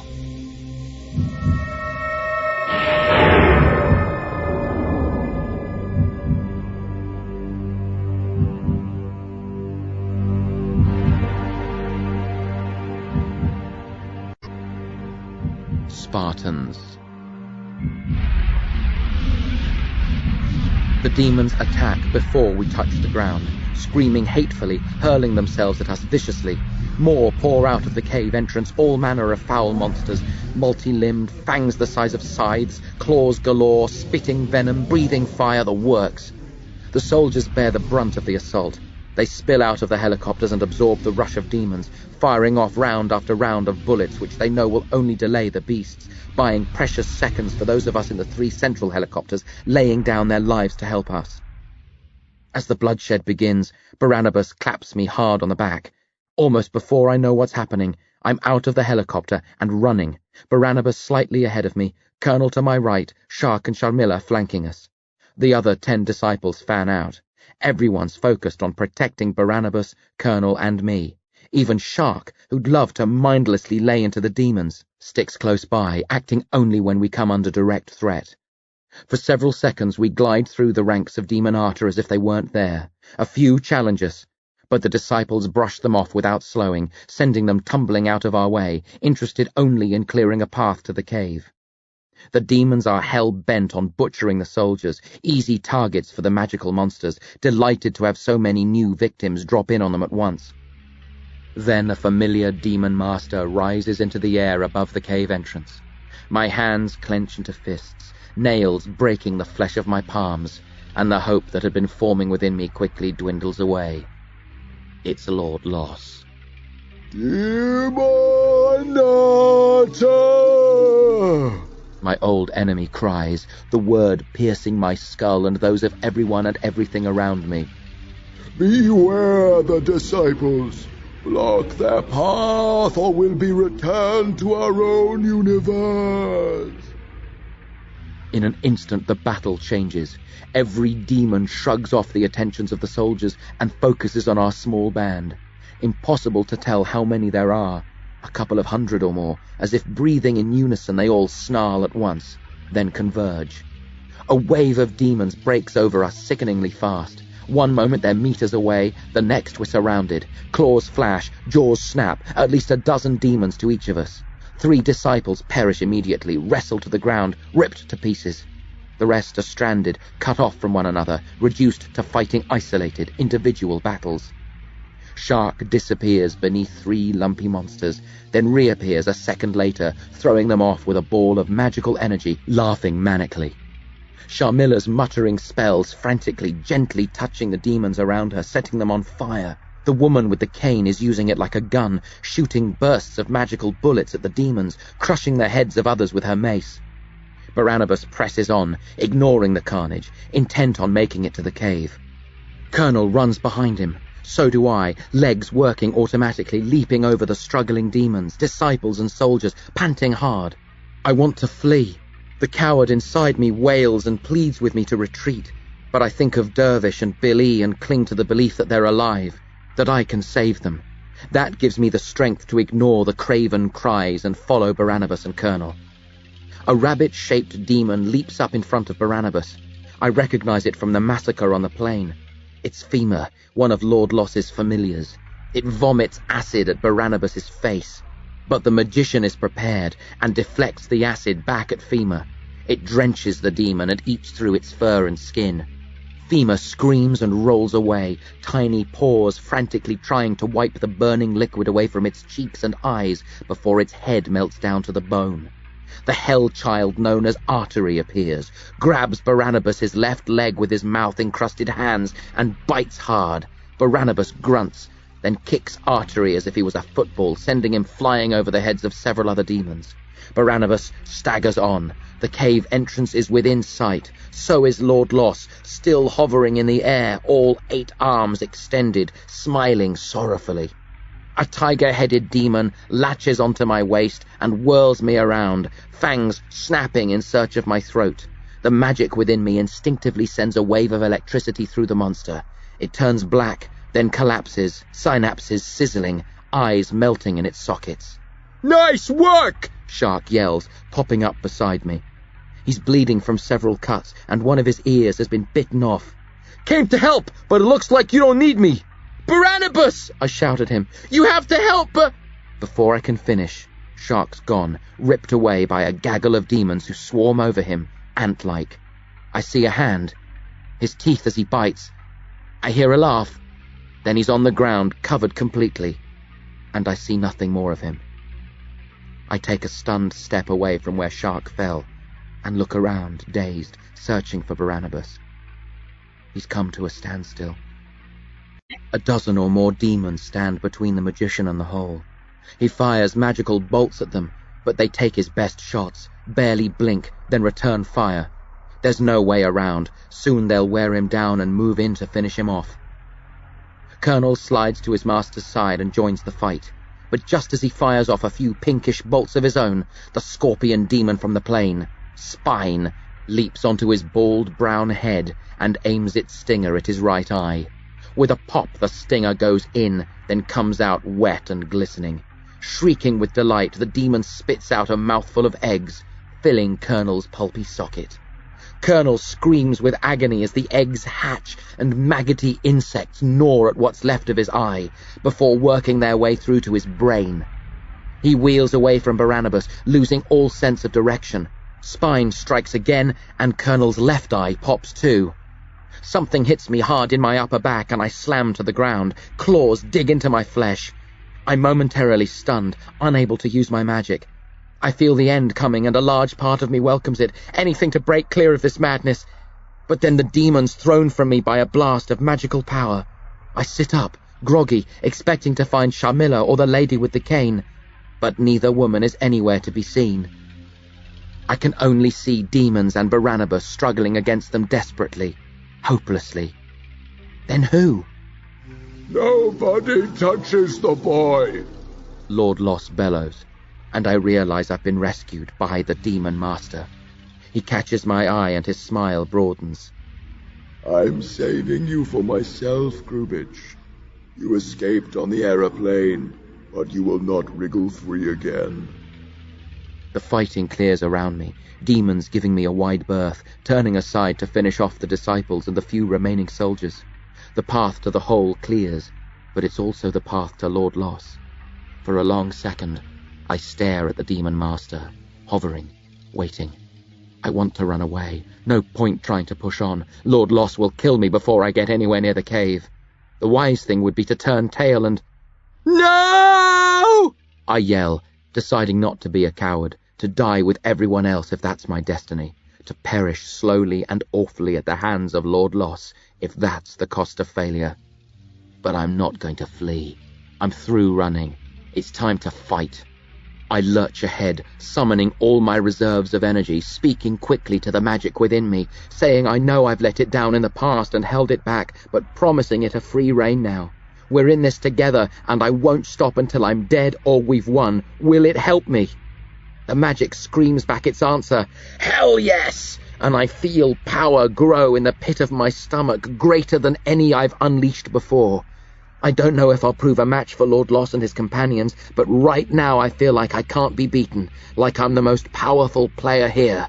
Barnabas! I shout, almost at the hole, risking a look back, surrounded by demons. Cursing, I aim a hand at them and let loose the magic. White flames leap from the tips of my fingers. They hit the demons hard, and fire streaks through them like lightning. The demons shriek and peel aside, covered by flames they can't quench, some coming apart at the seams and dying instantly. Palos high! Barnabas grunts, limping towards me, stooping to pick up the screaming and writhing colonel, dragging him along. I knew you were powerful, but not that powerful. Oh, yes, Lord Loss says overhead. Grubitsch is a most remarkable boy. That is why I chose not to fight him in the cave when I first had the opportunity to kill him. I did not care to face him alone in a blaze of magic. You were afraid! I holler, reaching the mouth of the cave, sneering up at Lord Loss, feeling invincible. For the first time, I believe we can do this. We can win. Afraid? Lord Loss murmurs. An ugly word, Grubitsch, and not entirely accurate. I was not afraid to fight you. I merely preferred to do so when the odds were stacked in my favor. After all, why fight by yourself when you can wait for... He smiles wickedly and gestures to the hole.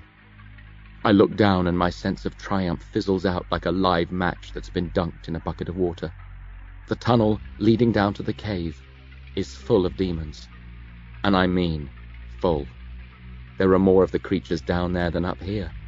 Thousands of evil eyes glint at me. An army of jaws open hungrily to reveal row after row of sharpened teeth.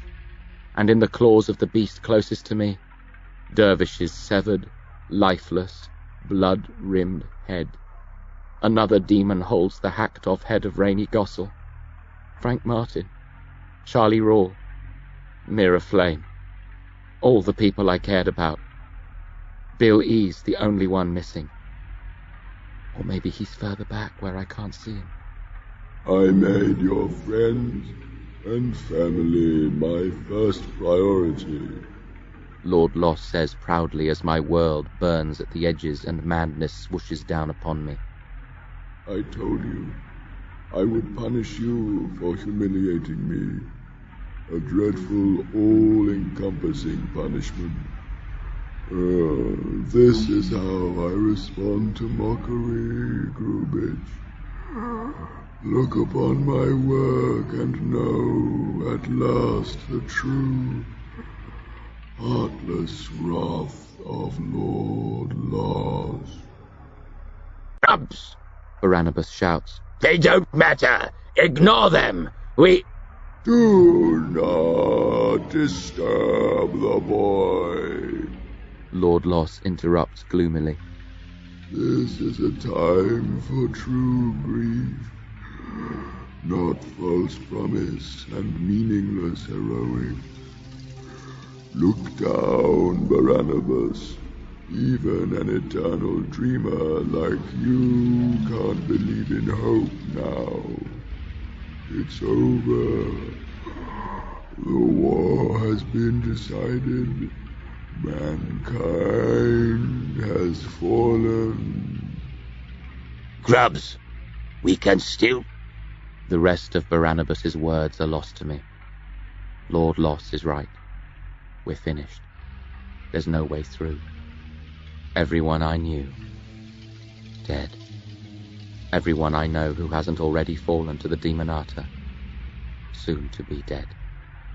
And everybody else, the billions of men, women, and children spread across the world, whom I'd never have known, even if I'd lived 1,000 lifetimes. They'll all die too. I sink to my knees, the enormity of the moment overwhelming me. Barnabas grabs my right shoulder with one hand, still holding the wailing, thrashing colonel with the other, and tries jerking me back to my feet. But I stay where I am, tears flowing, dread consuming me, hoping Lord Lost doesn't drag the torment out too long, praying for him to take pity on me and kill me quickly. I rock back and forth, moaning, glancing around, seeing demons in the throes of celebration, corpses of soldiers and disciples being passed around like canapes at a party. Their howls, grunts, and chattering start to sound like music to my ears, or the chanting of a long, complicated spell. Then I realize the sound isn't of demonic origin. It's coming from somewhere else, from the rocks beneath me. I look down, expecting some new torment of Lord Loss's. Instead, I find the face of the girl, Beck, bulging out of the rock, eyes open, lips moving swiftly. Barnabas sees it too. His fingers go limp on my shoulder as he stares at the face, lost for words, forgetting all about the demons and our foolish quest. What's this? Lord Loss frowns. Little bear, present and alert after all these centuries. Impossible. How can her soul have... He smiles. No matter. She is powerful, Barnabas, even more than you or Grubid. But she cannot save you. Trapped in the rocks, she can only mourn your sad passing. The girl speaks quicker than ever, her lips a blur. I feel the magic inside me pulse in time with her chanting. I can't understand her, but the magic does, and it swirls around inside me, excited, trying to reach out to her. Since I've nothing to lose, I let it have its way. I step back mentally and let the magic and the girl communicate freely. As the pair link in some unknowable way, I feel my own lips moving, the girl's words becoming mine, like when I was relaying her previous outburst to Barnabas in his cave. Come now, Lord Loss says, descending gracefully, signaling to the demons around us. Enough of this childishness. Surrender, Gubich, and I will go easy on you. Well, easier than I planned to. We'll never surrender! Barnabas roars, coming alive again, releasing me and Colonel, bringing up his hands to engage the Demon Master in battle. Take him, Lord Loss says, yawning mockingly. The nearest demons howl and hurl themselves at the magician, then strike against an invisible boundary and bounce back off it. Impressive, Lord Loss murmurs. But how long do you think you can sustain such a barrier, old man? This isn't my work, Barnabas says, staring at me uncertainly. The girl's hands have formed now and stick stiffly out of the ground, grey and rocky. I take them, my fingers large and chunky in comparison to hers. We continue to babble, her, me, and the magic. Colonel screams as maggots chew their way deeper into his brain. He jerks aside wildly and the demons eagerly grab for him, but he rebounds against the barrier and is hurled to the ground, landing by my knees. Barnabas stoops and puts his fingers to the boy's forehead. Magic flares, maggots fall out of Colonel's bleeding sockets and shrivel, dead before they hit the ground. Colonel moans and slumps unconscious. Barnabas faces me, features alive with hope. Let's go. He grasps my elbow. If you can maintain this barrier, they can't stop us getting into the cave. We My head whips towards him and the girl barks something using my lips. I don't know what she says, but it brings a groan of desperation from Barnabas. No, you can't tell me that. Not now, not after all this, not when we're so close. I've no time to ponder his words. My eyes refocus on the girl's and lock on her peculiar stony pupils. We're speaking faster, louder, a fierce magical energy building around us, causing all the hairs on my body to stand up, then burn down to their roots. My clothes also burn away. So do Barnabas's and Colonel's. Within seconds we're naked and hairless, and still the energy builds. Lord Loss senses danger. Get them! He bellows. Destroy that barrier! Kill them all! The demons scurry to obey, but their efforts are wasted. The barrier repels them casually. The harder they throw themselves against it, the harder they rebound. Bolts of magic are returned with interest, tearing apart those who fired them. They try to claw it to pieces, rip it apart with their teeth, burrow underneath to attack from within the earth, all to no avail. The energy is unbearable. It goes beyond all my notions of normal heat. I think this is what it would be like to hover within the heart of the sun. The rock is melting around the girl's face, but she remains, more of her form becoming visible as the stone recedes. Screams of panic. With an effort I raise my head. The demons are staring at the sky, horrified and bewildered. Looking up, I see something incomprehensible. The sky is pulsing. It's like looking at the underside of a trampoline while somebody leaps up and down on top. In the center, a funnel has formed, as if the universe is being pulled towards one point. As I watch, it throbs low, then pulls up high. Low, high, low, high. And it might be my imagination, but it seems as if the tip of the funnel hangs directly over me, Colonel, Barnabas, and the ghost girl Beck. Lights flicker across the distorted sky. Clouds burst into flame. The tip of the funnel pushes lower and lower, ever closer to us. The demons scatter, screeching and keening. Stuff like this happens every day in their own universe. They aren't bothered by magical madness there, but they didn't expect it in this universe of order and sanity. They don't know what it means or how to respond. This will not save you, Lord Loss shouts none too convincingly. Stay, you scum! He roars at the fleeing demons. Fight! We can break through this barrier and kill them. You must not. I tune him out. My lips are my own again during a brief pause in the spell. What's happening? I wheeze, directing the question at Barnabas, but he can only shake his head and stare at Beck and me. Then the spell starts again, and I can't ask any more questions. My lips are Beck's, my magic and her magic, one. Our minds join. I get flashes of her life.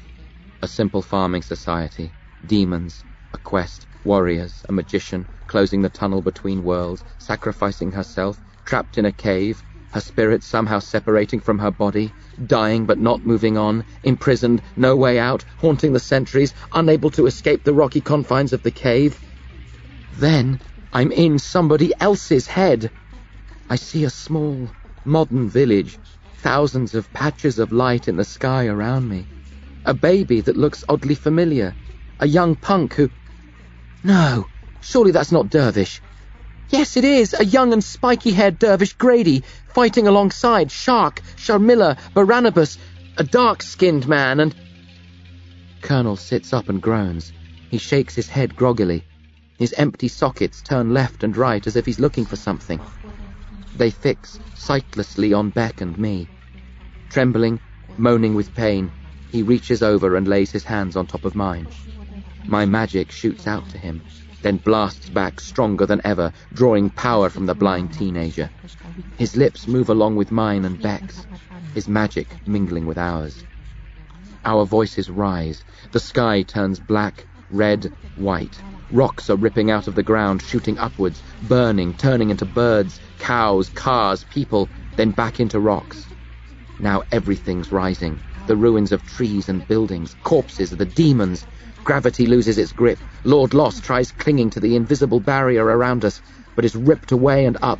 He hurls vile curses at us as he shoots off.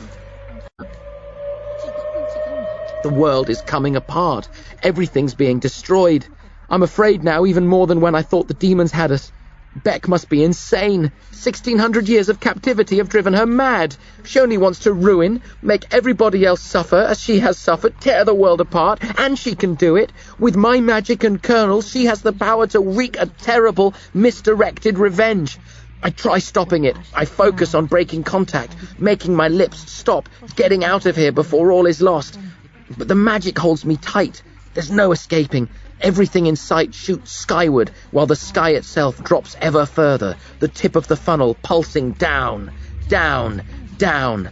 Barnabas is frightened too. He was exhilarated when he saw the demons get swept away, but this has exploded out of control. He sees what I see, the literal end of the world. He sits on the ground. The only patch left is the bit contained by our bubble of energy, and gawps at the three of us, eyes wide, twin pools of confusion and fear. Maybe he thinks about killing one of us to stop it, but I don't think he could. He doesn't have the power. The tip of the funnel is almost upon us. I gear myself up for one last effort, one final push to break the unnatural, destructive bond between me, Colonel, and Beck. But before I can attempt anything, the tip of the funnel, blue like the sky used to be, touches the wall of the invisible boundary. A flash of light which is every colour. My body explodes, or seems to. I have the feeling of being everywhere and nowhere at once, both an entire universe and an insignificant speck. The funnel sucks me into it, millions of panels of pulsing lights, flying from one to another, bouncing around, moving so fast I'm creating a vacuum, sucking the tip of the funnel in after me, pulling it along in my wake, dimly aware of Colonel and Beck's magic working in tandem with mine. We stop bouncing, but move quicker than ever. A cluster of purple lights flash, then bolt together and become a small window. We shoot through it. Yellow lights flash and join. We fly through, a series of flashing lights and windows, one after the other, faster and faster. Curious, I focus on the magic and realize Colonel's the one creating the windows and directing us through them. I've no idea how or why. I don't think Colonel knows either. No sense of time or space, just one window after another, the colours whirring and blurring, a fearsome noise building in the background. Then the lights fade, unable to see anything now. Total blackness, as blind as Colonel. The noise continues to build, so loud it could crush a continent. My ears burst, my skull cracks, my brain bubbles away to nothing. But that makes no difference. I still exist. I still hear, think, and feel. The noise squeezes my soul. Pain that's indescribable. No way to scream or release the pressure. A universe of agony. Then, suddenly, the noise stops. I come to rest. The pain disappears. Delicious, soothing silence. Broken abruptly by a girl's delighted laugh.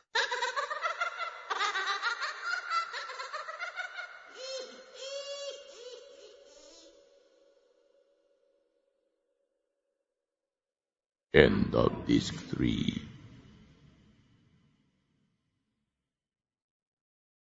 Disc 4.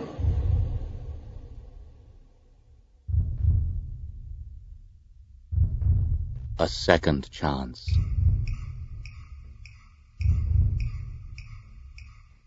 At first, I think the world and universe have been utterly destroyed and I'm just imagining the laughter. But then the blackness clears slightly. I realize I have eyes again. Blinking, I look around but can't make out much. It's night and I'm in the middle of a cluster of trees. It's not especially dark. The gleam of a full moon seeps through the branches of the trees, but it's hard to adjust or focus.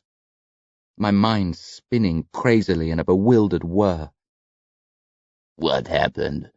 Barnabas croaks, rising from a spot nearby. Colonel lies at the magician's feet, groaning, cradling his head in his hands. Where are we?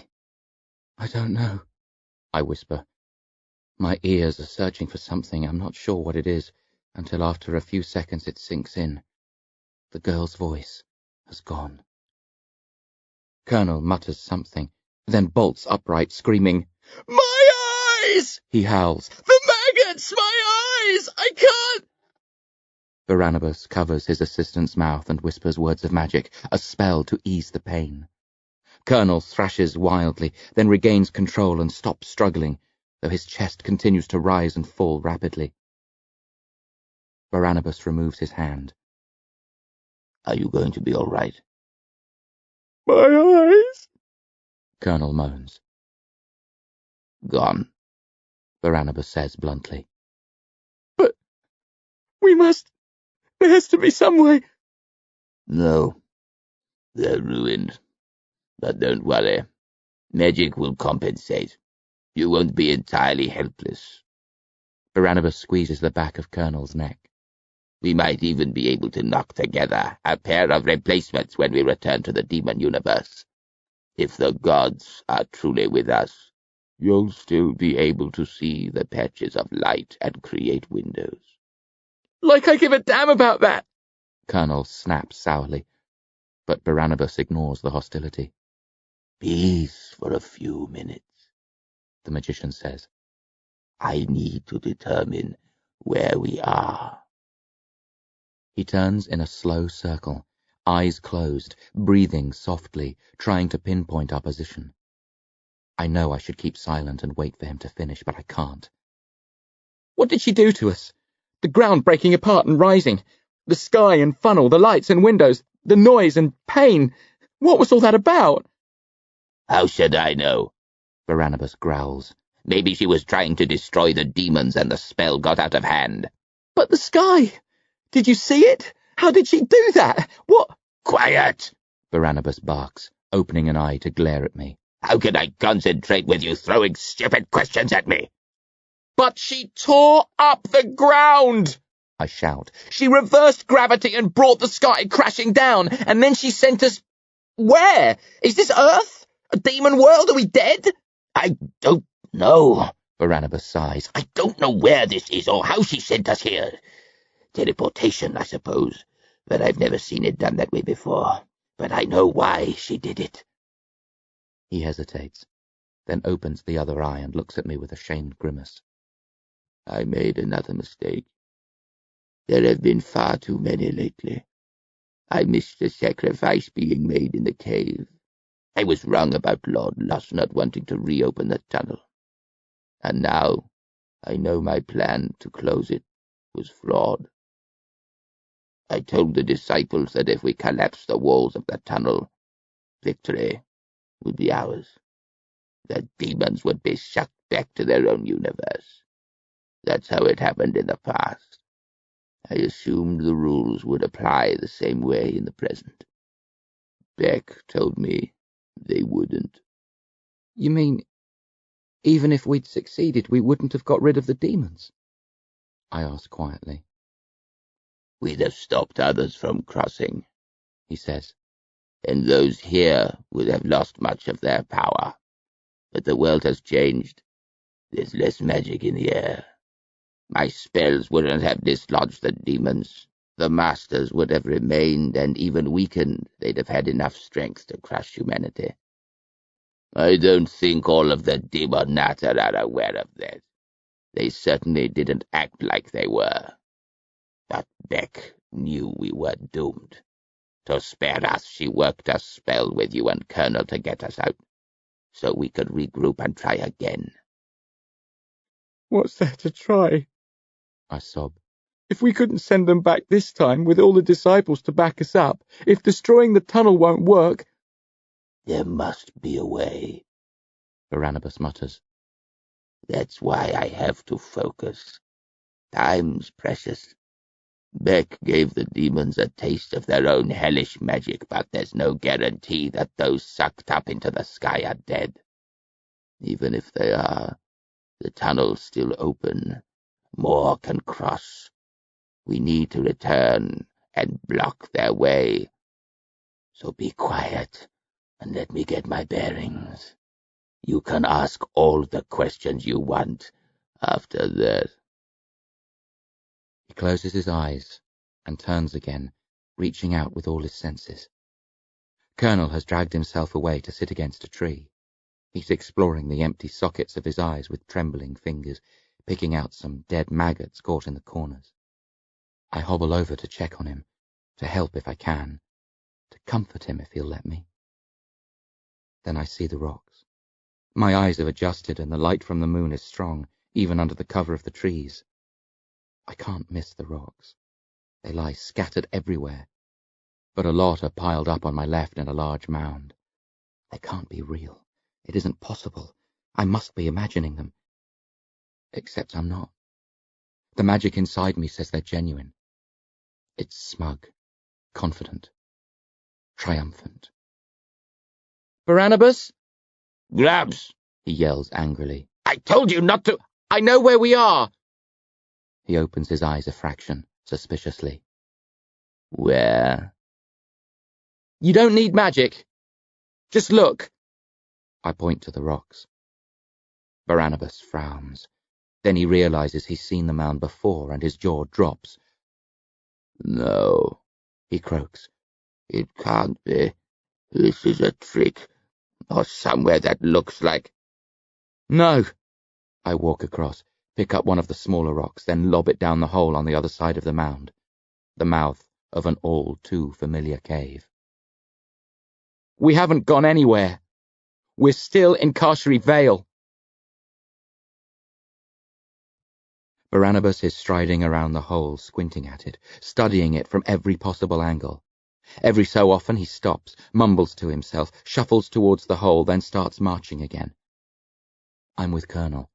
I've wiped away the worst of the muck from around his eyes, using leaves and forest water. How are you feeling? I ask. There's not much pain, he says, but there will be. You can delay it in circumstances like these, but not indefinitely. I'll need hospital treatment when the spell wears off, assuming any hospitals are left. His head turns left, then right. Is it day or night? Night. I thought so. But it was day when we attacked. I didn't think I'd been unconscious that long. You weren't. Then... He leaves the question hanging. We don't know, I tell him. Barnabas is trying to figure it out. Colonel nods slowly. How do I look? He asks. I stare into the vacant pits where his eyes once were. They're peppered with dead maggots. A few are only half visible, their heads and upper bodies buried in the dark flesh and bone of his sockets. Fine? I lie. Barnabas begins to laugh. I think he's laughing at my lie, and I turn on him angrily. But then I see that he didn't even hear what I said. Of course, he chortles. It's the only answer. There's just one way she could have channeled that much power to such an effect. You and Beck are the other two pieces. That's the only thing that makes... He mumbles his way back into silence. I say nothing, waiting for him to get it clear in his head, so he can explain it to me in simple terms.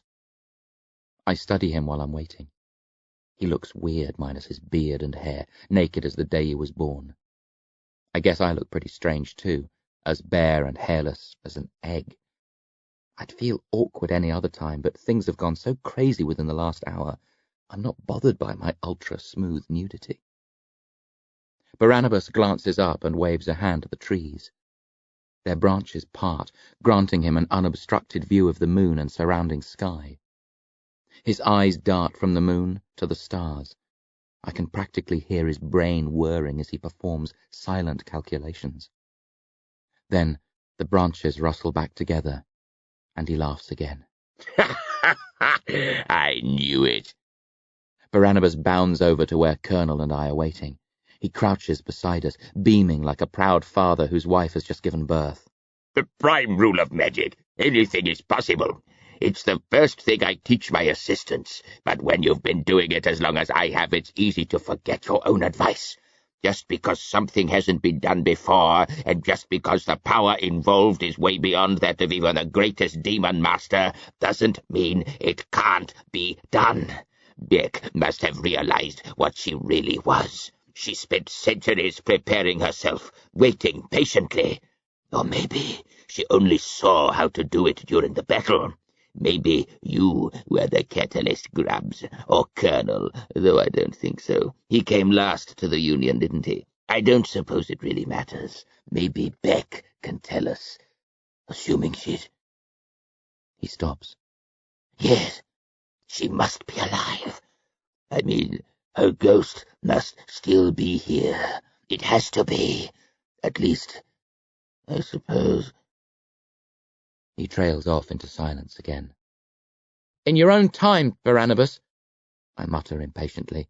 whenever you're ready. He flashes me a crazy smile. This is so extraordinary.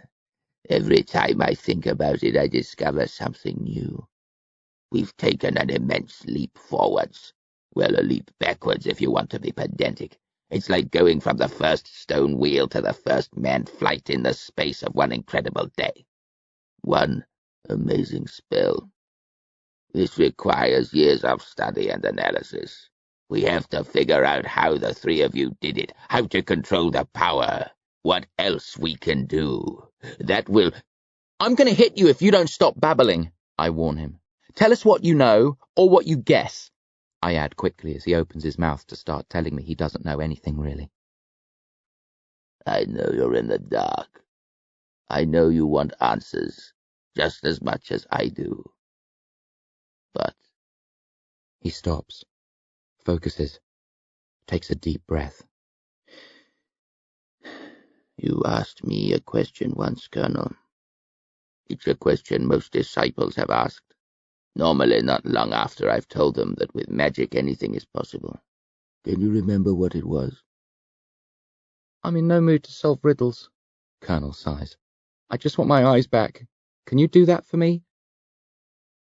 Not now, Barnabas huffs, waving the question away. Think, boy. You were telling me about your early life. The night you created your first window and stepped into the universe of the Demonata. You said all your trouble started then. That if you could go back and stop yourself, everything would be fine. You asked me if... No, Colonel grunts. it can't be. That's what I thought at first, Barnabas chuckles. But you said we couldn't, Colonel protests. and I was right. Nobody ever had, and I didn't think anyone could. But now we have. You, Beck, and Grubbs did it. You broke the final barrier. I never thought it could happen. I gave up on the notion long, long ago. When you've seen as much of... What is it? I cut in sharply, furious with ignorance. What's the big secret? What question did Colonel ask? The one they all ask eventually. Barnabas smiles. The one you would have put to me if you'd been with me a little longer, when you looked back on all the times you went wrong, wondered how things would have turned out if you'd done this or that differently, gone down one path instead of another. Barnabas stops, glances up at the trees and the moon beyond, as if to reconfirm it before saying it out loud. When he looks at me again, the smile's still there, but shaky, as if he's not sure whether he should be smiling or not. And he says, very softly, Colonel asked me if it was possible to travel back in time. A shocked moment of incredulous silence. Then I laugh. Oh, good one. You almost had me going. Now quit with the jokes and... This isn't a joke, Barnabas says. You trying to tell me we've returned to the past, like in some bad science fiction film? No, Colonel giggles, then hits me with the punchline. like in some very good science fiction film. Don't, I mutter. Things are mad enough without you two veering off at some ludicrous angle. We need to think about this logically, go through what happened step by step so we can understand. Wild speculation won't get us anywhere. It's not wild. Barnabas says. And it's not speculation, it's fact. I don't accept that. You're wrong. How else can you explain this? He points to the hole, the rocks, the trees. It's an illusion. Our minds have conjured it up, or Beck fed the image to us to spare us the real grisly truth. It happened to me before in Slaughter. Maybe we're lying by the cave entrance, unconscious, demons ravaging our bodies, and this is our only way out of the pain. Or we've gone into the universe of the Demonata and created this scene ourselves. Hell, maybe we're dead, and this is what we've chosen for the afterlife. We're not dead, Colonel says, and we're not imagining this. I'd have given myself eyes if we were. Time travel's impossible, I say slowly, as if explaining something obvious to a young child. So is flying, Barnabas says, but you've soared like a bird. That's different, I snap. What you're talking about... I shake my head.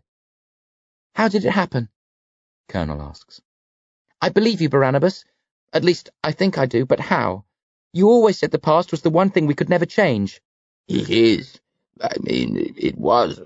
Demons can't do it. Magicians certainly can't. But the Kargash... Colonel draws his breath in sharply. Are you sure? It has to be, Barnabas insists. The ultimate power. The ability to destroy an entire universe.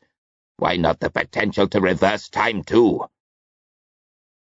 But if you're right, that means... Grubbs and Beck were the missing pieces, and there must have only been 3. It couldn't have worked unless all the pieces were assembled. At least I don't think it could. He frowns. What the hell are you talking about? I hiss. What's a Kargash? Kargash, Colonel corrects me. He's trembling, but not from the pain or cold. It's a mythical weapon. You're meant to be able to destroy a universe with it, ours or the Demonata's. It was split into an unknown number of pieces millions or billions of years ago. Various demons and magicians have searched for it since then, without success. 30 years ago, we discovered one of the pieces. In me. You've been implanted with something? No, I am a piece of the Kargash. I don't understand. How can you be part of a weapon? You're human. I'm magical, he disagrees. The Kargash is a weapon of magic, not physics. It can take the form of anything it chooses. I think that through, putting it together with what they were saying a few minutes ago. You believe Beck and I are part of this weapon too? You have to be, Barnabas says. The stars don't lie. We've gone back in time to the night the tunnel was reopened. You 3 did it. We saw it happening. No force in either universe could have accomplished that, except the Kargash. How? Colonel whispers. And why? If this is the work of the Kargash, where did it find the energy to alter the flow of time? And why bring us back to this specific moment? Why stop here, not 100 years ago or 1,000,000? Why not shatter the laws of time entirely? Barnabas scratches the back of his neck. What did you feel when it was happening? He asks. Colonel shrugs. Great power flowing into me. From where? All around. Grubbs, can you be any more specific? The ground, I mutter. The power came from the rocks, from beneath. And did it flow into you or through you? What's the difference? You'd have exploded if you drew in that much energy and didn't let it out, Barnabas says. You had to channel the magic, but where to? The demons? The sky? Where? The cave, Colonel answers after several seconds of thoughtful silence. The power came from the ground, then went through us, back down into the rock to the cave. The tunnel. Yes, I agree, thinking back. Barnabas smiles. The Kargash. You, Colonel and Beck, acted as a kind of magnifying lens. You drew energy from the tunnel, then focused it back. He goes to stroke his beard, realizes he doesn't have one and taps his chin instead. I can't be sure. Maybe I never will be. But this is how I think it worked. Opening a window between the Demonata's universe and ours is like making a hole in a dam. Matter flows from their universe to ours, generating energy. Space, time, gravity, the forces which hold our universes together. They seep across every time a demon or one of us makes a rip. Windows are small, temporary. The energy generated is minimal. But in this case a tunnel was created, open 24 hours a day. A huge river of magic flowed through. You three tapped into that. No, you must have done more than tap into it. He clicks his fingers. You rode it. It was like a wave of energy. You caught the wave and rode it back to its source, converting and channeling it at the same time. Rode it back to its source, Colonel echoes. You mean back to the universe of the Demonata? No, Barnabas says. You followed the wave back in time, transforming it and eradicating it back to when the tunnel was created. He looks at me, his eyes bright with excitement. This is the night of the full moon. The night Lord Loss returned to Carcery Vale. The car gash brought us back in time to the night when the tunnel was reactivated, so that we could prevent it ever being opened in the first place. He seizes my hands and squeezes tight. Don't you see? We've been given a second chance, not just to heal the damage done by the demons, but to stop it happening at all. But no, it can't, I mutter, head spinning. Grubs, Barnabas says softly. At this time, Dervish and your brother are still alive. We can help them, but only if we accept this and act fast. Now, are you going to stand there denying what your senses tell you? Or are you going to help me save the world and all the people you love? And when he puts it like that...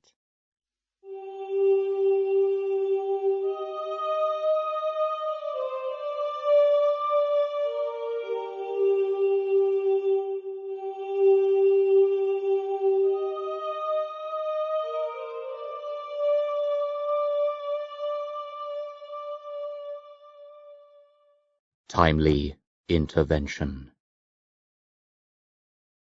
Barnabas has entered the hole, but only advanced to the point where it widens into the shaft.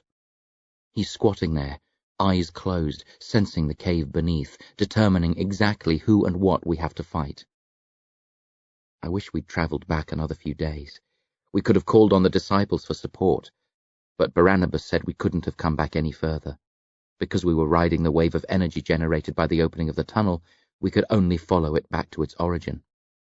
He likened it to coming to the end of a train line when you run out of track. That's it. End of ride. There's been no sign of Beck. I've kept a close eye on the rocks and listened for her strange whispers, but she hasn't shown. I know Barnabas is concerned for her. He thinks she might have perished to help send us back, sacrificed herself for our sake. I don't see the big deal if she did. She was dead already. But I don't say that to Barnabas. That girl seems to be the one person in the world he gives a damn about. I doubt he'd appreciate wisecracks at her expense.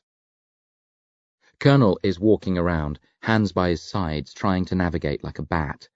Only, instead of emitting radar beams, or whatever bats emit, he sends out magical impulses, which bounce back, letting him know what's around him. At least, that's the theory. But with all the trees he's crashed into during the last few minutes, I'm not sure it works. Ouch!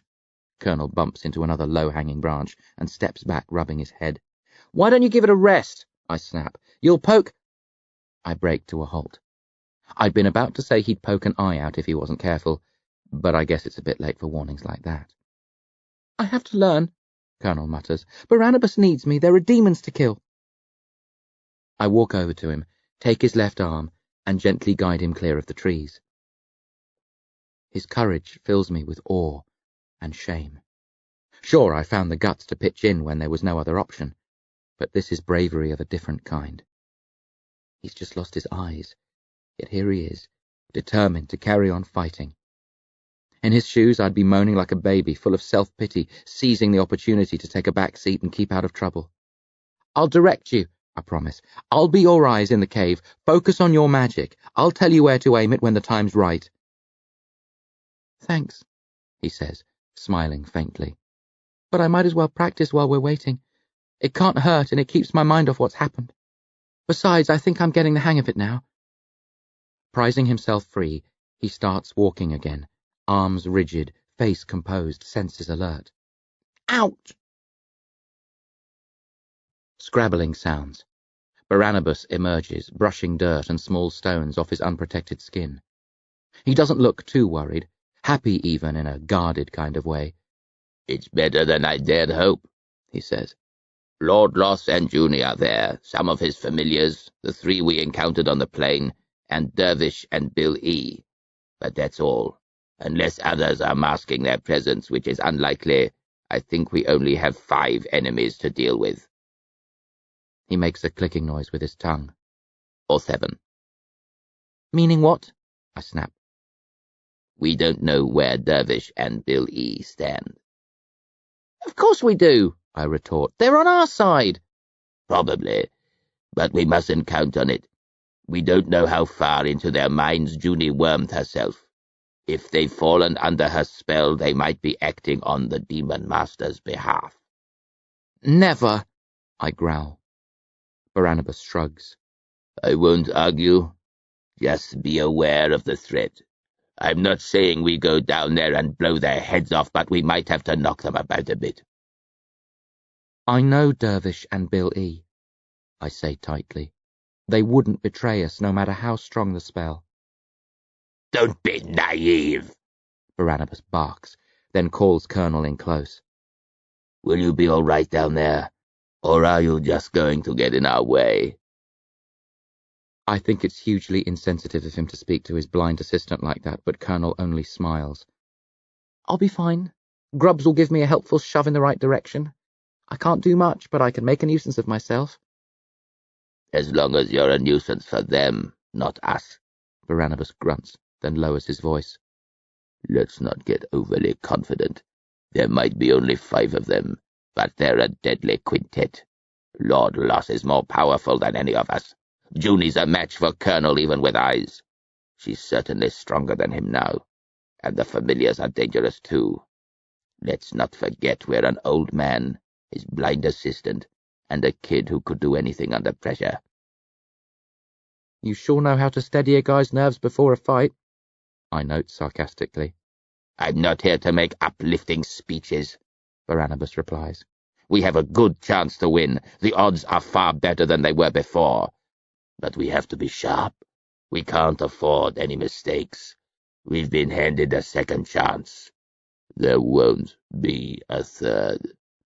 We've seen what the consequences are if we lose. So let's stay focused and give it the very best we have. And remember, if we lose, we die. And everybody else in the world will too. He starts to rise, then stops. I almost forgot the most important point. He chuckles at himself. I'm too old and senile to protect the world any longer. If we get through this, it'll be time to invest in a pair of slippers and find some quiet corner of the globe where I can... He coughs. Sorry, lost my train of thought. What was I saying? The most important point, Colonel reminds him patiently. Aye, the key. He taps the ground to signify the importance of his next few words. I explained earlier how the tunnel was opened. One of Lord Loss's human allies made a sacrifice in the cave and now has to join with the rock to create the opening. Unless there's somebody down there I don't know about, that person, the key, must be the woman who calls herself Junie Swan. Couldn't it be Artery or one of the other familiars? I ask. No. It has to be a human. Those are the rules. Rules can change, Colonel says. According to Beck, you were wrong about the demons being sucked back to their own universe if the tunnel was closed again. Aye, Barnabas growls irritably, but she didn't mention anything about this rule changing. Besides, we saw Lord Lost and his familiars during the fight. Junie's the only one who wasn't present. It could be Dervish or the boy, Colonel suggests. I stiffen, but before I can respond, Barnabas says, No. If they're under the woman's spell, they only succumbed recently. Lord Lost planned to open the tunnel during the night of the previous full moon. That means the sacrifice had been made some weeks before. Dervish and the boy were definitely in control of their senses then, so it has to be Junie. She's our primary target. If we kill her, we win. Can't Lord Lost use another human instead? I ask. No. Only the one who made the sacrifice can serve as the key. He could try again later and get someone else to make another sacrifice, but if we beat him tonight, we'll take steps to ensure he never has that option. Junie's the one we go for. Her companions will do everything they can to protect her. We'll have to fight them, but we mustn't let them distract us. Junie is the target. The others don't matter. So you know what we have to do. Are you ready for one more battle, the most important ever? Are you primed to go boldly into the breach and grind these demons into the dirt? He grabs my right hand and Colonel's left. Are you with me, boys, all the way to the glorious, victorious end? That's more like it, I grin. Exactly what you want to hear before you step into the gladiatorial pit, Colonel agrees. We enjoy the moment, smiling at one another. Colonel smiles a little off-centre at a nearby tree. Then we face the entrance to the cave and take a decisive step forward. Hold it! I gasp, ruining the mood, but struck by a sudden thought which I can't let pass. What's wrong? Barnabas asks. Nothing. I mean, I don't know if you can... It's no big deal, but... I nod at my naked flesh. I don't want to face them like this. You couldn't conjure up some clothes, could you? Barnabas stares at me in disbelief, then laughs. The things you worry about. But in a way, you're right. One should always go into battle suitably clad. He waves a hand regally, and the trees rustle overhead. I have the sensation of being wrapped up tight by rough blankets. Looking down, I see that I'm clad from neck to ankles in a suit of green, brown, red, and yellow leaves, as are Barnabas and Colonel. The best I can do in a pinch, Barnabas says. The material won't hold for long, but it should see us through the fight. Perfect, I smile, shaking my arms to make sure I'm not bound too tightly. Then we face the hole, take a step forward onto the slope, and down. The shaft feels narrower than before, the rocks hot to the touch, and it seems to throb with magical energy. I climb silently in the darkness, searching for toe holes and finger holes, careful not to send any pebbles tumbling in case the noise alerts the demons.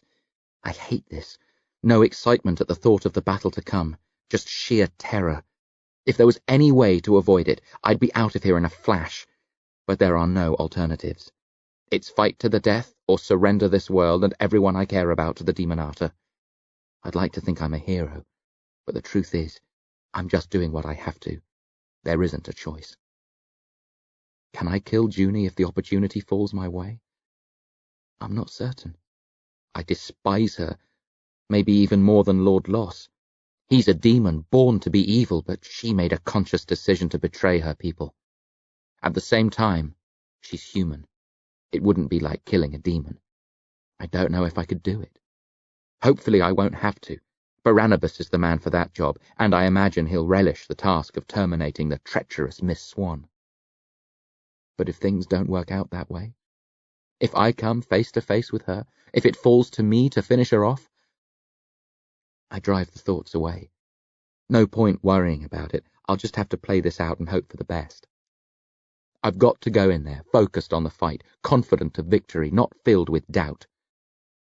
I concentrate on the climb and our crab-like descent, hand by hand, foot by foot, slowly, carefully, edging ever closer to the demons below. We reach the bottom and group together on the solid cave floor. I can see light ahead of us. Soft, blue, unnatural. 3 distinct, separate sounds. Someone chanting. Occasional growls and snapping noises. Whimpering and moaning. Barnabas checks that we're ready, then advances. I keep a few steps behind, slightly to his right so I can see ahead of him, guiding Colonel by his leaf-clad arm. I stub my toes on rocks with almost every step I take, but that's a minor pain, easily ignored.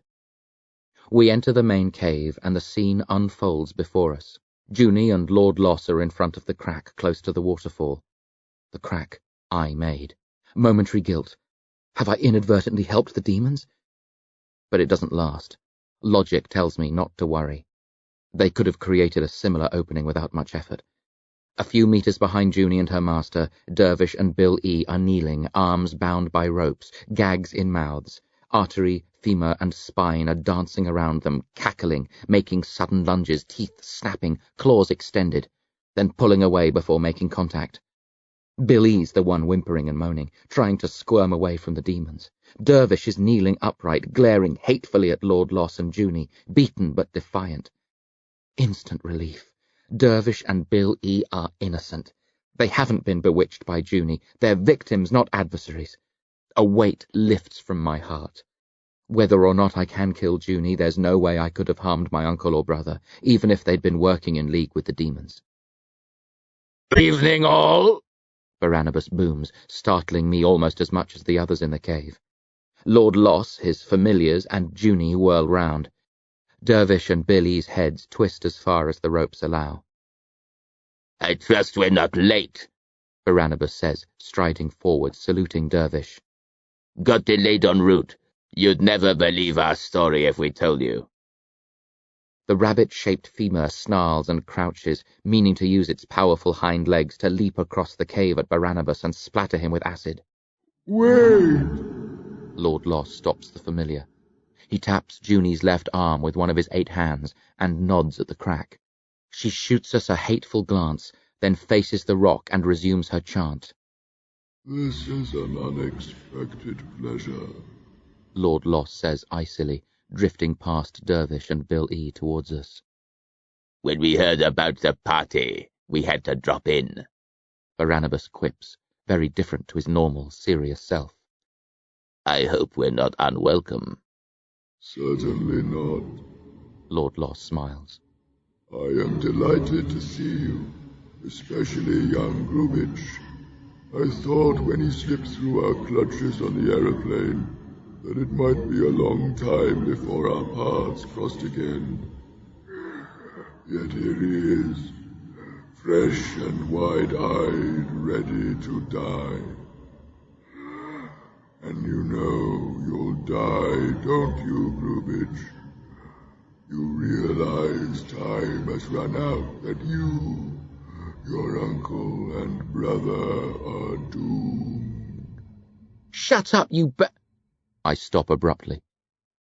He called Bill E. my brother. Of course, Lord Loss knew about that. Bill E. was infected with the family curse. But Bill E. didn't. We never told him. I try looking past the Demon Master to catch my half-brother's gaze. But Lord Loss is blocking the view. Yes, Grubitsch, The monster purrs. I told him. We spent quite an amount of time tonight discussing how you kept the truth from him and ran away when the going got tough, leaving him behind for me as an offering.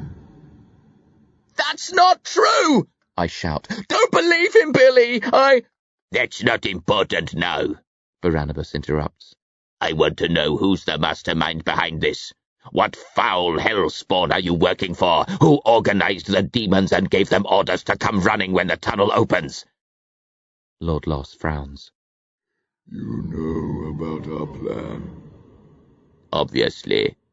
Now tell me, who's behind it? The Demon Master chuckles. No, Barnabas. You have been very clever. But if you do not know the full magnitude of the force you've chosen to pit yourself against, I will not enlighten you. It's not my job to explain. Do your own detective work. I am sure you and your capable assistants can. He pauses, catching sight of the eyeless Colonel Fleck. But what is it? What happened to poor Cornelius? Never mind, Barnabas snaps. I want to know about... I recognize those wounds. Lord Loss continues, raising his voice. Those are the marks of my familiar spine.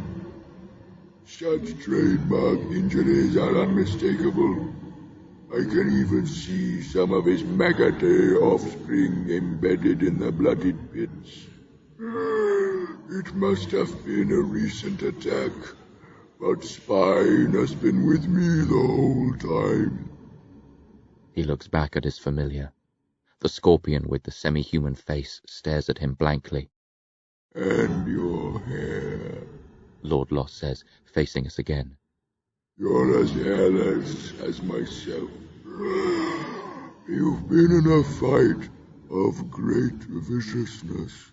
Spine seems to have been in it too. But how? Tell us about the demon who set you up to this, and I'll tell you about our fight. Barnabas grins. If I thought you were genuine, I'd happily make that deal. Lord Loss replies. I sense great magic and mystery in this. If I did not know better, I would say... He trails off into silence, then sneers. But I know you, Barnabas. You are a rogue. You would renege on your promise and tell me nothing. So I'll hold my tongue and torture the truth out of the boys once I've defeated you. Nay, Barnabas snorts. secrecy and surprise were the only advantages you had. Now that we've thwarted you, you must face us openly on our world, where your powers are diminished. You can't beat us. If you abandon the spells and leave, I'll let you walk away and settle for sealing this place off. But if you force us to fight, we'll kill you all, even those of you who have died before.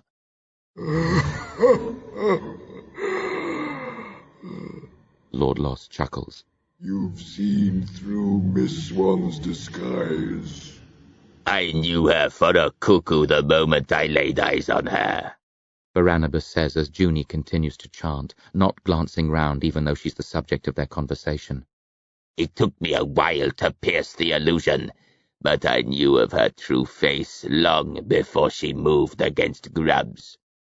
What are you talking about? I mutter. Watch.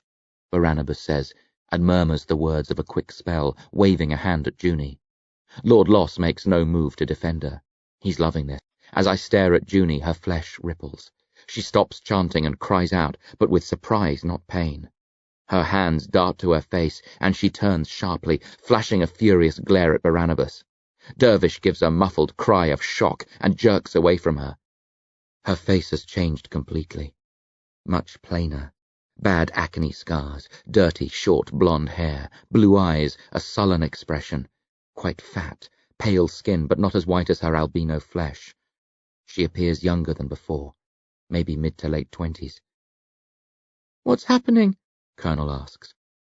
Before I can tell him, Junie shrieks in a voice entirely unlike her own. Give me back me face, you swine! Colonel's forehead creases. Nadia? He gasps. You have A good ear, Lord Loss purrs. Shame about the eyes. Nadia Moore, Barnabas snorts. another distant relative of yours, Grubbs, and once one of my closest assistants. I thought she died in Lord Loss's kingdom many years ago, but it seems she merely switched allegiances and created a new look for herself. Cornelius knew. Lord Loss says with relish. Not about her rebirth as Junie Swan, but about her survival. The trick she pulled to escape your tyrannical rule. He kept it secret from you, Barnabas.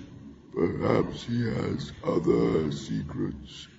Are you certain you can trust him? Barnabas sniffs away the jibe. I prefer you this way, Nadia, he says. Reality's more attractive than facade. You should have kept your original face. I'm not Nadia Moore. Junie snarls. She died, just the way you saw it. I put everything about her behind me. Her name, features, loyalties. I'm Junie Swan now and always will be, even if you've disabled my glamour. I felt guilty when you were killed. Barnabas says softly. About as guilty as I've ever felt in my long, wretched life. But I won't feel anything when you die a second time. When I kill you myself. His expression hardens and he addresses Lord Loss. My offer stands. Walk away now and we won't interfere. I'll even let Nadia leave too. If you stay, you die. A generous offer, Lord Loss says. If you had the backing of your disciples, perhaps I'd be inclined to accept and slaughter you another time. I prefer to fight when the odds are in my favor. But you come only with a blind boy and a cur who has already proven his cowardice. And though you yourself are a fearsome opponent, you're only one man. And no man, no matter how powerful, has ever got the better of a demon master. So, in answer to your offer... Lord Loss smirks vilely, then screeches unintelligibly at his familiars. With ear-piercing howls of delight, the demons attack.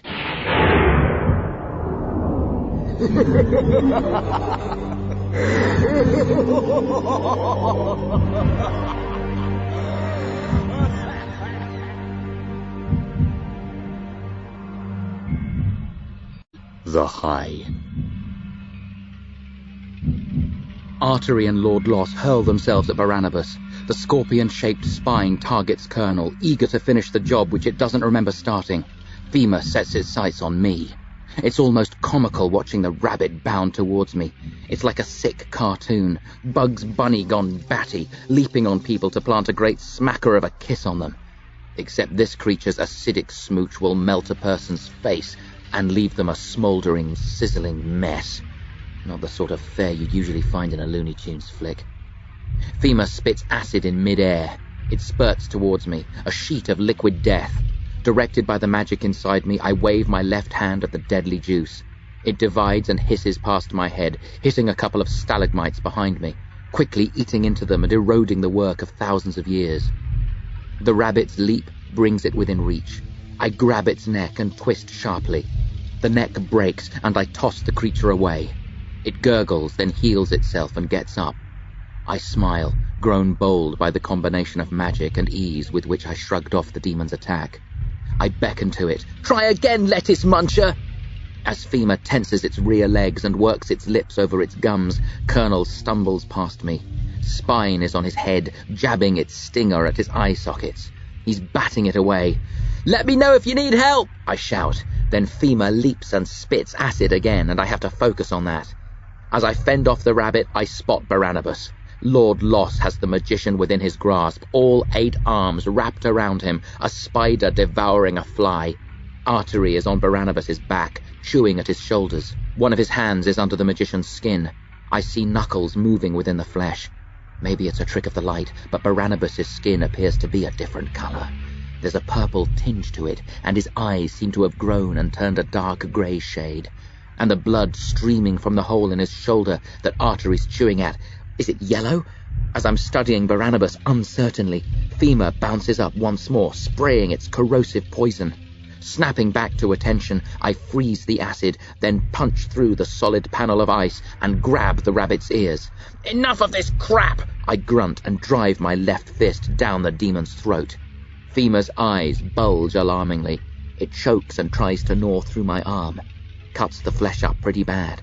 Pain flares, but I numb myself to it and focus on my hand deep in the rabbit's guts. I fill the fist with magic, then let it explode, incinerating the demon from the inside out. Femur gasps, mouth slackening, blinking furiously. Its legs shake, acid dribbles over my forearm, but I turn it to mist before it harms me. The rabbit's ears rip loose and I throw them away. They flop around on the floor of the cave for a few seconds, then fall still as life leaves Femur's body. Its flesh turns a dark red color, then crumbles away like ash. I pull my arm free and study the mess, lips curled with disgust. I start towards the waterfall to wash clean and sluice out my wounds. Then I have a better idea and direct magic at my arm. Seconds later, spotless, unmarked flesh. Coolio. My first thought is to go to Barnabas's aid or help Colonel with Spine. But then the magician's warning kicks in. Junie Swan is public enemy number 1. She has to be stopped. I'm not sure I can do it. The doubts swim back inside my head, but I have to try.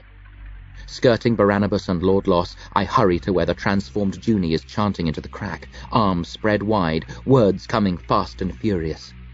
For a second, I think I glimpse a face in the rock, just within the opening of the crack. But then it's gone, and I'm not sure whether it was Beck, the first of the demon hordes, or a trick of the light. I don't want to touch Junie. The thought of physical contact with her repulses me, so I bring my hands together and summon a bolt of magic to fire instead. Nothing happens. I can feel the magic, but it's like there's a barrier between us, blocking the lines of communication. Then I realize what the problem is. The werewolf. There's a full moon. Barnabas told me I'd have no trouble suppressing the wolf now, but it would always be there, scratching away beneath the surface, whining, trying to break free. "No time for games, Wolfie," I mutter, and mentally drive the beast deep down within me to howl in silent, imprisoned protest for at least another month.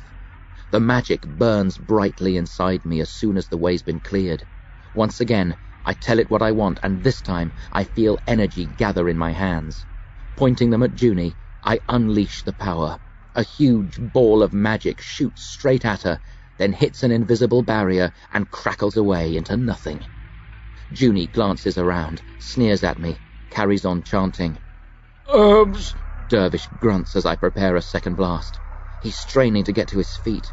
Beside him, Bill E's staring at me as if he doesn't know who I am. Herbs! Dervish shouts again, mouth constricted by his gag. I wave a hand at my uncle and brother. Their gags and the ropes binding them burn away. As soon as he's free, Dervish thrusts himself up and throws his arms around me. "I thought you were dead!" he cries, burying his head in my chest. "Not me!" I grin, hugging back hard, momentarily forgetting the fight and all that's at stake. It's so great to see him again, to have him hold me, to be home and with the closest thing to a father I have left. If the world ended here and now, for me, it would be a good end. "Grubs, Bill E says hesitantly, studying me warily. is it really you?" Sure is, little brother. I smile at him awkwardly. "You should have told me. He growls, pointing a finger. All this time. If I'd known, all my life I thought I was alone. You should have told me." I know, I sigh. I was a fool. Forgive me? "No way, Baldy." He smirks. The smile quickly fades when he spots the woman next to the crack. Ha! He growls, finger swiveling. "Is that Junie?" Yes, Dervish snarls. The face might be different, but the evil stench is the same. She told us you attacked her, Grubs. Then after killing man past spleen, you... He pauses. You didn't kill them, did you? Of course not, I huff indignantly, not admitting that I thought the same thing myself. I told you, Billy says proudly. I knew Grubs wasn't a murderer. I didn't think so either, Dervish mutters. But she was so convincing. Sobbed hard when she came back. Said she saw you murder them, that you tried to kill Billy, but she lured you away. She was a pillar of strength, guided us through the burials, comforted Billy, helped deal with the police inquiries. I loved her more than ever. Then she said we could find you, that she could use the magic of this cave to locate you. Fool that I was, I believed her. Billy had moved in with us. Junie said we should bring him along, that it might help with the spell. I didn't see how, but she was stronger than me. She knew more about magic. I trusted her. When we got here, the demons jumped us. Junie clubbed me over the back of my head and they trussed us up. Lord Lost told us he was going to open the tunnel. A sacrifice had been made and the killer would join with the rock and keep the tunnel open. He said he'd let the Demonata cross, then murder me slowly. Said he had something extra special in mind for Billy. Dervish, I interrupt softly. If she finishes that spell, we're in for 77 different types of hell. We need to kill her. Now. Dervish nods grimly. Okay. You work on bringing down the barrier. I'll handle the rest. You're sure? I ask, grateful that he's offering to take the horrible task out of my hands, but wanting to provide him with an alternative if he feels he can't slaughter the woman he once loved. I'd fight anybody who tried to kill her before I had a shot, Dervish says, and the burning hatred in his expression scares me. One quick glance behind. Colonel's pinned spine to a stalagmite and wrapped the demon's stinger around the needle of calcium. He's pummeling its face with his right fist, holding the tip of the stinger in place with his left hand. Barnabas, his flesh an even darker shade of purple than before, is locked in combat with Lord Loss. The demon master howling like a dog, the snakes in his chest cavity lashing the magician with their forked tongues. Artery has worked both hands under Barnabas's skin and is trying to get his head in two, to chew his way through the bones and into the meaty innards. It's not looking good for the old magician, but I know he'd rather we killed Junie and let him perish than go to his rescue and leave her free to open the tunnel. I let magical energy charge within my fists again. Charge, blast! Charge, blast! Charge, blast! Dervish is standing a meter or so ahead of me, out of the way of the explosions, fingers twitching, eyes locked on Junie, eager to squeeze his hands around her throat. Bill E. is watching my back, keeping track of the demons, making sure none springs on me unawares. The barrier starts to give. Each ball of magic crackles louder and lasts longer when it smacks against the energy field. A few more, and she'll be at our mercy. Master! Junie screams. Help me! I need more time! Spine! Lord Loss roars. Femur! I sense him looking for his familiars. Then he curses. Attack them, artery! Leave Barnabas to me! Ripping sounds. Bill E. yells a warning. Grubs! Look out! He's... Artery lands on my back and I stagger. Before I can turn to deal with the held child, Dervish grabs his legs, swings him round and batters his head off a low-hanging stalactite. The skull splits down the middle and brains ooze out. Lice fall from the fiendish baby's crown and scuttle around on the ground. Dervish twirls the demon overhead a couple of times, then throws him far across the cave, where he smashes hard into a wall and collapses. Artery will recover, but it'll take him a minute or two. That should be more than enough time. Master! Junie screams again, spitting the cry out between the words of the spell that she's chanting. Her real face looks far less commanding than the one she wore when she was pretending to be our friend. It carries the scars of fear and low character. 1 more minute, that's all I need! Lord Loss howls louder than any wolf, then reluctantly releases Barnabas and whacks him aside. I hear a whoosh as he propels himself towards me.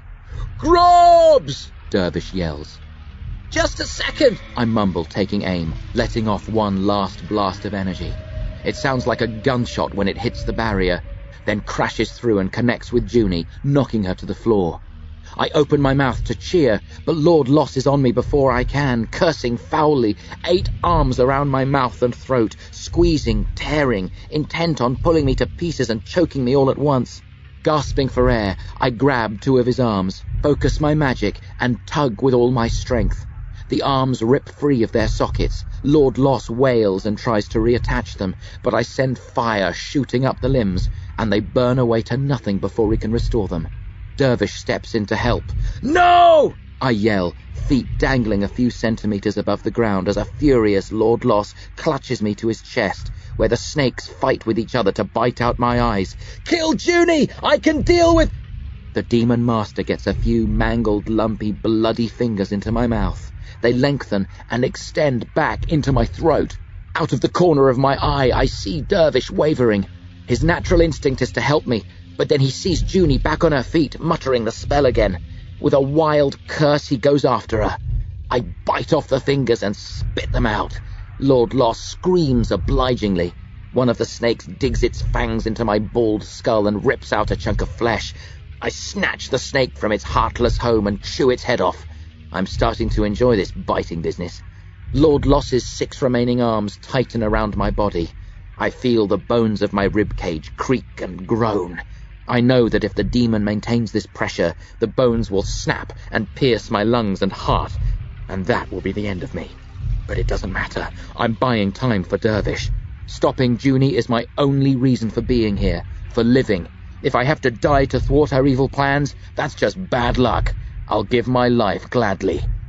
But before I can die nobly, Barnabas stumbles back into action.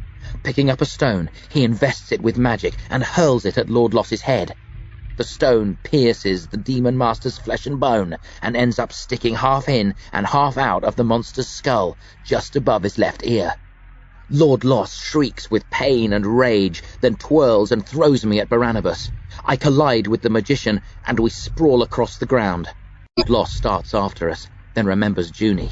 Hesitating, he looks over his shoulder. Junie's wrestling with Dervish, shouting the spell even as they battle. Dervish is striking her hard, weeping, hands clenched together to form one mighty club. Junie's pock-marked, pasty face has been smashed to a pulp. Her hair and skin are flecked with blood, and her eyes are almost invisible behind her mashed flesh. As Lord Loss turns to help, she stops chanting and smiles at Dervish. Her flesh ripples, changes colour, and she looks like the old Junie Swan again, only battered and bleeding. "Dervish, my love," she wheezes. "Please stop. You're hurting poor Junie." "You betrayed us!" Dervish roars, tears coming harder than ever. "I made a mistake," Junie murmurs. "I love you, Dervish. Please don't hurt me. I can make this right if you give me the chance." Dervish stares at her, hands dropping, fury leaving his body, shoulders sagging. He takes a step forward. I think he means to hug her. That scares me, but not as much as what I suddenly spot happening overhead. The rock around the crack has started to pulse. Light is shining from deep within, and it's beginning to split wider apart. "Dervish!" I yell. "She finished the spell! The demons are coming! You have to kill her!" Dervish stops moving, but doesn't bring his hands together. Barnabas throws himself forward desperately. Lord Loss grabs him and laughs. Skittering footsteps behind me. I half turn and spot Artery leaping, 3 sets of sharp teeth gnashing savagely. I raise my arms. Too late! The demon strikes me in the chest with his tiny feet. I fly across the cave and smash into the rock at the back of the waterfall. Come up, spluttering and cold, my leaf suit soaked through and disintegrating, the water cutting out the sounds and sights of the cave. I drag myself clear of the waterfall as Artery bounds towards me. He leaps to kick me again, but this time I grab him by his childish torso and hold him at arm's length, trying to find the strength to kill him, but too exhausted and dispirited. I glance around wearily, looking for help or inspiration. Colonel is still out of the main action, unable to kill Spine, struggling to keep the demon pinned to the stalagmite. Lord Loss is bearing down mercilessly on Barnabas, squeezing tightly, snakes more active than ever. The demon master's laughing triumphantly, confident of victory. The opening in the rock is pulsing faster and faster, the colours and shades of light changing with every pulse. the mouth of the crack stretching, widening, extending. A magic-laced wind whistles up out of nowhere. I feel it blowing past me, towards the hole. Soft at first, but growing steadily, sucking up dust and bits of grit, sending them shooting down the crack.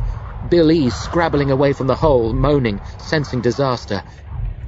And just beneath the crack, what will soon be the entry point for hundreds of demons, Junie Swan is kissing Dervish. Her luminous white hair billowing out in a fan shape, gusting away from her skull in the ever-increasing breeze. "My love!" Junie gurgles, pulling back from him slightly, pink eyes twinkling maliciously. She strokes his cheeks, smiles seductively, kisses him again. Dervish is motionless, mesmerized, under her spell. Moving her head to his shoulder, she murmurs into his throat, "You could never harm your Junie. You love me as I love you. What savagery hitting me like that. But I forgive you. I love you too much to bear a grudge." Her fake flesh has already healed and is as smooth and white as ever, though a few streaks of blood remain. She looks beautiful. It's strange, but unconcealed evil suits her. She's more stunning now than she ever was when she was pretending to be good. I try shouting a warning, but I don't have the strength. Holding Artery at bay is all I can manage. "I'll take you to the universe of the Demonata when this is over," Junie promises Dervish. "You'll have to be killed eventually, but there's no rush. I'll show you such wonders and treat you so sweetly you won't care about dying. In fact, you'll die gladly to please me. Won't you, my love?" Dervish stares at her blankly. Then Billy screams, "Dervish, I'm afraid!" Junie laughs. "Don't worry, silly Billy. I haven't forgotten about you. How could I? You're the most important." Dervish grabs Junie by the waist and picks her up as if she's weightless. "No!" she screams, lashing out at him, but unable to connect because of the angle he's holding her at. Dervish lunges away from the pulsing rock, struggling against the wind. Junie's hands stretch upwards, searching for magic. Her lips start on a new spell. Lord Loss shouts with alarm and springs away from Barnabas, but Dervish is too quick for both of them. He looks around, takes a couple of steps to his right, holding Junie high above his head, then slams her down with all his strength on top of a small stalagmite. The tip pierces Junie's flesh and slices in through the skin of her back, then bursts through her chest a moment later. Dervish cries out and falls away, staring with wonder and disbelief at Junie as blood spurts and her legs and arms thrash as if he doesn't know how she got there. My swan! Lord Loss howls, flying to her side. "Master!" Junie groans, her mouth full of blood. "Help me!" Lord Loss reaches out to her, then stops and studies the wound. He shakes his head softly, sorrowfully. I cannot. He says. Junie stares at him incredulously. Then her expression clears. "I understand. Thank you, Master, for everything you showed me, all that you did for me. I offer my everlasting gratitude and love." Lord Loss stretches out a single arm and touches Junie's cheek with his clammy fingers. He's smiling sadly, but it's not his usual mocking smile. This one is almost human. I will miss you, he mutters. "And I..." Junie shudders, and her eyes go wide. "Death!" she wheezes. "It's here. I sense it. No. Don't let it take me, Master. I want to be free. Don't..." She stops. Her mouth and eyes freeze. Lord Loss bends, kisses her forehead, then floats back a few paces. Goodbye, sweet swan, he murmurs. And that's when I know for sure she's dead. Though it's not until I hear Barnabas chuckling softly that I realize what that means. The key has been eliminated. The tunnel can't be opened. We've won!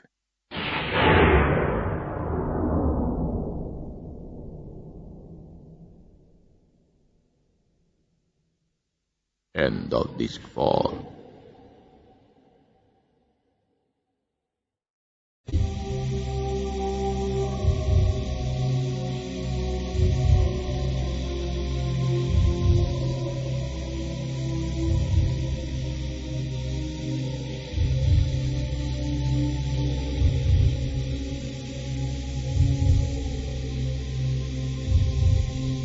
And below.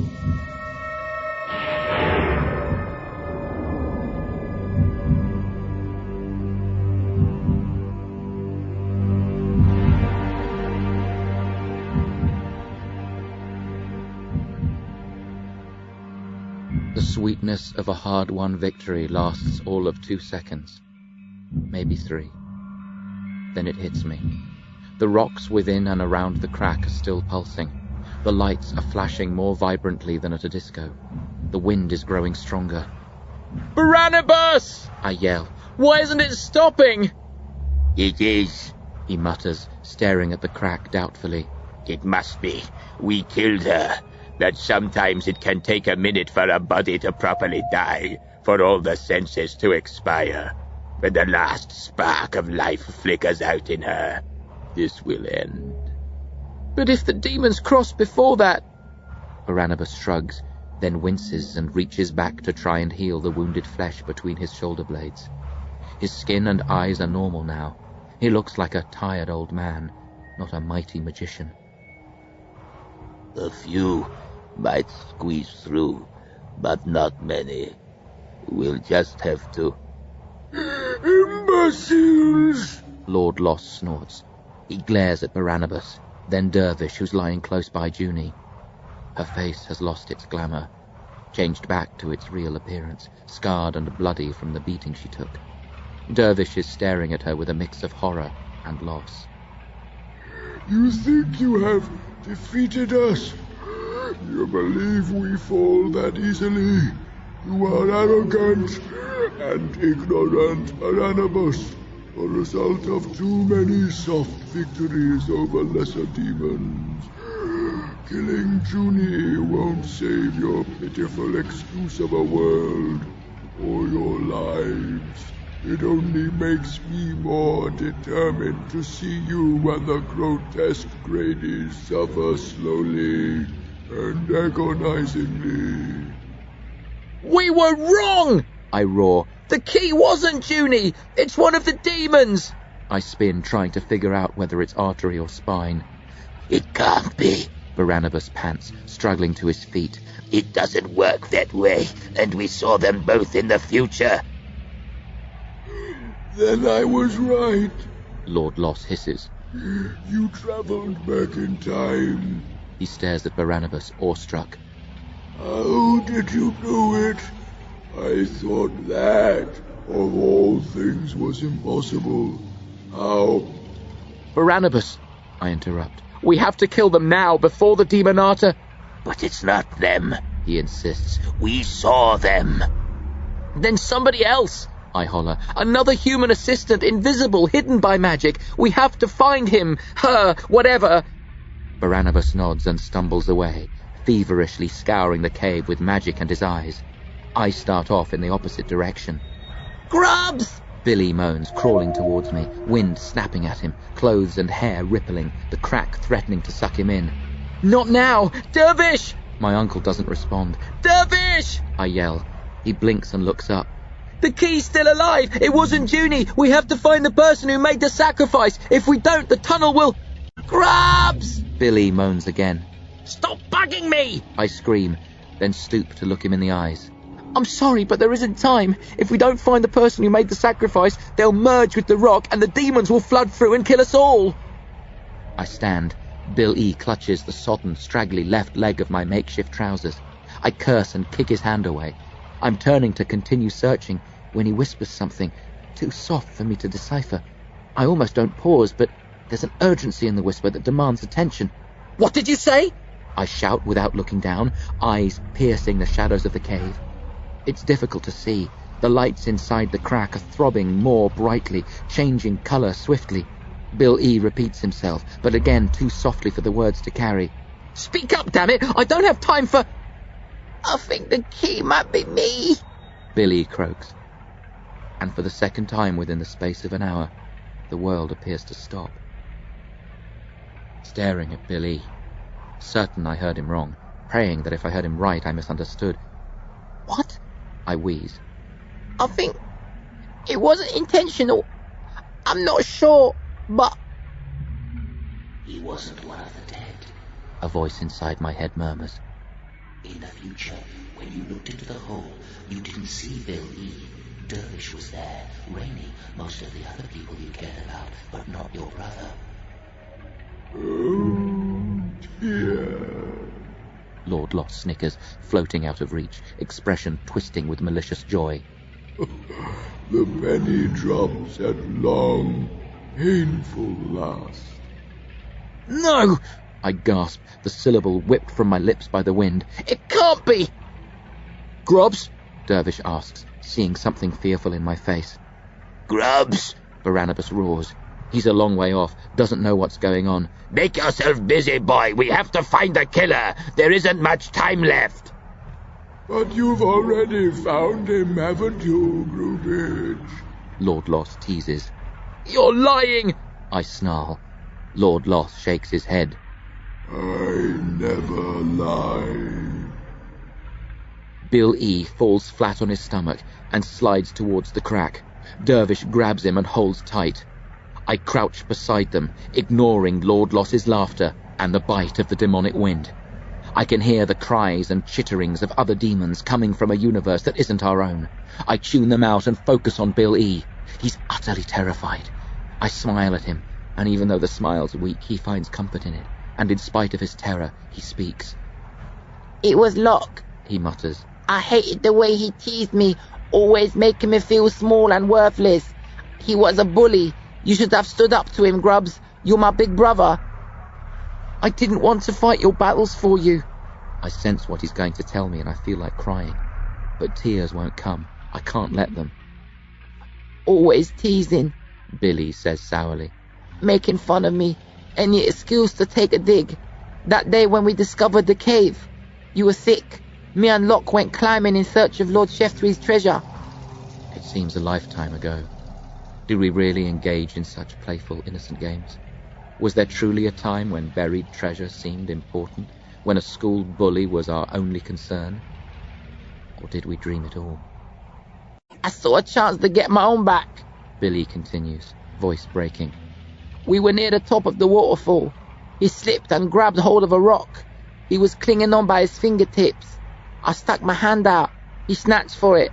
But then I whipped my hand away. Bill E. and I lock expressions. We both understand what he means. Dervish doesn't. He never saw Locke doing that very same thing to Billy at school, making him look like a fool in front of everybody. He's staring at us as if we're mad. I whipped it away. Billy says numbly. Put my thumb on my nose. Said, "Touche, sucker." Stuck my tongue out. I didn't mean for him to fall. I just wanted to have a laugh. But he lost his grip. Fell before I could help him. Hit his head on the ground. His skull cracked open. Billy stops. His face is white. He's trembling. The wind pulls strongly at him, more strongly than at me, Dervish, or anybody else in the cave. No, I say calmly. You didn't kill him. It wasn't a sacrifice. You aren't the key. But I know it's not true. Even as I deny it, I know. Grobs, Dervish wheezes. What do you say? What does it mean? Are you mad? You think Billy caused this? No, I lie. of course not. But putting the pieces together inside my head, the death, not an accident. Locke's blood vanishing into the floor of the cave. I'd forgotten about that. But I remember now, the bare floor, wondering where all the blood had gone. Now I know. Sucked up by magic. Taken as sacrificial blood, even though it wasn't intended to be. Bill E. guilty. By the strictest letter of the law, he killed Locke Gossel, and the magic in this cave is holding him accountable. I should have suspected sooner. Barnabas kept a tight watch on the cave when he arrived. He couldn't understand how Junie slipped past him and made a sacrifice. Never suspected Bill E. Took me at my word when I told him we were alone, that Locke died accidentally. The demons had it easy. No need to slaughter one of their mages or even enter the cave and risk alerting Barnabas. A sweet deal. The sacrifice had already been made. All Lord Loss and Junie had to do was turn up a few weeks later, chant the correct spells, and make sure the killer was present. Except they didn't know who that was. They thought it was me, that the beast or my magic made me murder. That's why Junie sent me to the cave the night I turned, why she took my blood and smeared the edges of the crack with it. When that failed to produce a reaction, they realized Bill E. must be the guilty one. So Junie hurried over to his house to haul him in.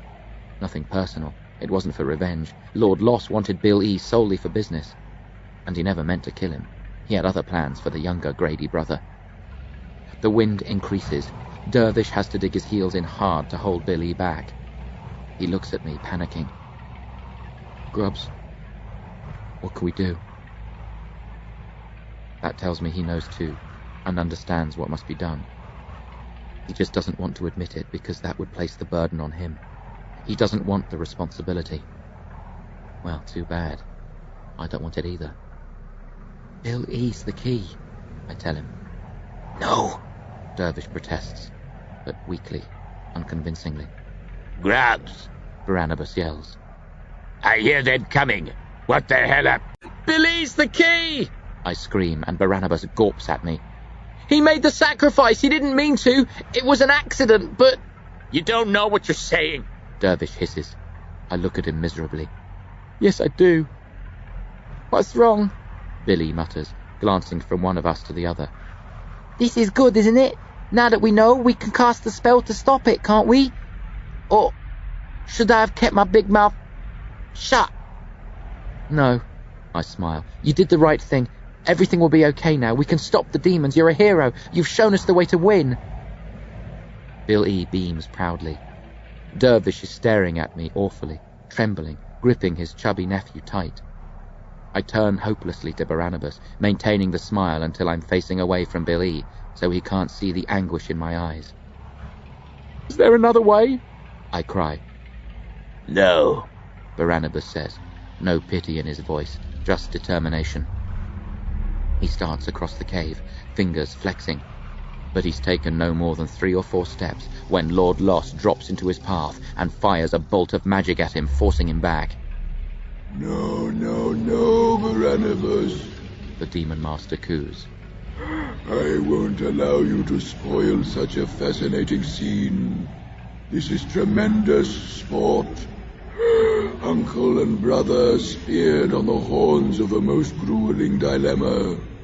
What excruciating entertainment.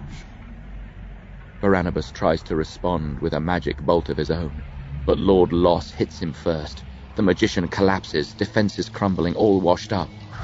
The wind is a storm now. Billy's feet are rising into the air. Dervish won't be able to hold him much longer. Another minute, maybe less. Then Billy will be torn into the crack. His flesh will join with the rock, and he'll become a living tunnel between this universe and the Demonatas. Dervish! I scream. I can't! But the demons! I know, but I can't! He pulls Billy to his chest and wraps both arms around him, fighting the storm, tears coursing down his cheeks. Grubs! Billy grunts, jerking his head clear. What's happening? What do we have to do? Dervish, I say steadily, ignoring the question. If you don't, we'll all die. Everybody else too, including Billy. We can't save him. You do it then. Dervish challenges me. No, he's my brother. Do what? Billy howls as Dervish and I glare at one another. Then the fingers of Dervish's right hand creep up Billy's back. They stop at his neck and spread, gripping the flesh tight. He hasn't broken eye contact with me. I'm crying, unable to hold back the tears any longer. Billy doesn't know what's happening. He looks at me, forehead creased, trying to make sense of this. I hope he doesn't. Better if he never knows. If Dervish does it quickly and it comes as a short, sharp surprise, his right hand in place, Dervish moves his left hand up. I don't know if he means to choke Billy or snap his neck. And I never find out, because the fingers halt halfway up Billy's spine. I can't. Dervish says quietly, and this time the words are the confession of a broken man. I knew it. Lord Loss laughs. Humans are so predictable. Even though all else must fall, you cannot bring yourself to harm your beloved nephew. You'll damn yourself, him, the whole world, all because of misplaced love. He sighs happily. Moments such as these make the long, monotonous millennia worthwhile. Dervish moans and clutches Billy close, planning to hug him as long as he can, to maybe get sucked into the crack with him, so the pair can perish together. Except Billy won't die. He'll become something terrible and twisted, inhuman and beast-like. I think of Billy suffering captive within the rock, alive down here indefinitely, racked with guilt, a plaything for the Demonata when all the other humans have been slaughtered. They'll torment him. Guilt will eat him whole. Madness will be his only escape, but the demon masters will use magic to restore his senses, to torture him afresh. An eternity of misery, madness, and sorrow. I can't let that happen. Entering this cave, I realized I couldn't kill Dervish or Billy if they were in league with Lord Loss, not even to save the world. I still can't. But to save Bill E. from a fate genuinely worse than death, for my brother's sake as opposed to the sake of billions of others who mean nothing to me. Billy, I lean forward smiling, wants to help me kick the crap out of these demon creeps. Billy returns the smile. Now you're talking. What do we have to do? Crops, Dervish groans. Shut up, I snap, then smile at Billy again. Take my hands, little brother. Close your eyes. Focus on... I gulp. Your mum. Think of your mother. How can that help? He asks doubtfully. It'll clear your head of bad thoughts and fear, I improvise. I need your help to stop this, but I can only do it if you're calm. It won't be easy, but you have to try. Think of your mum and every good time you ever shared. That will generate a positive energy which I can channel. I can use that power to stop the demons. Brilliant! Billy gasps, face lighting up. He sticks his hands out, shuts his eyes and concentrates, lids twitching, eyeballs rolling behind them as he searches his memories for cherished moments. He trusts me completely. Lord Loss has drifted closer. He could stop this, kill or delay me, but he's entranced. He's forgotten his mission of all-conquering mayhem, living only for the bittersweet pain of the moment. Dervish has lowered his face to Billy's shoulder, diverting his gaze. I can't see Barnabas, kernel, spine or artery. I don't care. There's only Bill E. and me in the world now. We're all that matters. I let magic build within me, then reach out to take Billy's hands. I stop. A moment of doubt and disbelief. I can't do this. Then I look over Billy's head. I see claws coming out of the crack. A massive, shadowy cloud of a face, pure evil. Every shade of darkness imaginable. It fills the gap entirely. I'm not sure what it is. No ordinary demon, that's for sure, but I know it exists only to destroy, and will unless it's stopped. I love you, Billy, I whisper, my heart breaking, and take his hands. Magic flows from me into my brother. Soft, warm, pleasing energy. His smile spreads slowly from the warmth of the magic, or an especially fond memory. Maybe both. The face of shadows within the crack splits with hatred. It hisses, the sound of a sea boiling dry. Tendrils of darkness dart towards me, 1,000 writhing snakes intent on tearing me away from my brother, separating us forever, using Bill E. for their own evil ends. Time to fly, little brother, I sob, and quickly push. The energy touches Bill E.'s heart and stops instantly. No pain. Bill E.'s smile freezes in place. The tendrils of darkness blow apart. A furious, hateful bellow as the shadowy face disintegrates, screams within the crack from scores of cheated demons. The wind stops dead, and the howl is replaced by the noise of rocks grinding together as the crack closes. The screams rise sharply, then die away. It's over. I lean forward. put my lips to my dead brother's forehead and kiss him, my tears dropping onto his still warm flesh. Then I hug him and Dervish tight, and pray for Lord Loss to kill me swiftly before I lose my mind to wretched, soul-destroying grief.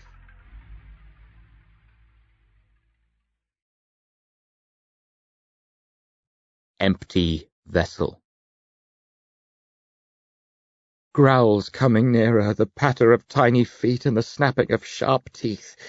Artery. I squeeze my eyes shut, silently willing on the demon child. No! Lord Loss stops him. To me! I reluctantly open my eyes and look up. Lord Loss's face is glowing with sad satisfaction. Artery is making his way to his master's side, glowering. Behind them I spot Barnabas, looking old and frail, but triumphant. Colonel is still locked in combat with Spine. Dervish puts his ear to Billy's chest, listens a few seconds, then raises his face. His eyes are those of a haunted man. He's... "Shut up!" I sob before he finishes the sentence. Then, softer, "I had to. Not to stop the Demonata, but for his sake. He would have suffered worse than any of us. They'd have used him. He couldn't have died. He'd have been stuck down here, tormented by demons, knowing he'd handed our world to them. I couldn't let that happen. If there'd been any other way." Dervish finds my left hand and squeezes reassuringly. We both weep fresh tears. Delicious. Lord Loss murmurs, savouring our sorrow. I wish this moment could last an eternity. It was worth having our plans thwarted. My brethren will break through another time. This world cannot stand against the Demonata much longer. There is a force in motion which cannot be repelled. That is why I pledged myself to the cause of destruction, much as I delight in humanity's enduring pain. Things might have gone badly for me if I'd resisted, but this is the best of both universes. You have done me a great favor tonight. I am almost tempted to let you all live, but there are scores to be settled. A few more minutes to relish your agony, then I shall extract my long overdue retribution. Yeah, I mutter half-heartedly, brushing Billy's hair back from his eyes. I don't care about the Demon Master's threats. I don't care about anything except the fact that I've killed my brother, and life can never hold any pleasure for me again. Better to die sooner rather than later. But part of me cares. It stirs in response to Lord Loss's pledge. Energy slides down my arms to my hands. I call it back, but it doesn't respond. It's a strange type of energy, not like the magic I used to fight the demons or kill Billy. This is more like the power I felt when I thought all was lost, when I distorted the laws of time and... "We can go back!" I gasped, bolting upright. "We can travel into the past again and save Bill E." Lord Loss hisses, not liking the sound of that.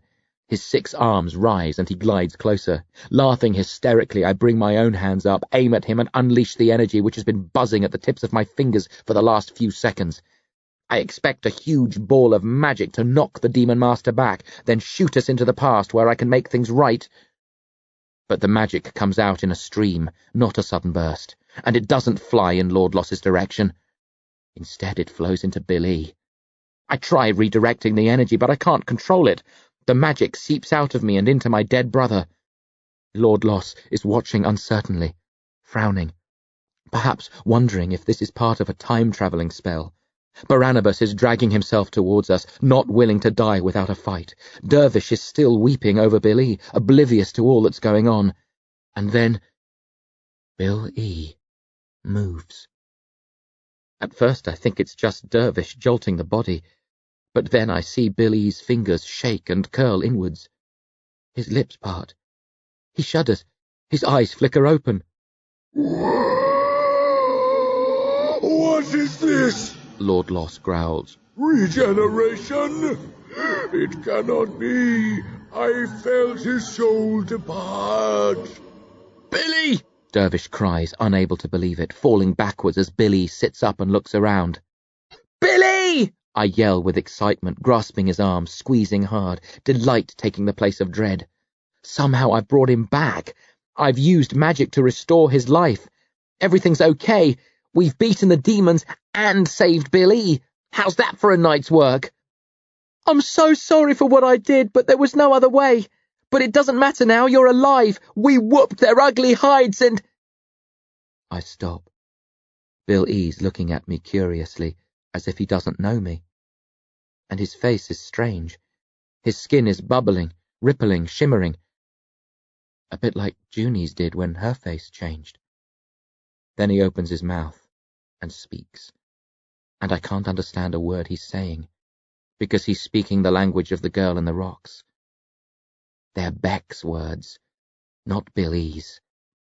Lord Loss gasps. You! No! I will not let you. Bill E's right hand points at the Demon Master. He shouts something in Beck's language, and Lord Loss screeches, Artery! Attack! The Hell Child leaps and Bill E's hand snaps round. A ball of energy surges from his fingers and Artery explodes into 1,000 shredded pieces. He'll never recover from that. The Hell Child has been finally, savagely, beautifully killed. Bill E stands. His flesh is still changing. The bones seem to be altering too. His eyes and ears, his whole face, softening, narrowing, becoming more feminine. Lord Loss stares at the remains of his dead familiar, trembles with a mixture of rage and fear. You should not have come back, girl, he snarls. This is wrong. You are asking for trouble, and be assured it will find you. Bill E laughs in a way he never laughed before, catches sight of Spine and waves a hand at the demon. It melts, screaming shrilly, a pool of gristly, speckled liquid within seconds, leaving Colonel to grapple around uncertainly and wonder what happened to his foe. Bill E faces Lord Loss again. His face is unrecognizable, his body too. He's smaller, and his clothes are hanging loosely on his frame. I'd think I was going mad, but Dervish and Barnabas see it too. Their faces are contorted with bewilderment. He speaks again, and this time I hear the girl's accent as clearly as I heard it when she spoke to me from within the heart of the rock. Lord Loss trembles, then scowls. So be it. Perhaps you're right. This is not our time, but it will come. Be sure of that, and you won't have to wait another millennium and a half for it. The Demon Master draws himself up straight, then glares at me. Enjoy your victory, Grubitch. But remember, the end of the world is coming, and there is nothing you or that apprentice priestess can do to stop it. Remember this also. You killed your brother. He died by your hand. How do you think you will sleep tonight? And all the... Billy barks a short spell. The strips of flesh at the end of the Demon Master's legs are suddenly alive with rats. Lord Loss squeals, slaps several of them away, then darts to the stalagmite where the body of Junie Swan is impaled. Ripping her corpse free, he cradles her to his chest, snarls hatefully at all of us in the cave, then launches himself at the crack in the rock, now just a thin line a few centimeters wide. He hits it hard and uses magic to squeeze through. Even so, the walls of the crack scrape much of his and Junie's flesh away, and the rats on Lord Loss's legs are knocked loose. They fall on the floor, turn in puzzled circles for a second or two, then tear away, heading for the surface, back to wherever Bill E summoned them from. Except it wasn't Billy who made the rats materialize. It was Beck, and I realize as I watch him looking down at himself, curiously touching his chest and face, that Bill E's as dead as ever. The girl from the far distant past has taken control of his body and is transforming it into her own. A couple of hours later, home, sitting in the TV room with Dervish and Colonel. Colonel is asleep, moaning as he dreams, pain coming at last. Barnabas and Barnabas and Beck are in another room having a lengthy heart-to-heart. The magician was ecstatic when he understood what was happening. He practically burst with excitement, hugged her hard, weeping happily, kissing her face. And she stood there, hugging him back, crying too, repeating one word over and over. Bran. Dervish and I haven't said anything to each other. He's staring off into space, his face a mess of dried tears. Every so often he shakes his head or makes a soft grunting noise. That's as close as we've come to communication. I don't know what to feel. I've saved the world from the Demonata, but at what cost? To kill your own brother? Nobody should ever have to suffer such a cruel fate. I'm already wishing I could go back and change it. Maybe Billy would be better off alive and suffering than dead and gone. Did I have the right to make that choice for him? I don't know. And maybe I can go back. I haven't discussed it with Barnabas yet, but I will as soon as he's through talking with Beck. Find a way to travel back in time like we did before, stop any of it from happening, snatch Bill E. from Junie's clutches, never open the entrance to the cave. I don't see why we can't. We did it once. I don't care what Barnabas said about waves and trains reaching the end of the line. There must be a way to do it again. Eventually, as the sun rises on a normal day, lighting up a world unaware of how close it came to toppling into an abyss of demonic damnation, Barnabas and Beck return. There's almost nothing of Bill E. left. The girl has taken over completely, remoulding his body in her own image. Even his hair has turned a dark red colour. 1 or 2 small traces of my brother remain. She walks like he did, and her left eyelid hangs a fraction lower than her right. But I'm sure those traits will vanish too. Sorry we were such an age, Barnabas says, sitting opposite Dervish. Loads to talk about. We've cut it short as it is, only cover the more important issues. Beck stares at the couch, then sits on the floor close to the magician's legs. She looks at me with worried eyes. I hope you do not mind that I took this body. I blink. You can speak our language now. A spell, she replies. Barnabas taught me. I'm speaking in my own tongue, but it allows me to be understood by others. She sighs.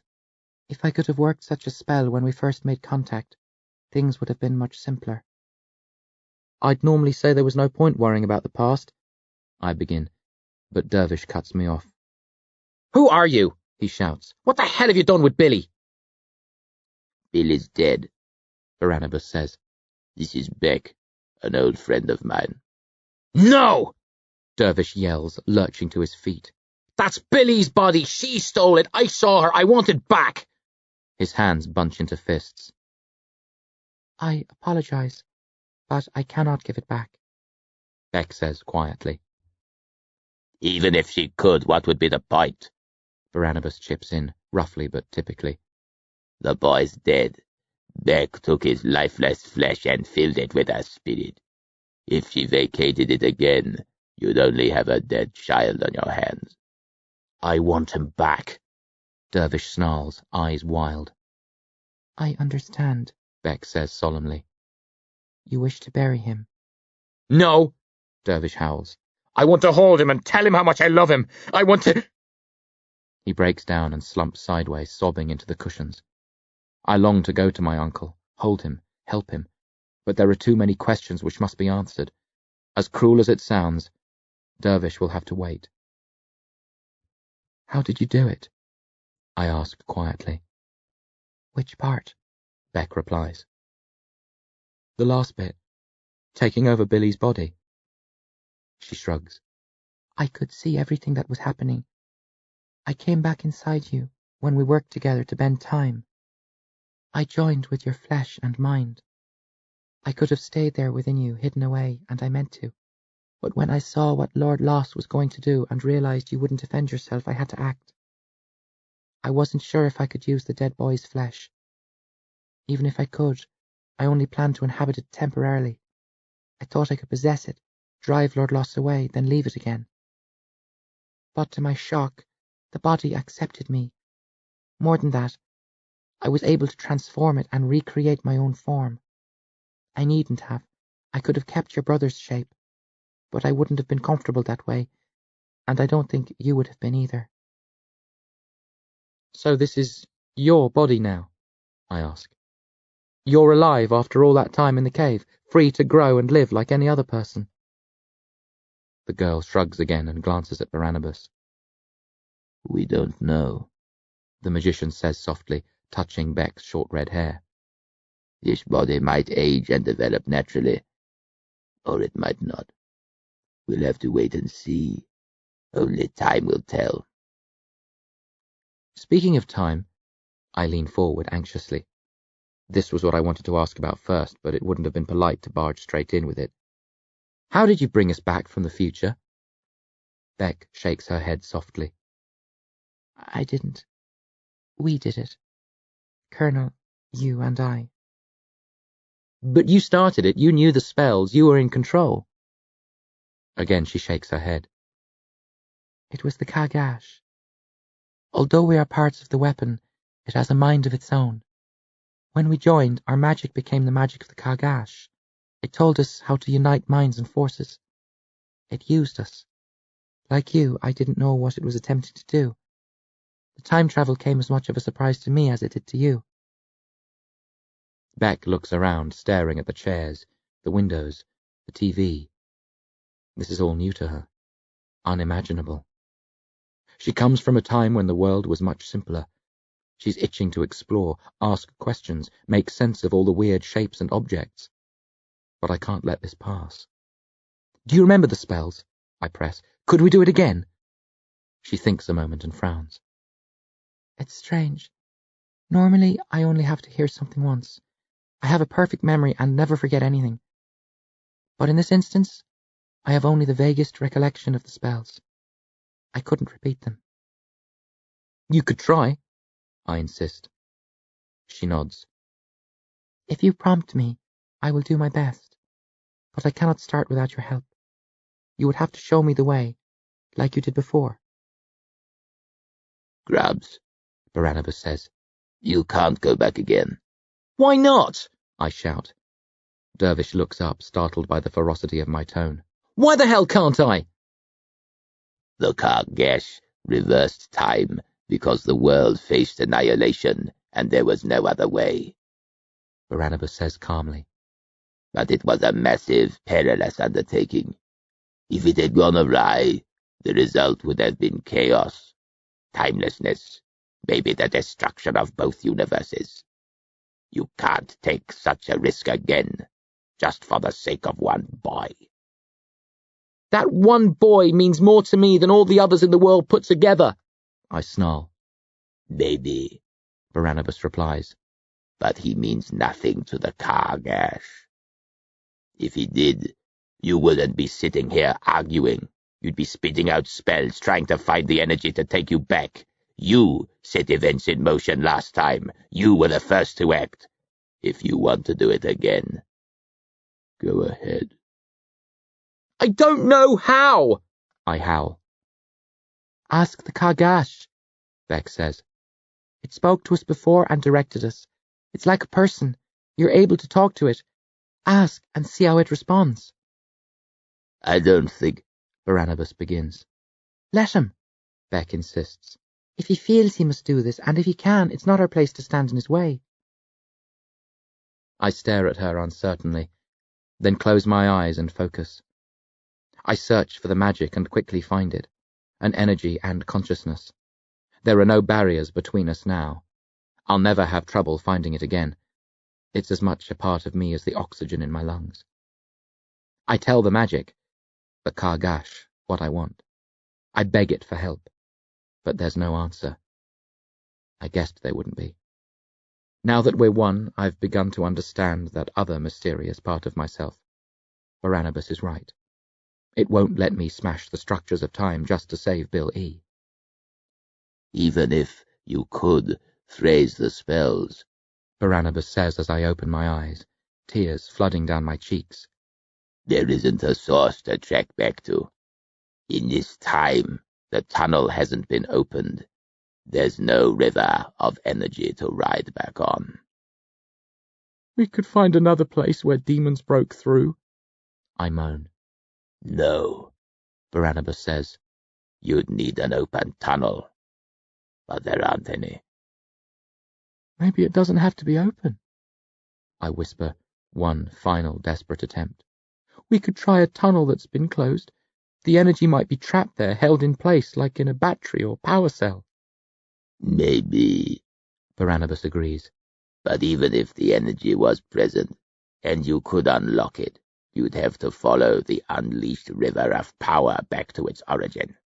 I doubt it's possible to set limits to travel back just a day, a week, or a month. So what? I sob. We'll ride it back to the start and wait. I don't care. Barnabas smiles softly. The last tunnel that was anything near to this in size was closed more than 300 years ago. I mutter, feeling the last sliver of hope die within me. Let it go, Grubs, Barnabas says. Your brother's dead, and you can't bring him back. There's no way around it. You'll drive yourself mad if you can't accept that. Maybe that wouldn't be so bad, I sigh, then sit there crying, saying my silent farewells to poor, unfortunate Bill E. Spleen. R.I. Bloody P.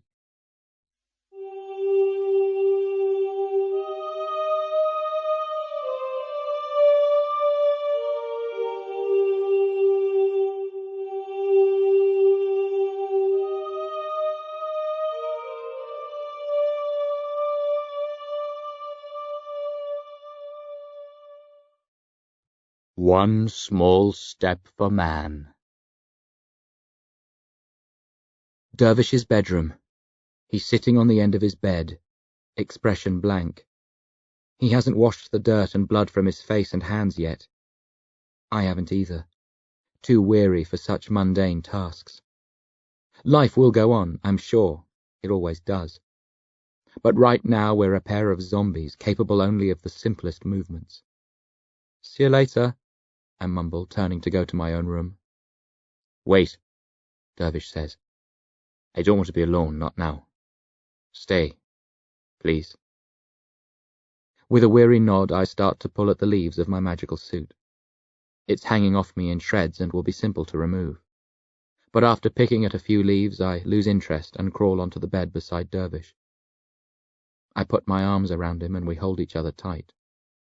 He often held me like this when I first came to live with him, whenever I awoke from a particularly brutal nightmare. But this time the nightmare is reality, and there's little comfort to be found in the embrace. You had to do it, Dervish whispers. I break into fresh tears. He was my brother, I moan. What would Dad have said? The same thing I'm saying, Dervish croaks. You did what had to be done. It should have been me. I was his guardian. Yours too. The responsibility was mine. But I couldn't find the strength. I failed. If you hadn't been so brave, we'd have all died and Billy would have suffered terribly. You did what was best. You should feel proud, not wretched. I laugh bitterly. Proud? Yeah, sure.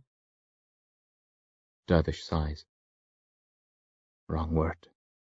You should feel... I don't know. Maybe there isn't a word for it. But you did the right thing. That has to be enough.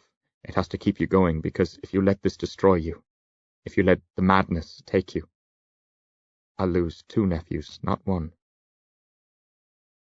But it's so tempting, I mumble. I want out, Dervish. I know what it's like to be mad. It's easier than this. Anything's easier than this. Dervish is silent a minute. Then he says, I'll make you a deal. If you fight the temptation, stay sane, no matter how painful it is, so will I. You feel it too? I ask, surprised by his admission. He nods. By the way he trembles, I know he's not just saying it. Like you said, anything would be easier than this. But we have each other. If you fight, so will I. I'll stay sane for you if you stay sane for me. Agreed? I hug him tighter, loving him more than I ever did before. Agreed. Dervish blinks at the ceiling. It sounds crazy, but I'm sad about Junie too. I know she was evil and I hate her for what she did. But I loved her.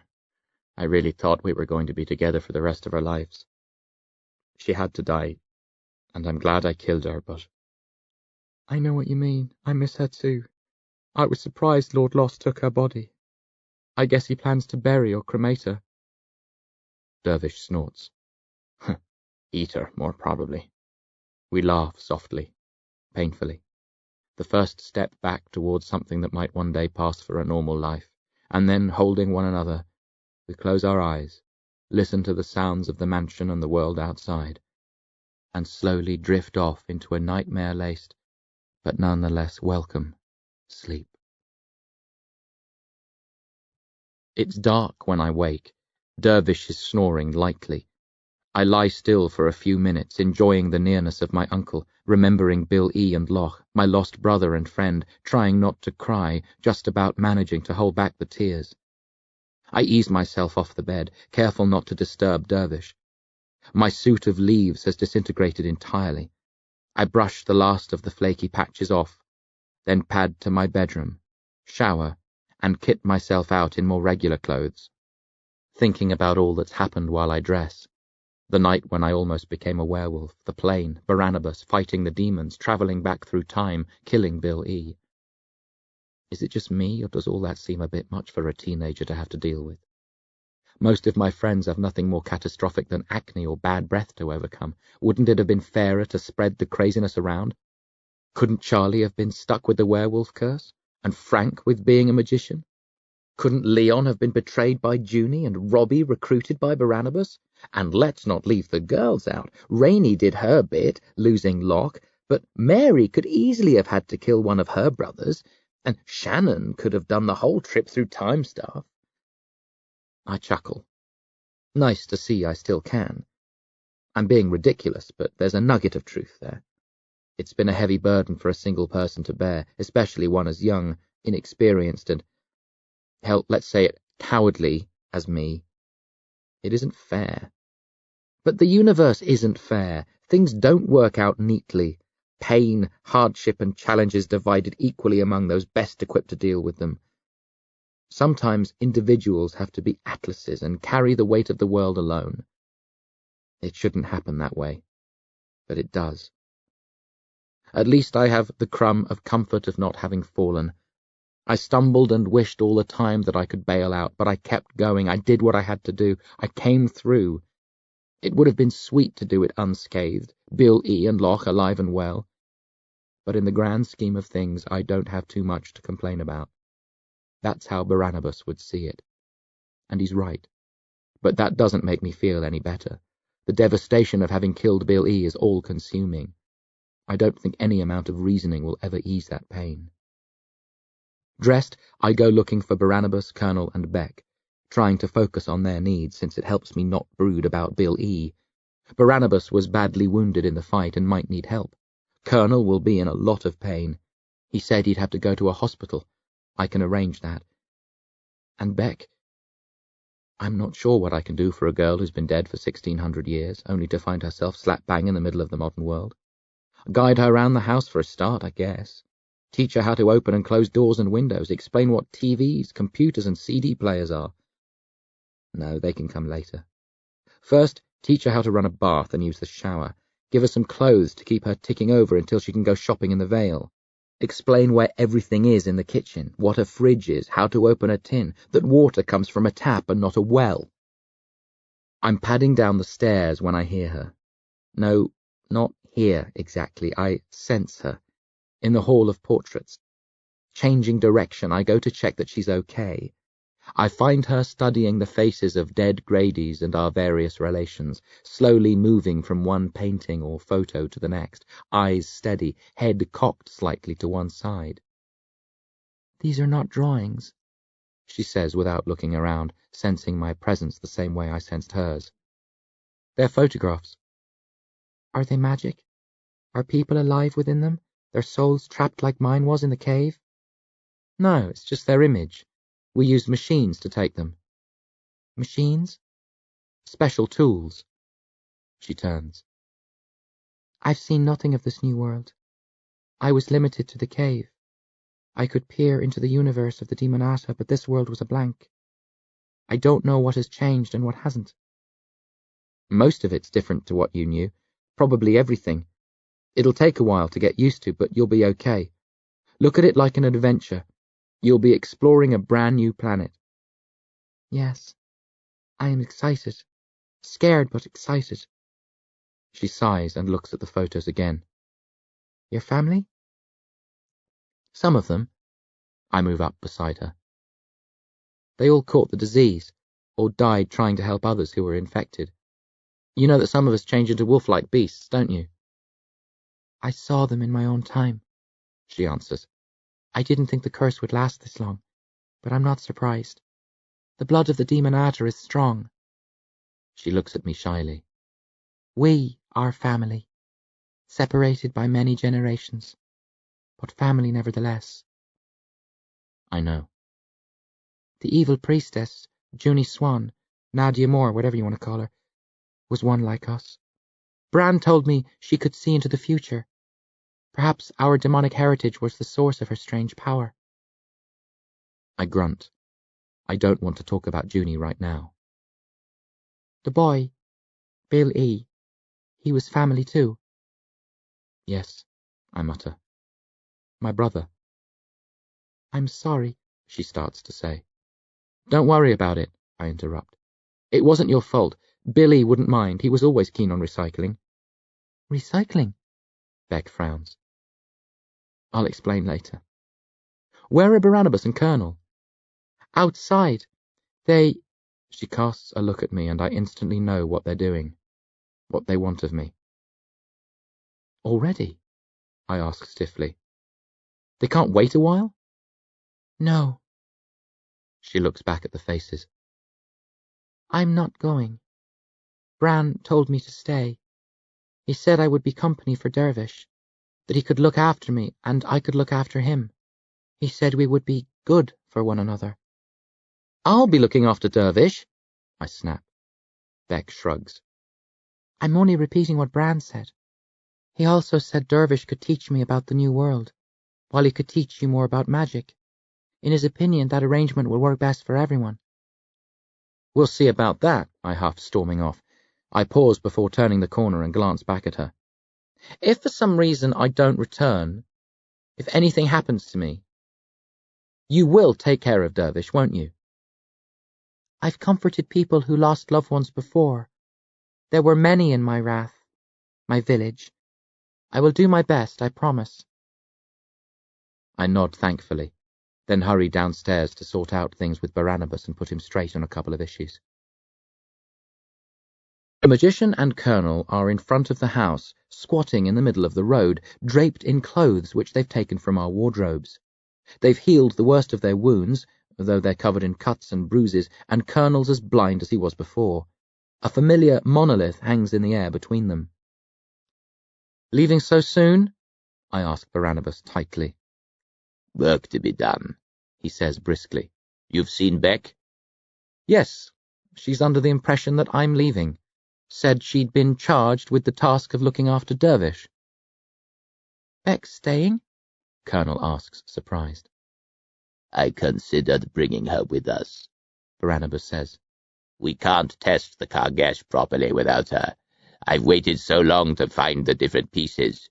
It might be madness to leave her behind, but the weapon unnerves me. It gave us the power to come back in time and stop the Demonata. But before that it led Grubs to the cave and initiated this whole chain of events. I don't recall it leading me. I frowned. The night you went to the cave when you were turning into a werewolf, Barnabas reminds me. You cleared most of the entrance. Beck didn't summon you and Lord Loss wasn't involved at that stage. It can only have been the work of the Kargash.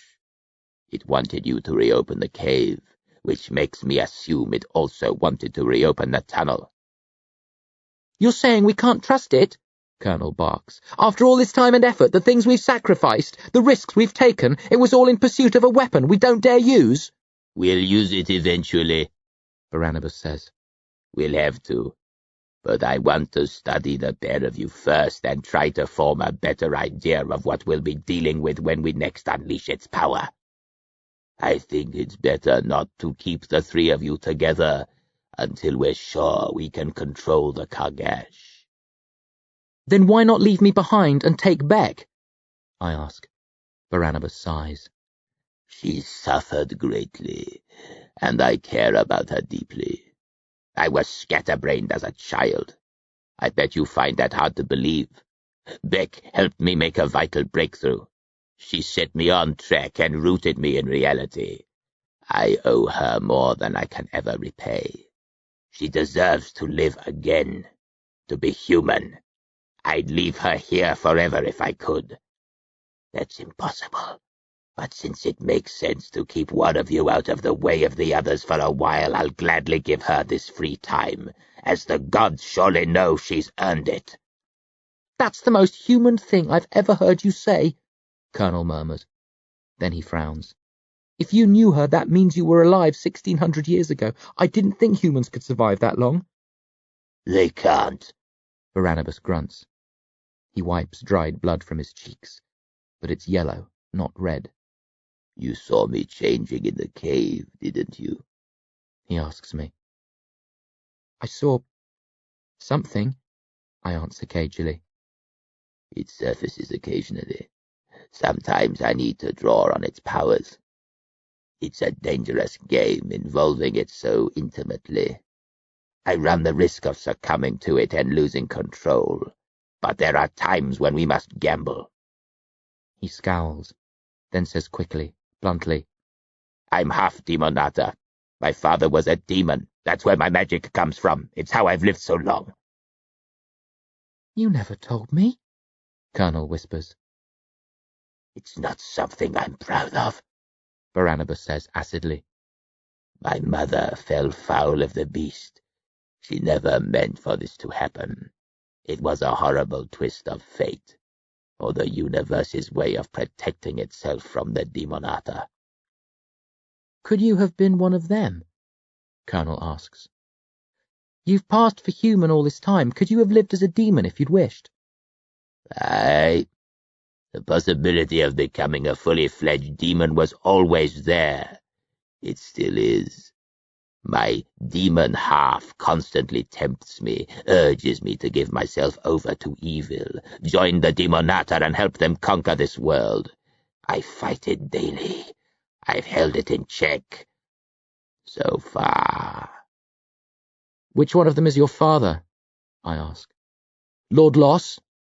Don't be ridiculous, he snorts. My father was a lesser demon. I tracked him down many centuries ago. I killed the beast and relieved him of his head. Used the skull as a bedpan for a time. He jerks his thumb at the monolith. Now that we've had the sordid family history, can we move on? I'm not going, I tell him. I'm staying here with Dervish and Beck. Barnabas shrugs. If that is what you want. Don't say it like that. I've done my bit. I stopped the demons breaking through. I killed my brother and saved the world. What more do you want from me? I scream. Barnabas doesn't blink. It's not what I want. It's what the universe wants. And what I've learned from my long years is the universe only ever wants more. It doesn't care about sacrifice and best efforts. It needs us to keep fighting. As far as the universe is concerned, there's no rest for either the good or the wicked. I doubt it even understands the concept. Well, the universe can go stick its head where the sun don't shine, I yell. I'm through. I did what I had to, and now I want out, like Beck. It's not within my power to let you go or keep you, Barnabas says softly. Your conscience will guide you. There's no point shrieking at me. It's yourself you should be angry with. If you were selfish, didn't care about the world, or were a tenth of the coward you believe you are, you'd go back inside, return to school, live out a long, happy, simple human life, which you're fully entitled to. He takes a step closer, shaking his head. But you can't, can you? You saw the shadow monster in the cave, the one that almost broke through. Their leader. It was huge, I whisper. Powerful. Evil. All demons are evil, Barnabas says. This was different. I'm not sure how exactly, but I intend to find out. I'll track it down, even if I have to visit 1,000 worlds and kill 1,000,000 demons. Normally, Colonel could lead me to it. He's a marvel at finding rogue monsters, but I'm not sure he can pull his weight anymore. I might not be able to pull my weight, Colonel growls, but I can punch your lights out, old man. He bares his teeth. Or should I say, old demon? Barnabas laughs shortly. Whether or not Colonel can work his magic, I'll find and kill that beast before it discovers another way to open a tunnel between universes. And you'll help me. I know it. Colonel knows it. And you know it. That's why you're angry. You don't have a choice because your conscience is directing you. Even after all that's happened, the grief you're going through, the guilt, the fear. You have to do this. You couldn't live with yourself if you didn't. Can't we wait? I cry. Leave it a few days at least so I can mourn Bill E and be with Dervish? The Demonata won't wait, Barnabas says, then smiles faintly. It's hard for all of us. Colonel needs medical aid. We can build a new pair of eyes for him in the universe of magic, but they'll only work in that demonic realm.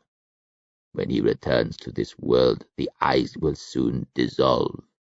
The pain will be awful and will worsen every time he comes back. He can no longer think of Earth as home. I want to sit down with Beck. Tell her all that's happened in the last 1,500 years, discuss old times, get to know her again, guide her through the ways of this new and frightening world.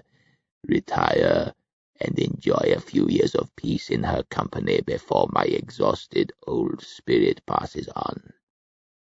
But Colonel's ruined eyes don't matter a damn. My pitiful wishes matter even less. We're pawns of the universe. We go where we're needed, do what we must. All else takes second place to that. I know, I sigh. I understand. But Dervish, Bill E. Look at it this way, Colonel says softly. You can mourn your brother here and wait for the world to end. Or you can mourn him in the Demonata's universe while you kick 7 shades of demon arse all the way to hell. He pushes himself up and walks to the monolith, wincing from the pain, hands outstretched. He touches the dark face of the window, pauses, lifts his head as though trying to see the sky one last time, even without his eyes and through the layers of bandages. Then, with a soft groan, he steps forward and vanishes.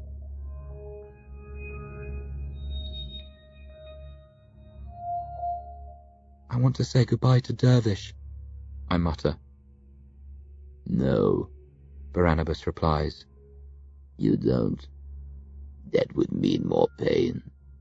Better to slip away while he's asleep. He won't like it. but he'll accept it. How's he going to explain Billy's disappearance to the police, his teachers, everyone who knew him? He'll cook up a good story. He was always adept at making fiction fit the facts. Barnabas extends a hand towards me. What about the cave? I ask, stalling for time. We have to block the entrance again, or the Demonata might... I've already taken care of that, Barnabas says curtly, losing patience. I've cast spells of warning again, and Dervish will ensure the entrance is filled in as swiftly as possible. Spells didn't work last time, I remind him. Because of the Kargash, he snaps. That has the power to override any spell of mine or any others. But with you and Colonel by my side, I won't have to worry about that happening again. If demons make another move on the cave, I'll know. Now are you coming or not? And before you answer, don't forget the lambs are still after you. I sneer. They frightened me once. Not any longer. Because you have a more powerful enemy to face now. I nod slowly, reluctantly, then take the ancient magician's hand. I'm scared, I whisper. More scared than I've ever been, and that's saying a lot. I know, he replies quietly. You probably always will be. If it's any comfort, I'm scared too, even after all these centuries. How do you deal with the fear? I ask. He shrugs. I fight. Is that enough? It has to be. And on that dubious, dark note, we walk to the monolith. The magician and his assistant, saviors of the world, slaves of the universe. We lay our hands on the smooth black slab. There's a surge of magic. Our heads tilt back like Colonel's did for one final look at a beautiful, twinkling, star-studded sky. I think of Dervish, Bill E., all I have to leave behind. The battles to come, the loneliness and pain. I want to run away from it all and hide, but I can't. No, I won't. Barnabas tugs gently. I take a breath, hold it, then willingly step forward with him to face my destiny. In the universe of all things foul and demonic.